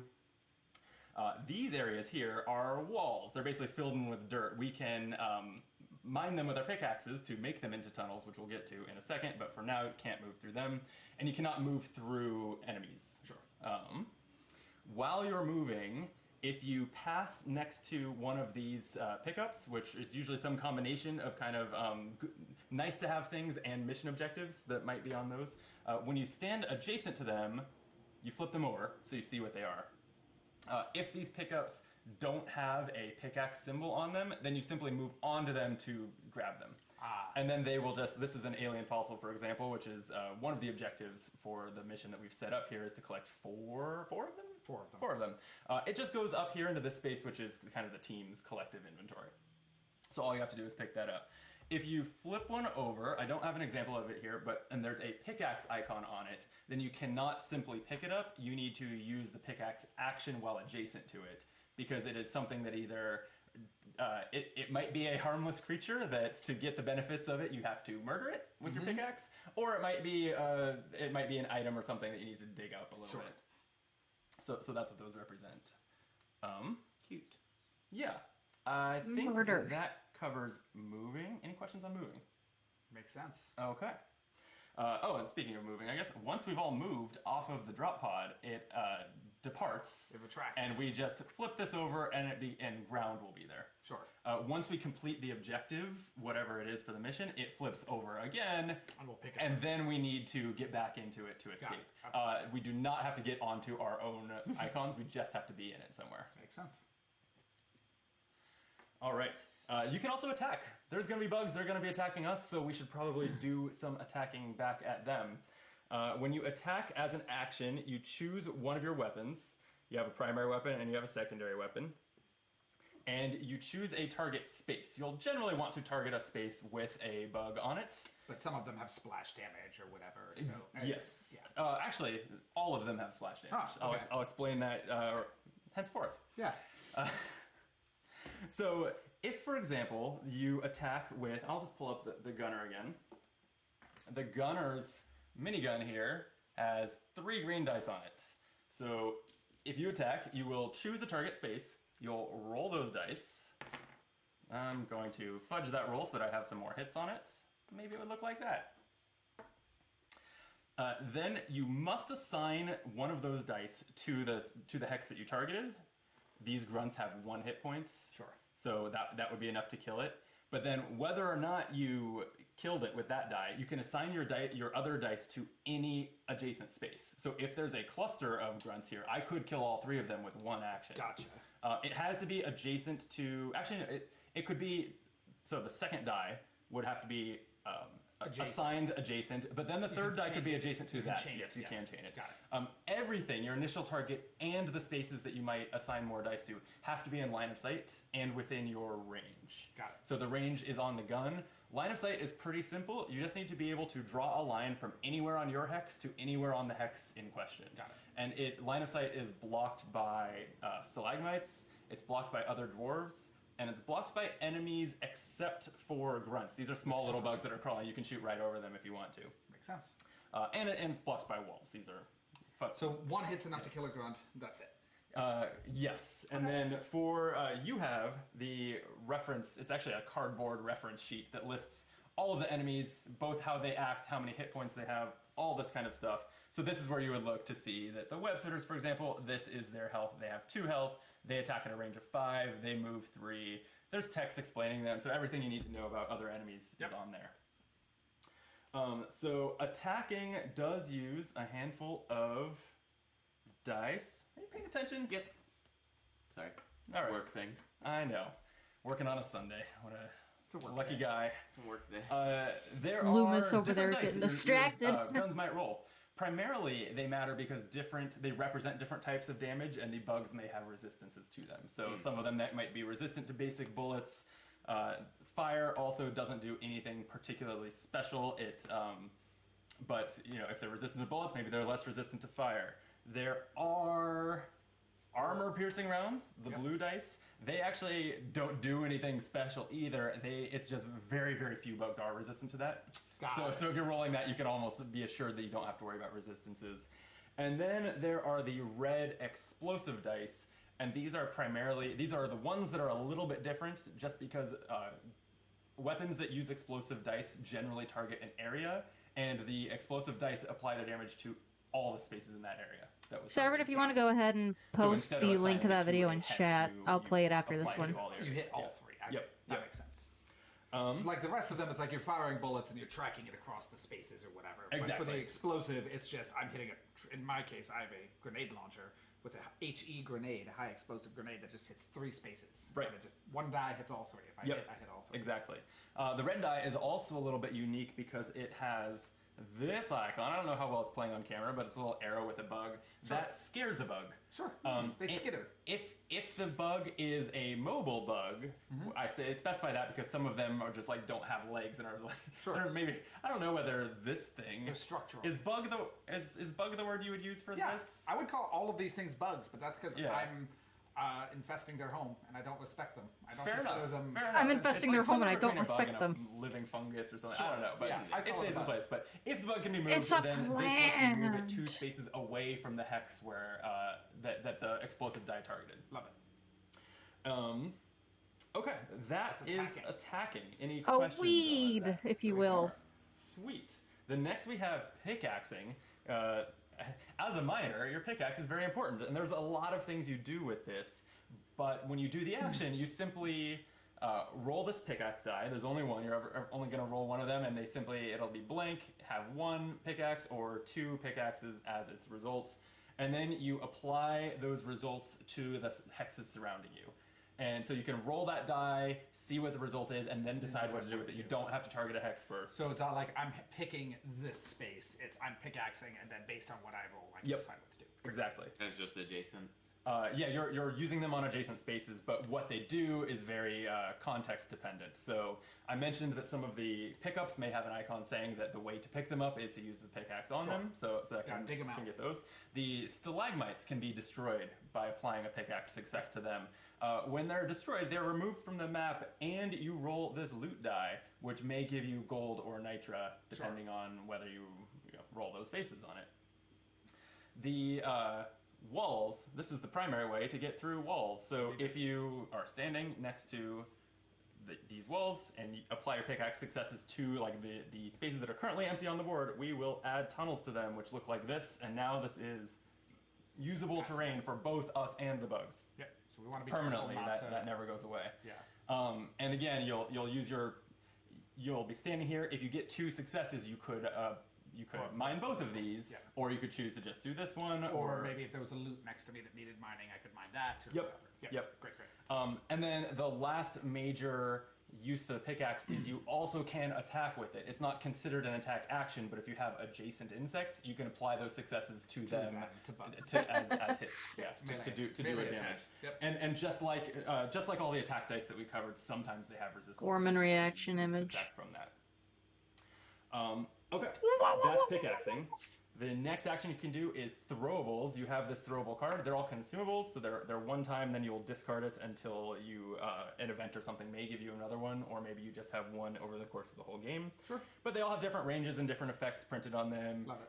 We're not going to go over them, but it's an action. It's an action. There he is. It's an action use it. Then there is overclocking your secondary weapon, which is an action. So you started with a secondary weapon card that is modular. You can mix and match them with the dwarves. You can spend an action and a gold from the team's inventory to permanently flip over your weapon. So that's and permanent. That is it's permanent. basically just upgrading it. Yeah, and that does a couple things. It has these two. I don't know how well this plays on camera here, but 2 little I see icons you're on gaming. here I to, hope that your remind night's you been that going you can well. now use the 4th and 5th the 4th and 5th ammo slots on your board for secondary weapon. You do not automatically fill it up. Just if you It is reload now your weapon, it now holds 5. Good. It also has a second upgrade slot. You can see that there's that second little hex with a star on it. And then the effects of it, the range. I've been tempted to boot up when I Don't Starve overclock my heavy Shipwrecked revolver, again. For example, it then I need a starts break from DRG for a little bit. Yeah, so that's Mine one of just the has bigger actions. range. And again, that has to spend a gold, and that gold will always just be Oh, in I the had no team's idea. inventory. So it should probably be, assuming you're not playing solo, kind of a collaborative decision. Well, I appreciate it. Cool. I mean, or not. You do you. Or yeah. Another way that you can spend our minerals and the next action to talk about is resupplying. And this is where we spend our nitra and or gold to call in a resupply pod. It's an action, and then you... gold is basically just better than nitra. Nitra is the red mineral that you may collect. Because you need to spend 3, and it's nitra or gold. Imagine has gold other being purposes, better than plus. nitra. Got it. So like you'd rather have. I mean, I guess that's how I played the game in the early days and still Unless do. there's scenario exceptions, there's no other reason to save your nitra. But there's other things to do with your gold. So anyway, when you spend 3, you will call down a... Where did I put the little figure for it? Oh, thank you. A supply pod. It looks something like this, and you simply place it on any unoccupied ground space anywhere. It does not have to be near you. So you can use your action to call down a supply pod next to me. Yeah. And then you will also draw one of these supply cards that tells you what's in it. Got it. So in this case, there's 6 primary ammo, 3 secondary ammo, and 3 health. And then, so let's say this goes here. Going forward from there, any player can spend actions while standing adjacent to it to take as much of that stuff as they want. Got it. And it's 1 action no matter how much they take, and any combination of those things. You'll take the tokens and populate this card and kind of leave it to the side. You can call a supply drop more than once per game. If you do, you move this to the new place that you want it, and the previous card is gone, even if there was things left on it, and draw a new card. So that is... So the bugs can't access it. I also find it funny that I heard my name mentioned as a hound attack was coming. Oh no. Oh no. The noise for the hound attacks still scares me. Like, my god, why is it like that? I don't like it. I don't like it. Exactly. You're right. Yeah, can't have that. So that's get our health kits. That's the resupply action. There is an action called exchange supplies, where if 2 of us are adjacent to each other, we can essentially exchange ammo and things. Not health, but ammo and throwables, I think, are the main things that you would exchange there. Can't do like a blood transfusion right there. No, sadly, no. The last action, and then there's a free action, but the last action is to assist or revive. You can get knocked down and not be unconscious, like you're just physically have fallen over. And if you're adjacent to a dwarf who is knocked down, for 1 action, they can stand back up. If it comes back around to their turn, they can stand up for 2 actions. So it's just more action efficient to stand them up. That's all there is to that. And they basically have to spend 2 actions to stand up on their turn. You can just lay prone forever. Actually, they can't nap. We can double check that if it comes up. I don't have the answer to that. Let's just not do that. Whether you can choose to lay prone. I know that you cannot move while you're prone. Yeah. Maybe you can stay there and fire your gun. I will check that rule, and in our playthrough we'll clarify that. You can also revive dwarves. Bear Is that from Reign of Giants? I've not played that one yet. I've only played base game and Shipwrecked. The autumn boss for it? Ah. Interesting. I've seen videos on Reign of Giants because I was curious to see if I'd be into it. It seems harder than base game. But I'd like to try it one day. The only sad thing is that it's going to get rid of my Shipwreck layout when I download it, because for some reason, they don't let you change the menu theme when you get a new DLC. I should have bought Shipwrecked last. Damn it. Oh well, it's like not important, but they should really make that an option. That have gone unconscious, which happens if they lost all their health, then they will stand back up in that space and they will gain 1 health.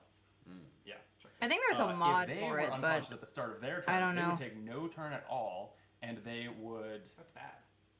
It is bad. I don't like that. They would take no turn at all, and the swarm track would move on their turn. Yeah. Bad. All bad. Bad. Yep. Okay. Yep. The last thing you can do on your turn is play your rock and stone card. I touched on them earlier. You start with 1 and only get more if the game gives them to you. We via have to events. shout what it says on the card. Oh, that sounds cool. Yes, so these are all kind of named after the barks in the video game, which is very fun. They have all different effects. It is it must be your turn to do it, but it is not one of your actions. You can just do it for free. You can just yell for a free action. Sure. Yeah. So that is the last action. Any questions on anything there? And then we'll talk about kind of how the bugs work and how the events work, and that'll. Yeah. How many actions per turn? 3 actions per turn. Thank you. Okay, the event phase is the other thing you do on your turn, and it's quite simple. You draw a card from the event deck. Oh. Yeah, the events might be things like starch nuts. This is an option that you can actually get knocked down to utilize. Sure. Oh, actually, this one, I saw another one when I played Zelda that you could get knocked down to utilize. This one actually you can only you can draw some rock and stone cards if you are not already down. Sure. Or this card, they're closing in, which increases the swarm threat. That's going to move this track up. That's something that will happen on a lot of these events. Yep. And this says if it did not trigger a swarm, activate all the creatures. Which is a great segue into activating creatures. Love it. Do it. I was basically going to draw cards from that deck until you found said one. that. Yeah. Yeah. Yeah, so whenever the bugs activate, they are going to, so you showed that we have that, list of them. Their stats and everything are on here. They're also going to, starting with the side with the grunt on it, they will activate in the order they're printed on here. So grunts will activate first and so on. They each move or attack. They actually don't do both when they activate. So if they're a melee bug, like grunts are, and they're already standing next to you, they'll attack you. They will roll, I think grunts just roll one of these attack dice. They'll do damage to you on this teeth icon. There's an exclamation point icon on here that just does the special abilities of bugs sometimes. I'm sorry to pause again, but I wonder if there's a Steve card. I don't know if there is. Probably not, but I think it would be really cool as an addition to the game. Like maybe they could make this an expansion pack or something where you draw a Steve card and it allows you to befriend one of the closest glyphid near you. You can Steve it, and that becomes basically an extra player until all of his health is down. Because the way NG works in his in this game, he can control his sentries where to put them up, and I think Steve would just be like an extra step. Like he just does a basic attack, and he has like half, maybe less than half health that a normal dwarf would have, so that he wouldn't be like on the board for too long. And when it's your turn, you can use an action to, or I guess like if you have a Steve, you can get a bonus fourth action to be able to control Steve to attack until he dies. I think that would be really neat. Put Steve in the game. There's a bulk detonator expansion pack that I'm really excited about. I haven't seen any videos on it yet. But it comes with its own miniature, and it's so cool.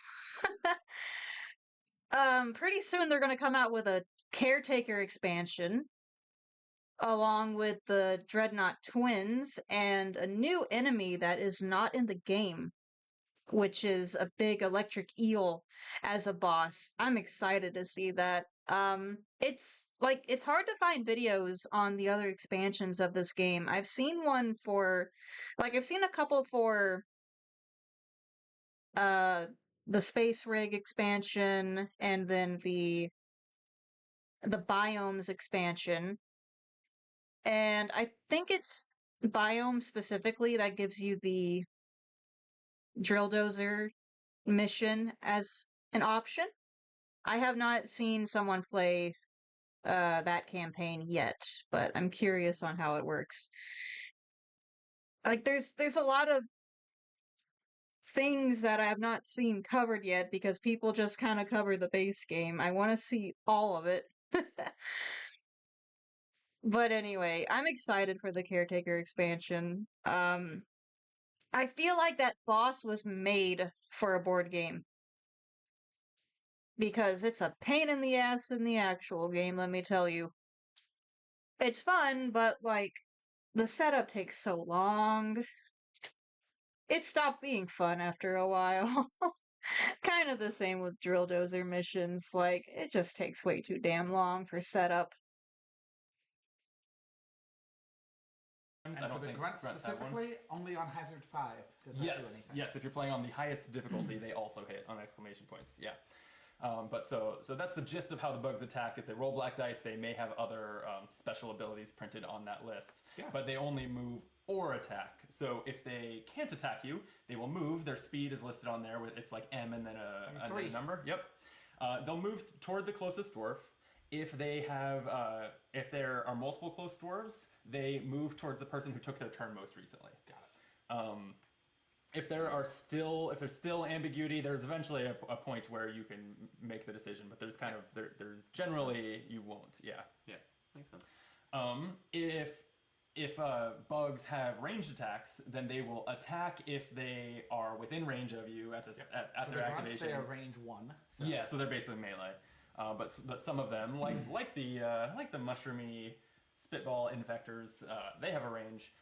Actually, they're a bad example because they can't move ever. Yeah. But if a ranged bug can attack you, it will, and if it can't, it will move to be within range, but then not attack. Right, that makes sense. Yeah, so that is the basics of activating bugs. Yeah, they cannot, I believe, move across pits, by the way. Sure. So they, this one is kind of stuck here. Nor can we, right? Like, right. We can, there's no jetpack. Yeah, most people.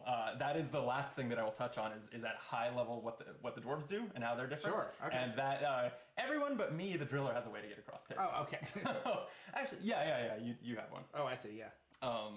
The driller just has to drill around them. Sure. Checks out. is how that goes.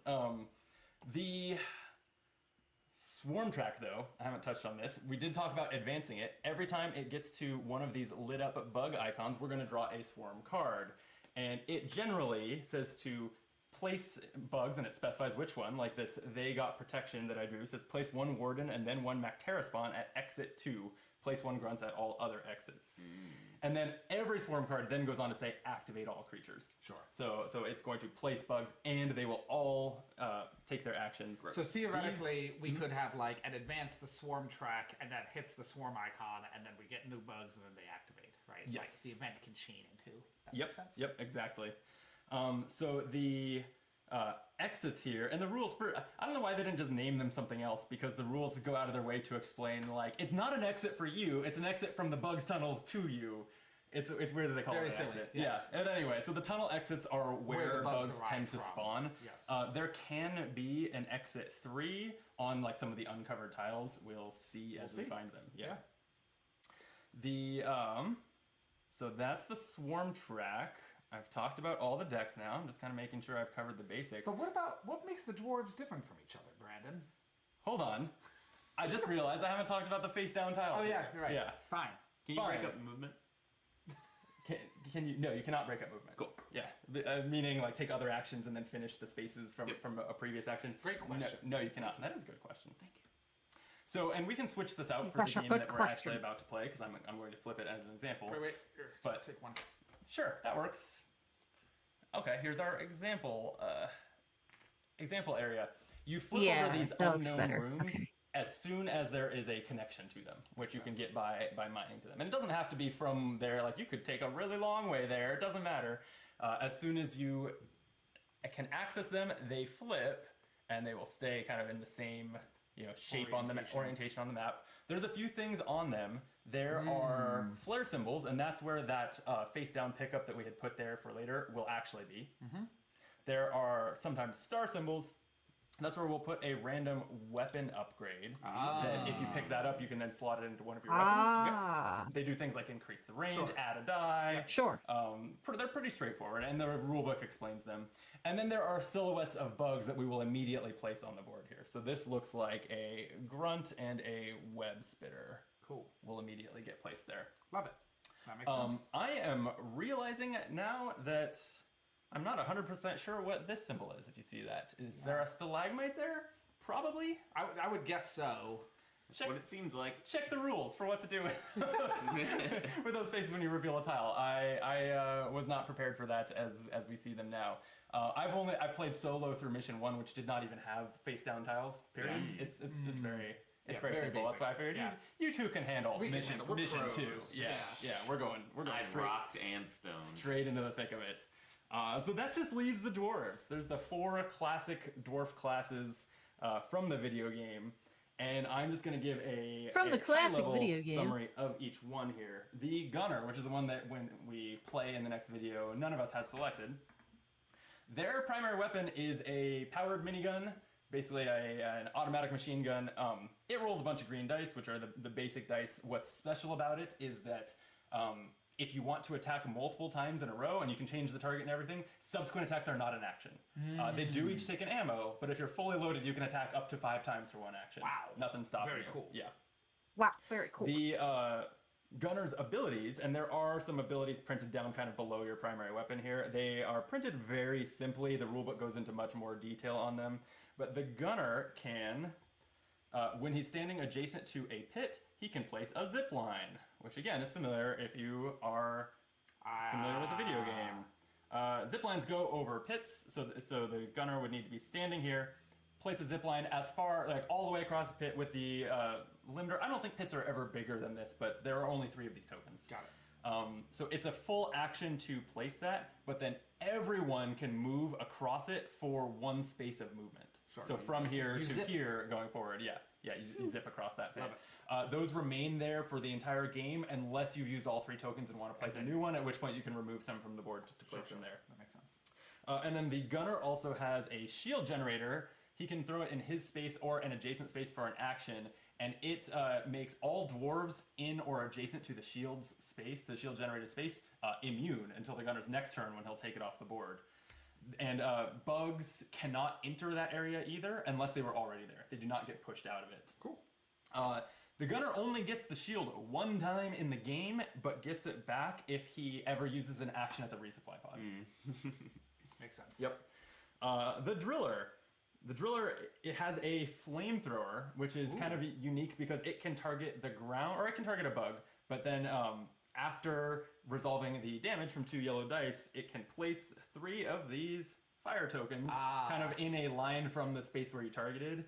And this, it actually, you have to place it on empty spaces, and it blocks movement and line of sight. So it's actually more like a temporary wall than a damaging tool. Although if a bug tries to spawn on top of it, they take a damage and the fire goes away. That's fine. Similar to the shield generator, the fire lasts until the Driller's next turn and goes away.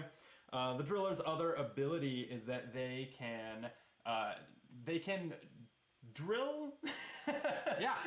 So when you're moving as the Driller, you can just move into a wall, and it's as if you stopped, rolled a pickaxe, and mined it. You can also destroy stalagmites that way, but you do not get the potential of loot from them if you destroy them that way. You've pulverized them with your drills too much to get anything out of them. And so that's part of a move action. Like and this is not the Driller mini, but just using it as an example, I can move like 1, 2, 3 spaces because I want to make it around this pit, and that third one must end my movement. So even if it was the second one, my movement would end, but I would successfully place a tunnel here. Got it. And end my move there.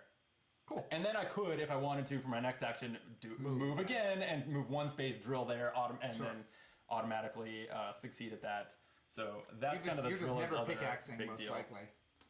Yeah, most likely not. I unless guess if you you're want the stalagmite, and you want to make sure that you get something out of it. But generally speaking, you're going to be just buzzing through with your giant drill fists. Wow, speaking of why you might pickaxe, did I talk about how to get these minerals? I assume you pickaxe them. You do, yeah.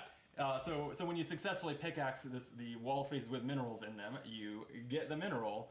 So one reason that you might use the pickaxe action as the Driller is you're hoping to get 2 in 1 action, what you can't possibly do with its free drill. Sure. And you don't have to move into those spaces to get them. If you pickaxe them, you do still place a tunnel there where they were, but you just obtain them and you don't have to move into that space. Sense. Yeah, they fly into your face.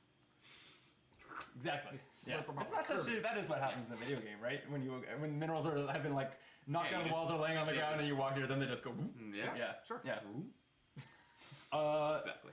The Scout, which Kyle will be playing, has a grappling hook. Sure does. You can move over pits just freely as long as you don't end your turn on them or end your movement on them. You can also move over bugs and over stalagmites. Pretty Might much be able to anything get but away with walls. just No, I can go through stalagmites. I'm pretty sure the doing rulebook says you can. this. This is that very simple thing. Wow. We can double check We'll that. double check But that. I Pretty read cool. that. Yeah. You also have these flare tokens that you can throw down on the ground for an action. Any bugs that are on or adjacent to them, we get a reroll against them. I believe is what that is. So Cool. so you Makes want it to easy throw to that hit. near a horde of bugs that like the gunner wants to attack, or something like that. Yeah. And isn't there one more thing? Yes. Oh, light-footed. light-footed. So at the end of your movements, you can take a free attack action or pickaxe? No, or throwable. Yes. So at the end of your action, you can attack for free. Seems great. It is, yeah. Your primary weapon, though, is a sniper that can go as far as ranged 8 and have 2 of these armor-piercing die rolls if you spend 2 actions to do it. You cannot do that for free after moving. Because it doesn't let you do the 2 actions as a freebie. Does it give me a discount on it? Does it give you a discount? No. Okay. No, it says in the rulebook. It says in the rulebook that can't be combined with light footed.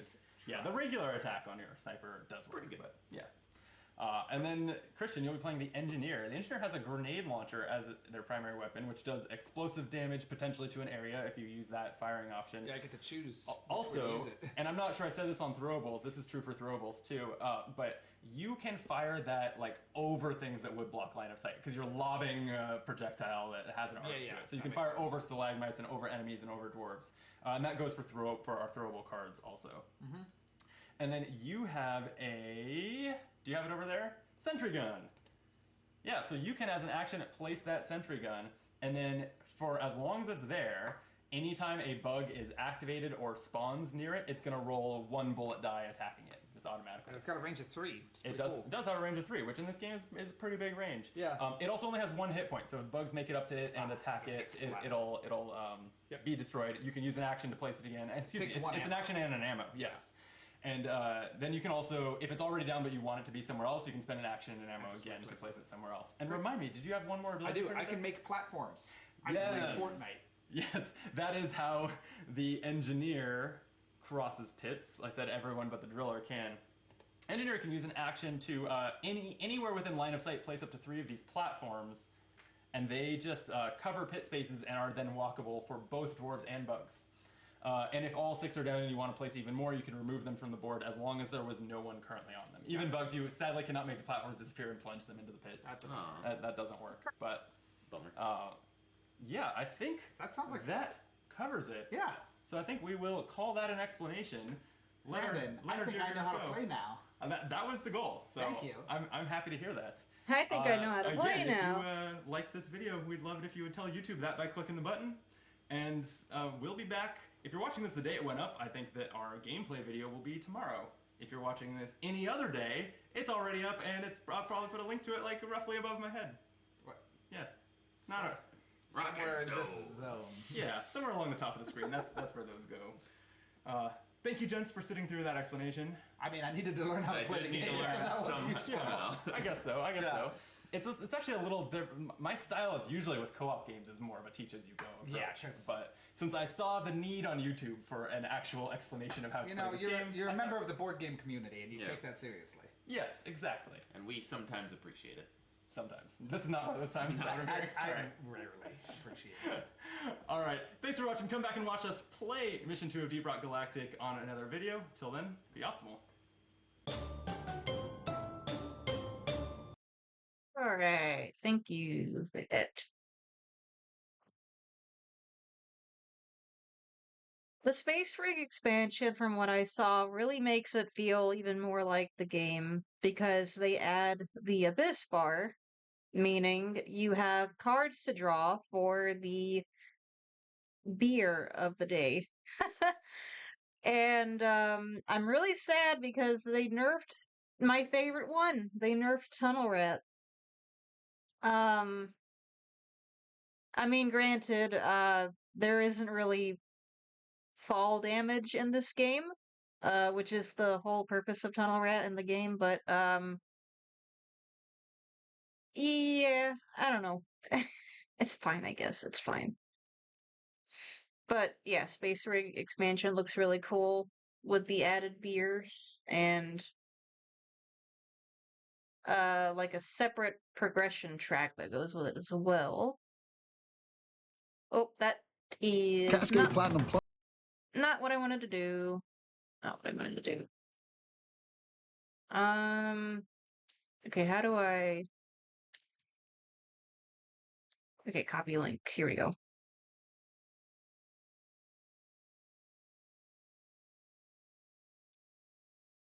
Do right, you stupid thing. No! Shit, okay, hold on. Copy. Paste.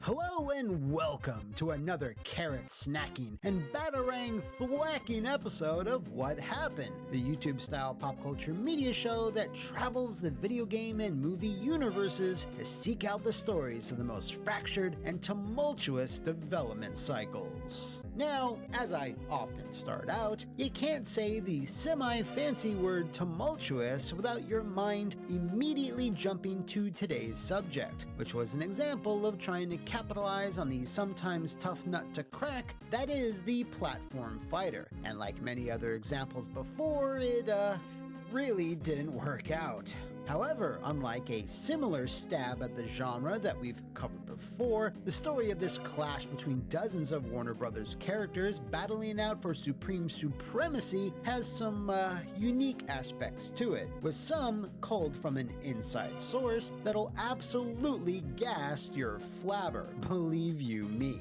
So grab your biggest stack of sandwiches, crystal gems, and basketballs as I answer the question, what happened to multiverses? I say you're taking the L train now, boy. When Nintendo announced that Smash Bros. Ultimate sold slightly upwards of 15 billion copies during its run on the original Switch, players saw an uptick of releases for platform fighters that range from smaller indies to bigger productions and involving well-known IP, with Nickelodeon All-Star Brawl being one such product. What? They made another one? When? Okay. So really, it's no surprise that Warner Brothers and their perpetually on-fire games division would follow suit, because outside of Disney, the amount of licenses and franchises they had access to was second to none. So in 2019, Player First Games was established with the express mission statement to deliver a competitive platform fighter for WB that would utilize this vast catalog of characters. Player First was founded by Christopher K. White and Tony Wynn, with the latter cutting his teeth on Dark Watch, which I'm pretty familiar with, before joining Sony Santa Monica as combat designer on both God of War 3 and its oft-forgotten follow-up Ascension. With Player First also being set up in LA, the team logically had the pick of the litter when it came to the pretty sizable community of developers in the greater Los Angeles area. You know, at least you would think. For this video, I reached out to an ex-WB Games employee whom, for obvious reasons, preferred to remain anonymous, to give some additional insight into this game's development, and their first revelation certainly surprised me. Fighting games, whether they are traditional 6-button 2D, photorealistic 3D affairs, or of the platformer variety, are not easy to make, and in the modern day usually have teams that number in the hundreds. My source indicated that this was not the case for much of Multiverses' early development, even up until its first announcement and its initial launch, as the core staff was only around 7 people. This was more of a budgetary and scope issue, because one of the first things you need to understand about Multiverse's development, and is intrinsically connected to its eventual collapse, is that it was never meant to become the success it wound up being. Now, while this fact is something that my source confirmed, it is a facet of the story that I'm sure others have hypothesized, and that is Multiverses was never developed and was certainly not intended to have hundreds of thousands of people playing it at one time. Player First's early aspirations was to make something fun but small in scope, at least at first, and if it eventually became a success through meaningful updates and refining its mechanics and balance over time, then great. But its sudden explosion of popularity right out the gate was absolutely not expected by the players, the developers, and certainly not by WB Games' upper management. Now, if you are new to What Happened and the types of stories we regularly cover, I'll cut to the chase here. 95.9% of the time, it is upper management that ultimately make the decisions that lead to products that either don't live up to their potential, fail to post a profit, die out extremely quickly, or in Multiverses' case, not even be accessible anymore. Way more fun than most of the Smash fighting games made by Nintendo. I can't comment on that because I haven't played any Smash games yet. But I miss Marvin a lot. He's been popping up in my dreams lately. I miss that little guy. And if you are familiar with what happened, welcome home. We missed ya. Well, yeah, I played Smash 4 a little bit, but not enough for me to really critique it yet, I don't think. That's alright, I totally forgot about that. Well, and I played Smash Brawl as well, but only the single player aspect of it, and that was a long time ago, so I don't think I'd be right to give my critique on that either. But one day, one day. But even with that said, there's still some specific decisions that were made by those same upper management fat cats that are truly baffling, even by what happens standards, with many of them being within their control, and a few that were above even their lofty pay grades. When Multiverses was first announced in November of 2021, after a few leaks made their way onto the internet, it was bandied about quite prominently that the game would launch the following year, but that didn't exactly go to plan. Instead, 2022 saw even more leaks pertaining to the roster throughout the first half of the year until the open beta was made available in the summer, with no real date given as to when the final version would be released. Despite that though, Player First and WB did seem like they were making all the right moves to start building a proper fanbase, establishing an ambassador program, hiring internal community managers, and even securing a spot to host a 2v2 side tournament at EVO 2022. Basically, everything you should do to promote your fighting game product. Feedback from that EVO tournament was then quickly implemented as they started adjusting the character balance, and aside from some people raising their eyebrows at the 2v2 game mode, which was often advertised as the game's signature match type, positive buzz was definitely starting to brew. Behind the scenes though, and according to my source, some technical problems were still plaguing the project, with one of the more notable ones being that the game didn't function in an offline setting, meaning setups needed to be connected to the internet for anything to work properly, an issue that would be detrimental if Multiverses was to have any widespread tournament viability. This wrinkle, of course, was due to a variety of reasons, such as the minuscule team size, using outdated technology, and the lack of budget, because most of that was going to securing and negotiating the inclusion of all the different licenses and their associated voice talent. I mean, you know, LeBron James does not work for free. It really started to seem like the game might have just been a vehicle to sell you on characters from other properties and such. Which reminds me that if you're enjoying this wacky madcap episode of What Happened, what better way to celebrate the mayhem than procuring the official Madman Muscles plushie? He's squishy, he's bitchy, and he comes in an astonishingly generous and overly complimentary 9 inches long. Head on over to youtooz.com right now to add him to your collection within the next 20 days before he's gone forever. And once he's locked inside your home, feel free to give him an elbow drop, power bomb, set him up for tea time, or even weirder things. No judgment here. Link in the description and pinned comment below. He is literally guaranteed to improve the quality of your life. Not a guarantee.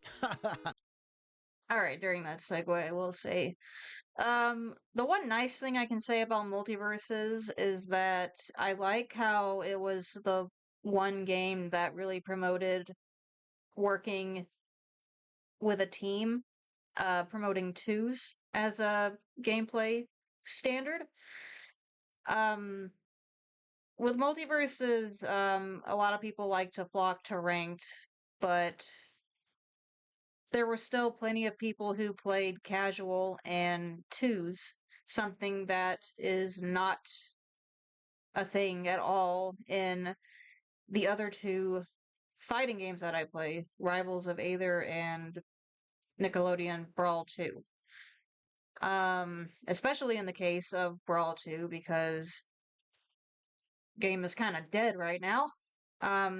Apart from the small community that exists for it.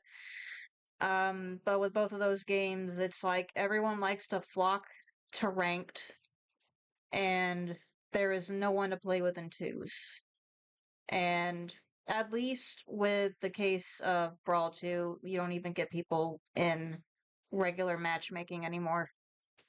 It's sad, because, like, I would like to play in twos with someone, but everyone wants to play ranked! I can't even play free for all in Rivals of Aether. Everyone wants to play ranked, and it shows because the casual player base is so absurd with its learning ceiling. Anyway, you might like Brawlhalla then. It has a team mode in it, also has a dedicated player base. Maybe. Maybe. So, like, I don't know. I miss that Multiverses at least had that.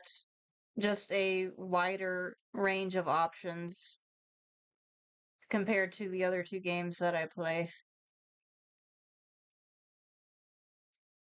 And honestly, like, Brawl 2 is the main game that I still play consistently because with Rivals 2, it's like impossible for me to play because mostly ranked players play it because of the high learning ceiling and the fact that they still don't have basic ass tutorials implemented in the game for newcomers to get into it. Which sucks, because, like, I want to like it, but I'm just not at that skill level to really enjoy it.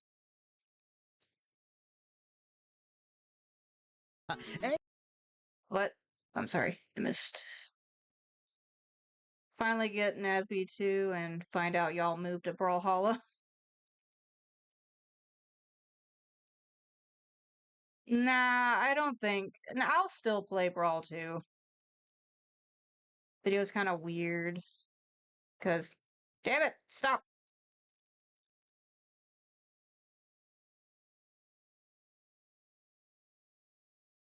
Maybe. Maybe.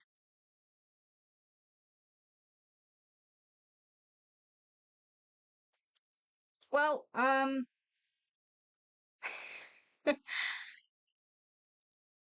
Brawl 2, goes on sale quite a lot. So that, what, $40 game ends up being $5 at times. You'll be able to get it eventually. If not, if it goes on sale, then I might just gift it to you. Not the first time I've gifted that game to somebody.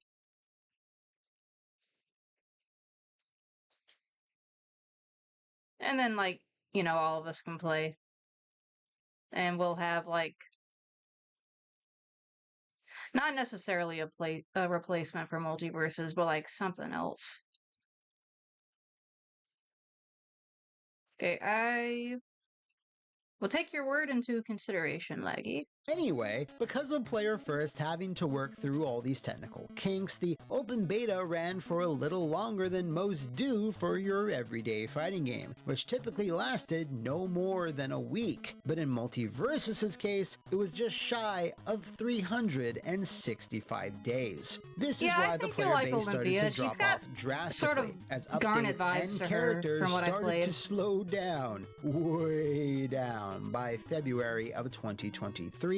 Thanks to the prolonged beta period. Hence why that March, WB and Player First announced that the game was entering a hiatus and going completely offline, to then only relaunch again at an unspecified date. This was confusing to many because since the beta period had been around for so long, any percentage of players had already bought and purchased characters and content, having their game literally taken away was seen by some as a slap in the face. So would it surprise you to know that this wasn't the original that what he plan? calls it? According to my source, Multiverses was meant to remain playable online, and after some bug fixes and further rebalancing and testing, would then enter its 1.0 version shortly thereafter, much like how many early access games work on Steam. So what happened? Well, popularity happened. Popularity happened a lot. As some may remember, when Multiverses launched its open beta, at its peak 150,000 people were playing it concurrently, and that was just on Steam, with 20 million players in total downloading it by the end of that year. Numbers like that are massive for pretty much every genre, but were completely unheard of for a fighting game, ever since people started tracking this shit, I guess. I'm sorry for pausing again. The only issue with Rivals 2 is that I don't see it go on sale as often as Brawl 2 does, so it might be a while before you get it, because it's a $30 game on average. But if you manage to get it, that'll be nice. I need more people to play with, because the online just frustrates me to no end. And I think I scared my other friend off from playing it because I kept winning. I don't know. But what's nice is that if you play in private lobbies with people, you still get Battle Pass progression, which is cool because I like collecting things. And much like Deep Rock Galactic, you can pick whichever Battle Pass you want to work towards, which is so cool. I wish more games did that. Yeah, I keep forgetting that you have it as well. We just need to get Severn a computer so he can play it. It's going to be so long before they put it on console and he can finally play with us. I'm so sad.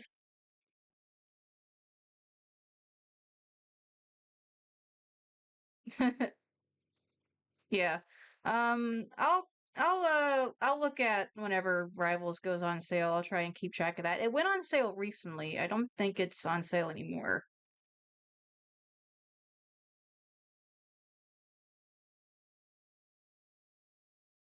Oh, you meant your mom. Okay. Yeah. Also need to get Belle on PC. Yeah, like I understand why they are delaying the console version. They want to have a fully finished version of the game before they release it, i.e., adding the rest of the characters into the roster. But man, it's taken a while. Um, let's see. Can I just open up Steam this way? Yes, I can. Also, a chance that my friend might scare me with another game from my wish list. Oh, that'd be nice. Let's see. It is not on sale. Sad.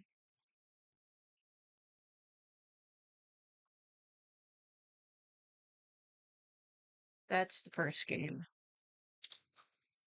Wait a minute. Oh, this is the first game. What am I doing?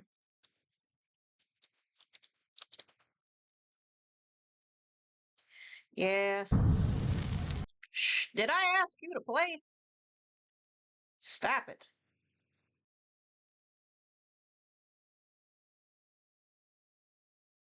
Huh. That is an okay bundle. First game and a spin-off.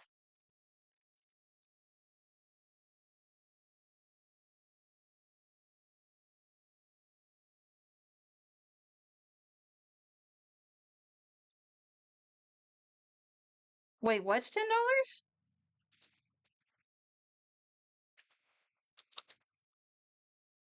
Hey, what did I tell you? It's always on sale. Look at that. You will fall.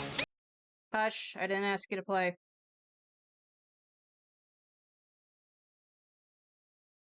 Yeah. Like, you can get Rivals of Aether anytime if you save up for it, but I would definitely snatch Brawl 2 whenever it goes on sale. But, like, yeah, that's pretty good. That's pretty good. $10 for it.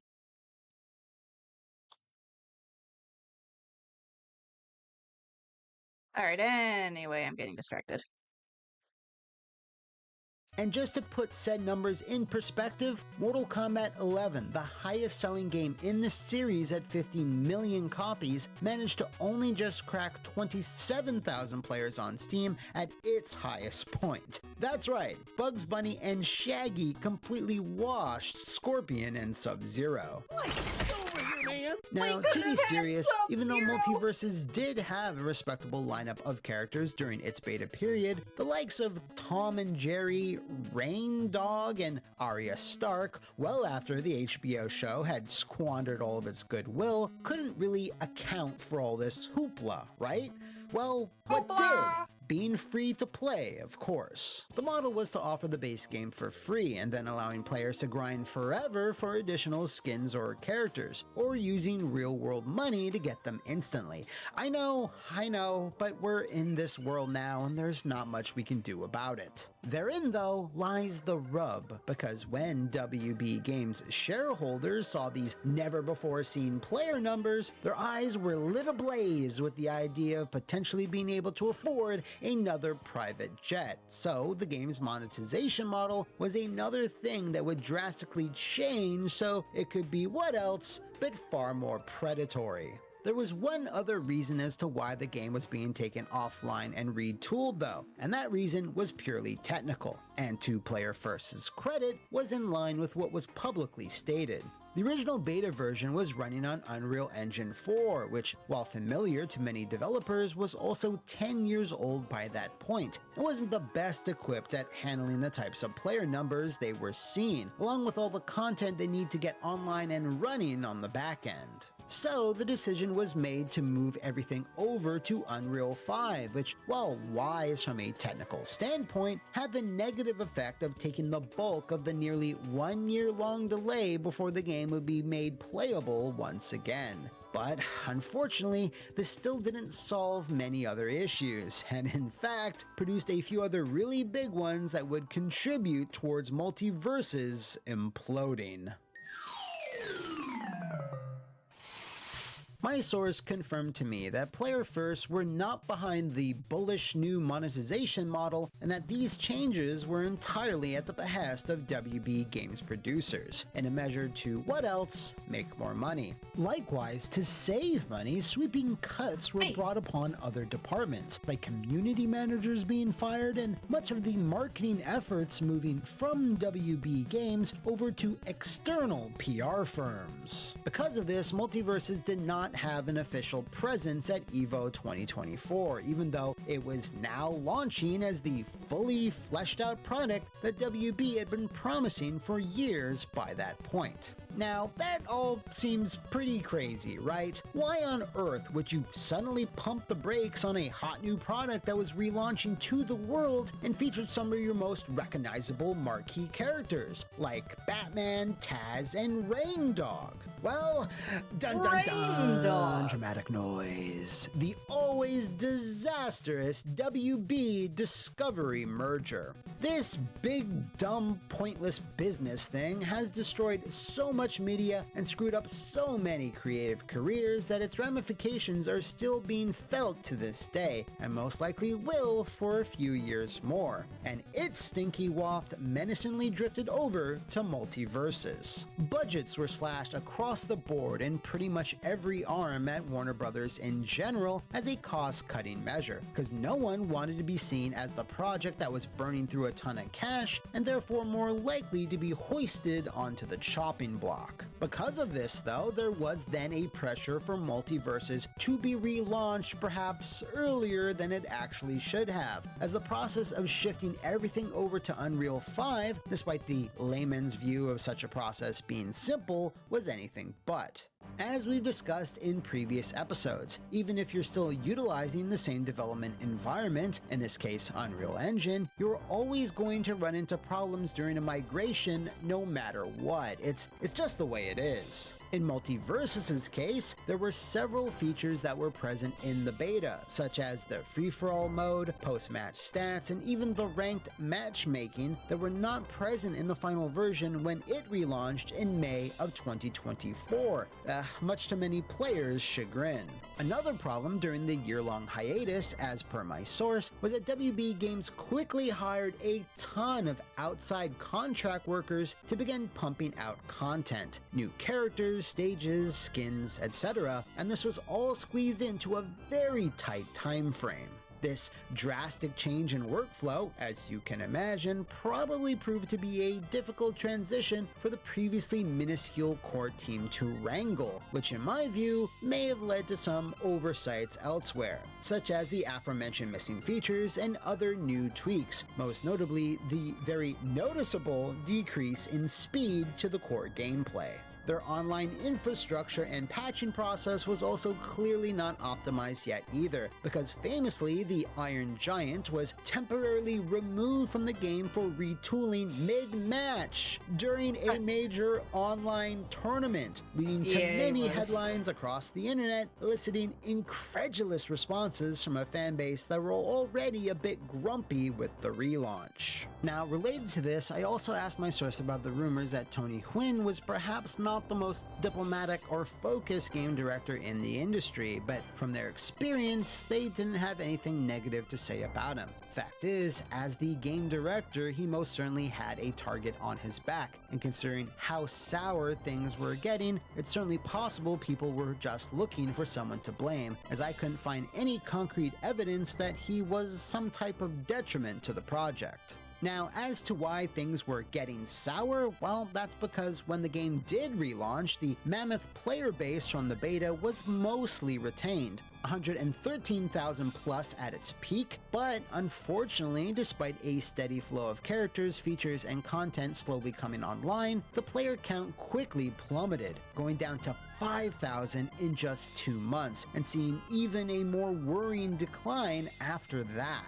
This steep drop-off has been mostly attributed to the backlash against the overhauled monetization system, the missing features, the changes to the gameplay, and character move kits becoming more and more unintuitive. Perhaps the worst part of all of this, though, was that for some reason, even as this sharp decline was occurring, WB decided to purchase Player First Games outright, which meant that the fate of the developer now rested entirely within their hands. This is often a double-edged sword, because while being brought into the fold affords an implied sense of security, in a much more accurate sense, it also implies an always prevailing sense of dread, as you could be closed at any second for literally any reason. Now, my best guess here, since my source wasn't privy to the exact reasoning, was that this deal had been in the works before Multiversus relaunched, and everyone kind of assumed it was going to go on to generate like $1 billion or whatever. But by the time the ink was dry and the acquisition was made public in July of 2024, well, by that time, things were obviously cooling down. So, somewhat predictably, in January of 2025, only 7 months after announcing their purchase of Player First, WB Games admitted they were already sunsetting Multiversus, as the inclusion of such characters as Jason Voorhees and Raven evidently didn't help move the needle all that much, as the player count had continued to crater. May would be the last month the game would be downloadable, and not even the inclusion of the lovely Lola Bunny, and to a much lesser extent Aquaman, as the final duo of characters was enough to turn things around. Now, despite the massive player count, it seemed that the changes to the monetization model were the real killer here, as the game failed to generate any significant profits. In fact, WB, and more specifically Clown Lord CEO David Zaslav, let loose that Multiversus actually caused a massive $100 million loss for WB's games division. Like, how is that even possible? How are you this bad at managing your company? Of course, to help soften this blow, Zaslav did what he does best: fire people. For their service, Player First games were immediately shuttered following the rollout of the last two characters, not to mention the closing of two completely other different studios, WB San Diego and most tragically of all, Monolith Productions, which left behind a 30-year legacy of incredible titles. So I guess it's nice that WB at least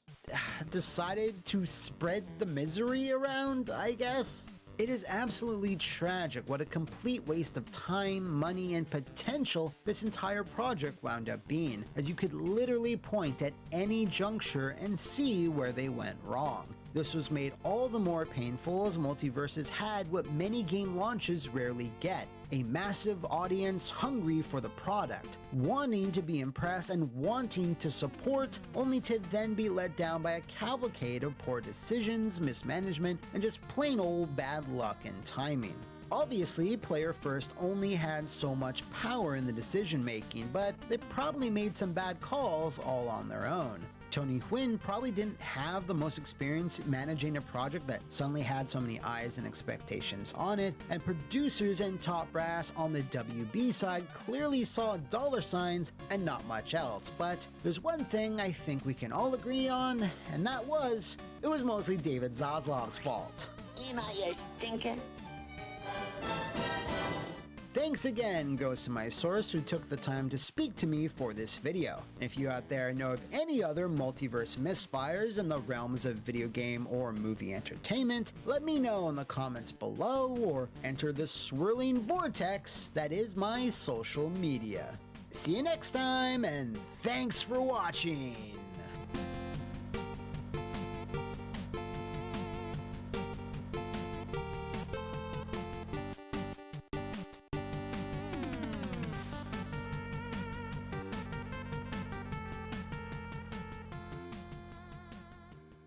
On the topic of rivals,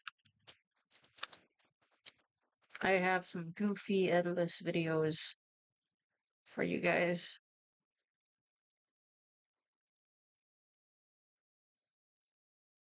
Yeah, I can understand that.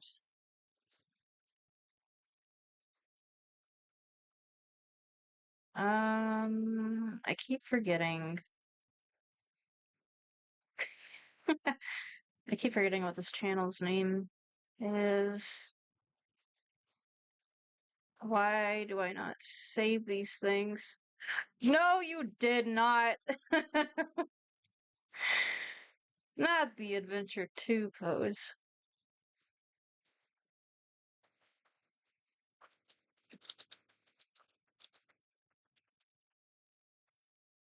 I wonder if I can just... No, of course that's not gonna work. Damn it, why can't I remember these things?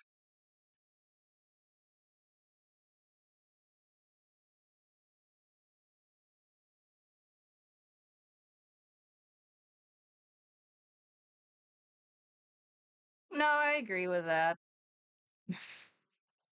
From what I've heard, it seemed like there was a lot of problems within the company itself. It wasn't all just one guy.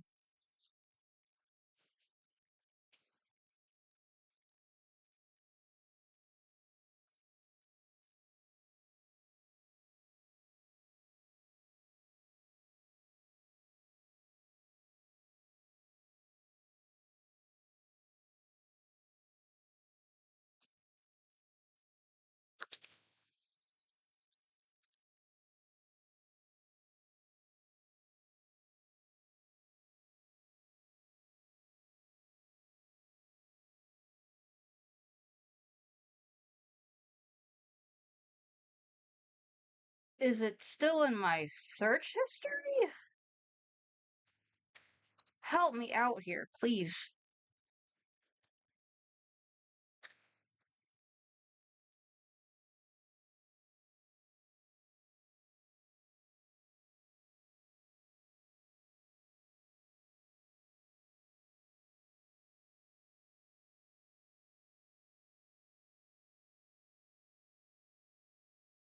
Wasn't him.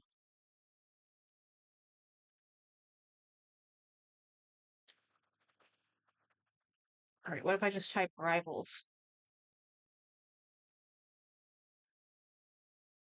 Okay, yes, here we go. God, I'm sorry that took so long. Am I glad he's frozen in there and that we're out here and that he's the sheriff and that we're frozen out here and that we're in there and I just remembered we're out here. What I want to know is where's the caveman? My boy! Lobby's open. I didn't get an invite. We're here. You're a big boy. You can join through Steam. little wussy little baby boy. Little wussy little baby boy. If you don't send me an invite, I don't know it's ready. Don't tell me I'm gonna be the only one out again because it changed away from the chalkboard. No. No way Joe has it. I'm contractually obligated to have this one. I did the Loxodon tutorial. Yeah. Shout out to the Loxodon tutorial. Holy shit, is that the Loxodon tutorial in the top right corner of the video? Is that the Loxodon tutorial where I say Loxodon is a heavyweight bruiser with a large That is what he said. That's in the script. No way. In the script. It would have been a lot funnier if you just said Lox Tua and then ended the video. Oh my god. Lox Tua. Oh my fucking god, why did I even show up today? Yo, it's the Toma Crag. Holy shit. People keep saying it looks like me, I don't... It does look like you. Last I checked, I don't own a top hat. Oh, Soup is going fucking primal over here. Soup, you good? I stole Stoop's stock. I didn't kill him, I stole his stock. It was my favorite stock. And you took it from me, Joe. You took it from me. I told Demi this, but like she was like, yo, what if Edalus like down throw put the opponent into ice? I said I don't want that to happen because Tomo would hit me with that cackle and then I would like literally sit there for 20 minutes contemplating my life. That's the thing, actually. It's not just you. I cackle at everyone I hit with. Oh yeah, I know, but it hurts the most when it's from you. I'll take the compliment. I don't know. That's more insult coded than it is comp coded. What? What? That's a hit on it! It has a hitbox. Holy shit! Oh my god, this just opened the door to so many possibilities. That hits! Of course. Claren, in the future, all tippers will be randomly generated. Randomly generated. Randomly generated? Randomly generated. Get up here! Imagine feeling like you're safe on the other side of the stage, and then Edalus just slides across the stage to grab you. Edalus pulls up, yeah, you look at him go. Oh, that's disgusting! There's nothing I can do there. No! Oh no. Yeah, I missed attack. Nope. Oh yeah. She's edging it. I got one! I'm trying to save you with my outside. That was crazy. That's so fucked up. What even happened there? Come here. Yeah? Go, Tom. Win. This is some divine intervention. This feels like he can win. Up special, off stage. Up special. Yeah, that's how it works. Jesus! Oh! He's so mean. You see what I mean when I'm like, he cackles and then I like think about my life for about 20 minutes? This is what I mean. Oh. I'm not gonna really take credit for that one. Mr. Cool, I don't feel so good. Mr. Cool, I don't feel so good. Crag just starts dissipating. Turns into rock shards. Turns into rock shards. Oh my god. I'm putting you out of your misery. You know, Tom, you can get your stocks back with one meat with a trick. No, I'm better than that. Tom, once that genie comes out of the bottle, you can't put it back in the Hello, this guy. I'm better than that. I want you to pause, scroll down to restart. He activated King Crimson. King Crimson. What you played just now, what you clipped just now, was a set in the future. This is the ability of my stand, Pink Crimson. Run that back. Hey you! Have you ever purchased everything from the Rivals V2 store like me? Oh, Nope, God damn not it. yet. If you have, I really can't help you. But if you haven't, I have a way to help you pump your money into your favorite game. At I'm the top waiting of your for a screen reason in-game, to. you can enter a creator code. And with the creator code TOMASTRIMS, you get a 5% kickback on all Aetherbucks and all bundles purchased. The game resets your code choice every 14 days, so be sure to reapply it before your next checkout. Now you can feel better about buying that fleet skin you'll never use, since it goes to supporting a creator and a game you enjoy.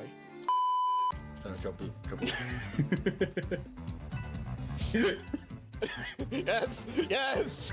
Oh no. Come, my brother, we are creatures of the night. Oh no. Tom. Thank you, Super. No! That killed? Oh! Oh, you! You fucking monster! You took my stock! You think you've won this engagement? You're on I fire realize now. that might be a little loud. Of course I'm on fire. I'm sick with it. Read the name. There we go. Yeah, that is Joe Cool. No, I was mashing my controls so hard I paused for a second and dropped the combo!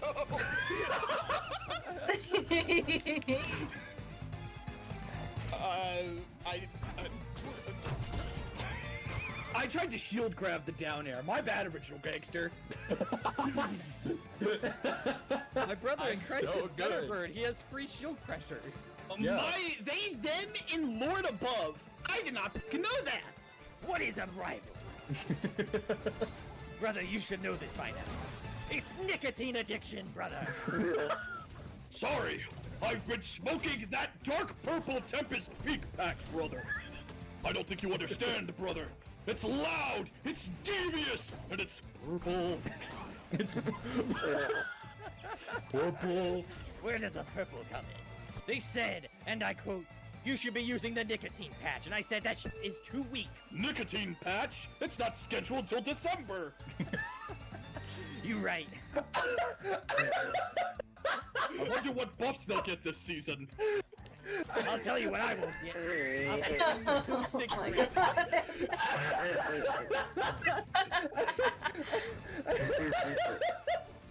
Get off my fucking stage! I mean, I have tears in my eyes. Pass me the doobie. Brother, you need to try this. Holy shit. Oh wait, a fellow crack? How's it going? He downgraded. He upgraded.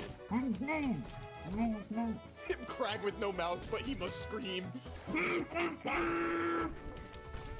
No, come here. You disrespected the pact. You're gonna be punished for it. He didn't miss the tech.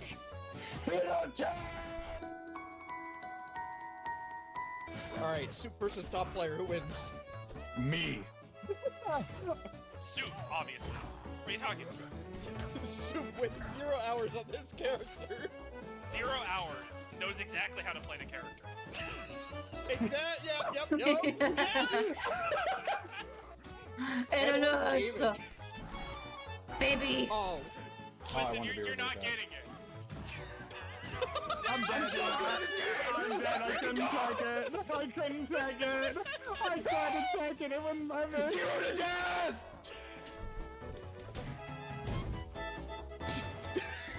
You know what? Let me take it. I got, yeah, you got it.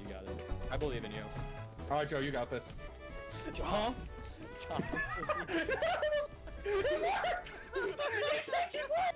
No! Joe, don't throw this! Don't throw this! We need to win! It is imperative that we take this victory at this very moment. Please, I beg you, Joe. Please.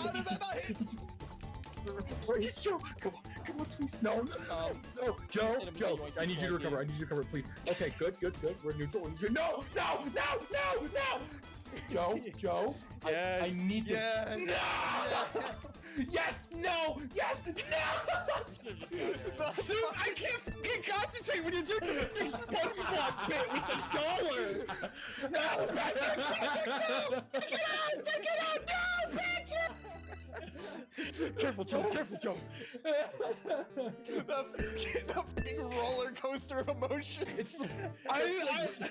I'm already partly vegged out, and I'm over here hearing, "Careful, Joe! Careful, Joe Bob! Careful, Joe Bob!"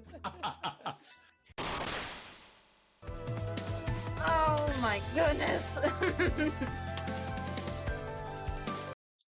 Alright, it is getting late. I will play one more for you guys. Let's see. There's a really funny one they did with, I think it was the Loxodon video.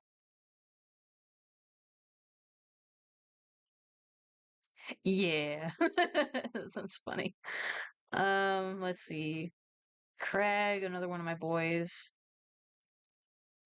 But yeah, the Loxodon one has a really funny bit in it. There we Die, go. top tier. You don't belong in this meta. It was not by my hand that I'm once again given buffs. I was buffed by the devs, who wish to make me viable. Viable? You steal players' stocks and blame them for the loss.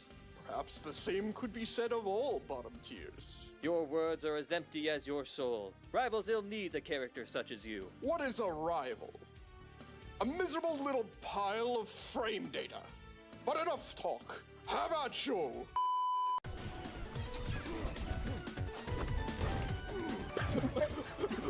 What way were you supposed to DI that? I was not ready to DI the back throw immediately after getting hit by up smash. That's insane. That is the Crag mix-up right there. Oh, I saw it. I saw it in the vision. Foresight activated. You got a fucking like Xenoblade S vision. Yeah, exactly. I got Shulk vision. I was like, I could see it happening. I love the little That's cap. messed up that just happened to me. Sure. You've been had. You know the vibes. Oh my god. That's going in the video. No! With it. What are you doing? Throwing. Yeah, For content. actually. Yeah, for content. For content. For content.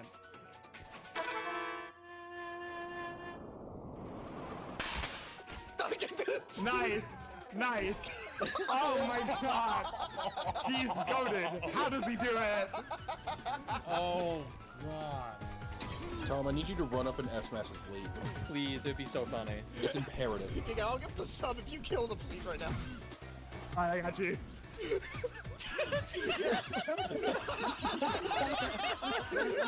It's so real for that, holy shit! Dude, that is not true.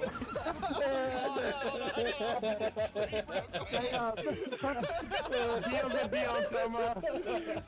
Oh, Start to the deal. I'm gonna play Claren actually because I do not trust my Crag against your Crag. I'm sorry. My Crag is just a little bit funny. It's cruel and unusual. Cruel and unusual punishment. Built different, built wrong, built Just like incorrectly. me. Just like me. Factory defect, Crag. We trained him wrong as a joke. We trained him wrong as a joke. You just see me off of the sky, double jump dare. No, I'm not gonna double jump there. I'm better than that. Hit him with the double jump dare. They never see it coming. Tipper. Double jump dare. See? There it is. Oh my gosh, he's right. Oh shit, I got called that. I jumped. Claren double jump dare is like that bell curve meme with like the fucking Wojaks. Oh no. I like how we're gonna like keep saying nerf the elephant, and then the elephant like wins every match he's been in. It's not entirely true. I lost one match with the elephant. Oh, here we go.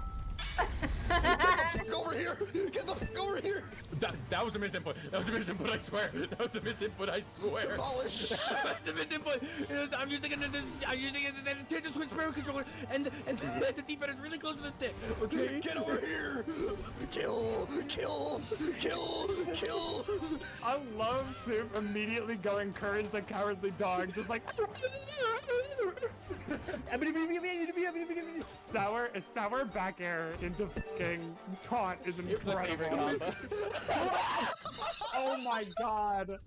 You got outplayed out of your game screen. gourd. I like how these are my actual like colors that I give to workshop devs but on characters, and it's just a happy coincidence that I made it as a Crag skin. Hey, editing Toma here. So the Rivals Next Fest demo dropped today, and I opened the store, and what didn't you know? Another happy coincidence. It was just too funny to point out. I had to put it in here. Anyway. Rivals of Aether 2 is so real for having black and blue color palettes for all the characters. Yes. Back to the video. His exclusive brand skin. It's not even a brand skin. I want a brand skin. I'm gonna call it. Hey, Dan, call me. Dan, I gave you $3,000, Dan. Come on, hit me up, Dan. Behold, the cheese wedge in the middle of the pillar. Oh my god. Okay. Oh, there is a cheese wedge in the hieroglyph. Oh my god, there is. Oh my god. The pillar cheese. The pillar cheese. God. Is insane. That's so funny. That's so fucking incredible. I love the Rivals then.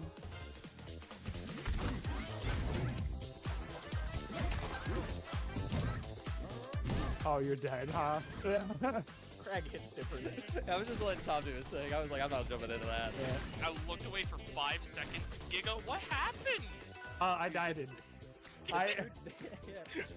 I was edge guarding a Crag, and then another Crag came out of the shadows, and I was no longer alive. He's pulling his rock out. He's pulling his rock out. I keep forgetting that's in there. Holy. Okay, well, you're getting mixed forward. Dude, I was trying to throw something at him, and he's like, nah, dude, I'm just gonna grab you every single time. Equi, when I usually say eat the mix, I don't mean this. I don't mean eat the entire mix. It's so yummy, though. There's glue in here. They should nerf the elephant for that. They should. To be honest. All of his tilts are really good, so... All his tilts are really good, huh? I don't know about F-tilt. Clearly, yeah, they keep nerfing them. Nah, F-tilt is alright. Look, I throw F-tilt, and then I look back during the end lag and see my past self. I would have not minded being on Twitter for that. Oh, good heavens. Yeah? What are you doing? Dude. Oh my god, no way. He can't keep getting away with this. The more that I watch you specifically, Toma, play this game, the more that I think that this is an awful game.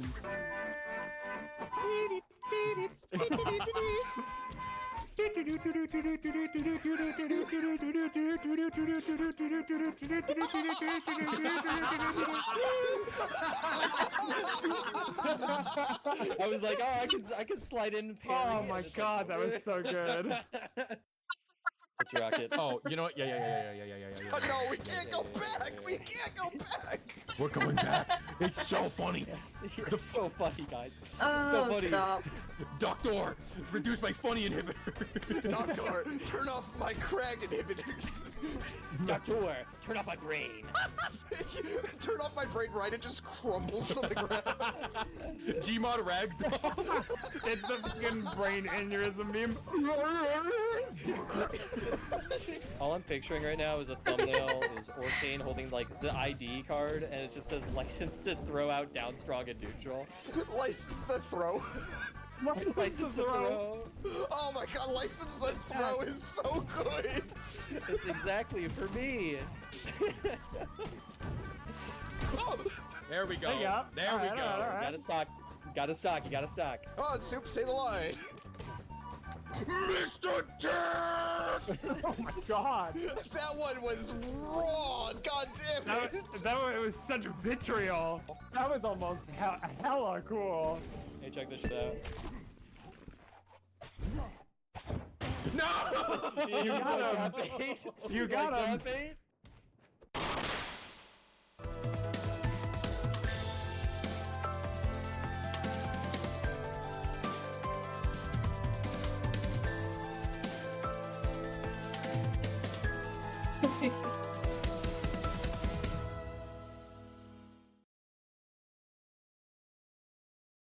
Okay.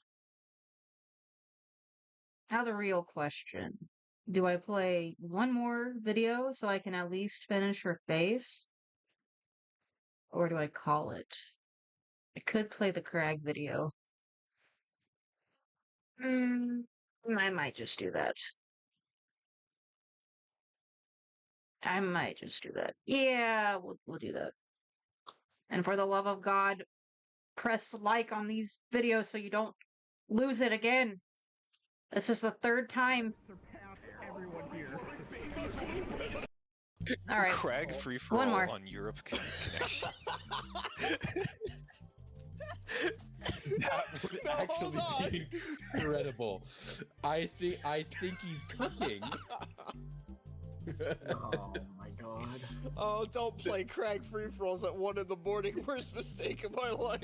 I'll stick with the 120. I think that improves your Crag game. It's true. It makes you a better Crag. You know, they said in Rivals 1 that Crag gained a tier for every 20 ping you had, so... True. Oh, it's beautiful. Oh, no, Jojo. Oh, we Fight Club? Fight Club, Fight Club, Fight Club. Fight pit, fight pit, fight pit. Yeah, the pit. Step into the ring. No. Unreactable. Oh, Yep. Yep.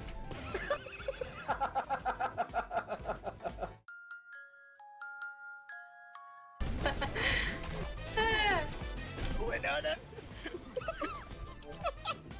Was it worth it? I don't know. Violet, I'm so sorry. No, Oh my god, you grabbed me! That's so fucked up. Did you grab me? Yes! Oh my gosh, that's so baller! Oh my gosh. It was like that video of the basketball players doing the same animation. Whenever Tom parries, it looks like somebody forgot to install Counter-Strike Source. Oh? Look, parry. Oh my god, great. No. I think I'll have the eyebrows over the hair so that you can see them. Yes? No? Am I supposed to be happy? No, I'm sad. I don't have killer. Nope.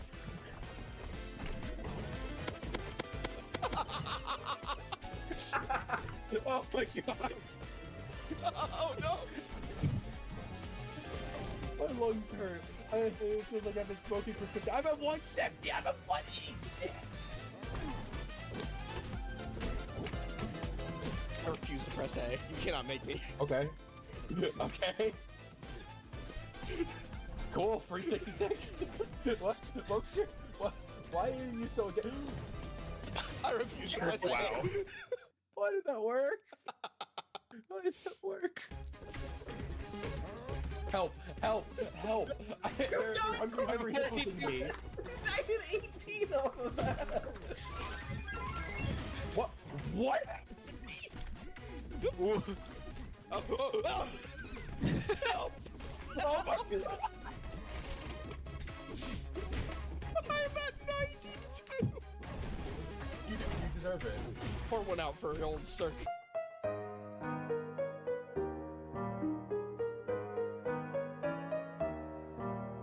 That no, I was saying that is the true Crag Smasher. Oh my god! That was so messed up, and you know it. You did not deserve that. I have a wife and kids. No, don't do this to me! That is not allowed. You are not allowed. You got hit with the shimmy! Oh, I'm dead. Oh my god. You know what? A gentleman's game. What is going on with this brow? Hold on. Yes. Yes! No, wait, what? Yes! What was that? I grabbed you and threw you down. Oh, that's gross. And the worst part is she probably could have teched it. Do you think I knew what was going on? No way. Exactly. Oh my Jesus! I couldn't get that was smooth. Mr. Tech! Hold on, I need to DM someone right fucking now. Okay. Okay, okay. Hey, I know it's 2 in the morning.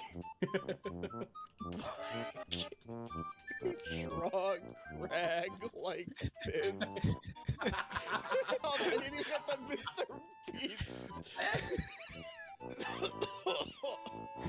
But it says missed attack.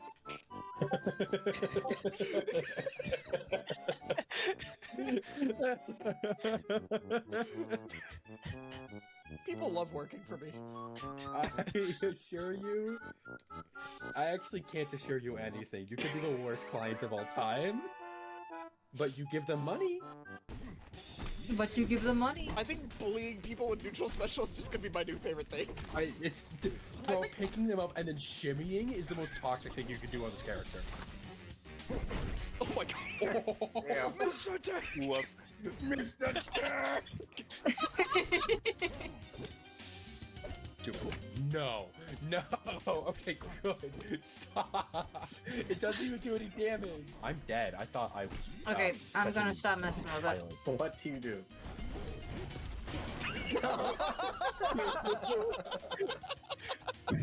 What the f is wrong with me?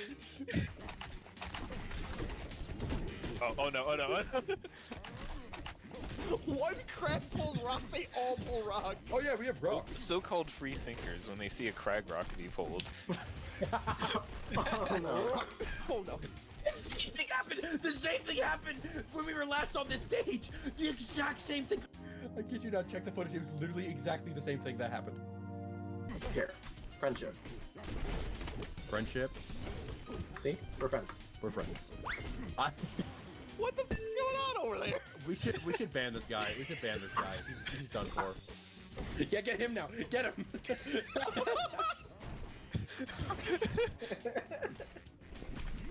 No. Wait, what? There's a pillar there? What? I want to play the game. I'm like, Sark also wants to play the game. I want to play the game. I want to play the game, man. There we go. Okay. God. Mr. Turd! I deserve this. Please just. I was hoping you'd ride it all the way to the black zone. Okay. Sir just wanted it to end. Well, unfortunately, Tom is the winner of the first to 10. What a shame. What a shame. I think this is the greatest game of all time. Oh my god, I can't take this anymore.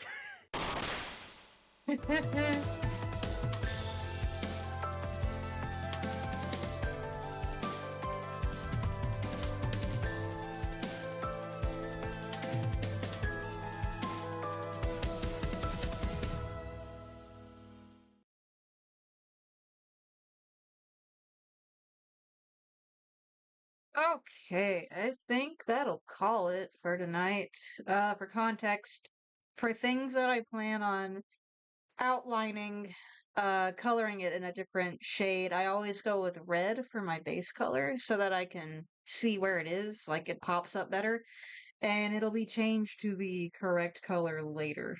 She's not crying blood, I promise. Red is just easier to see while I'm in the lining process. Yeah, it's coming along. It's coming along. Even if it is the vampire skin, yeah. Well, we sketched an entire commission. We started the lining process of another, bat.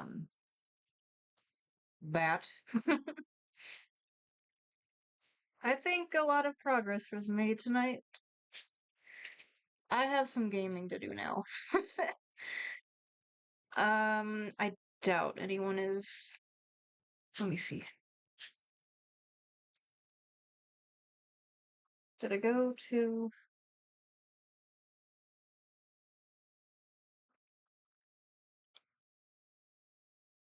Are my hotkeys not working?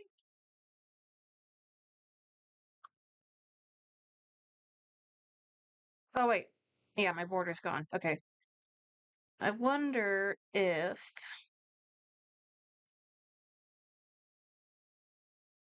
anyone is live.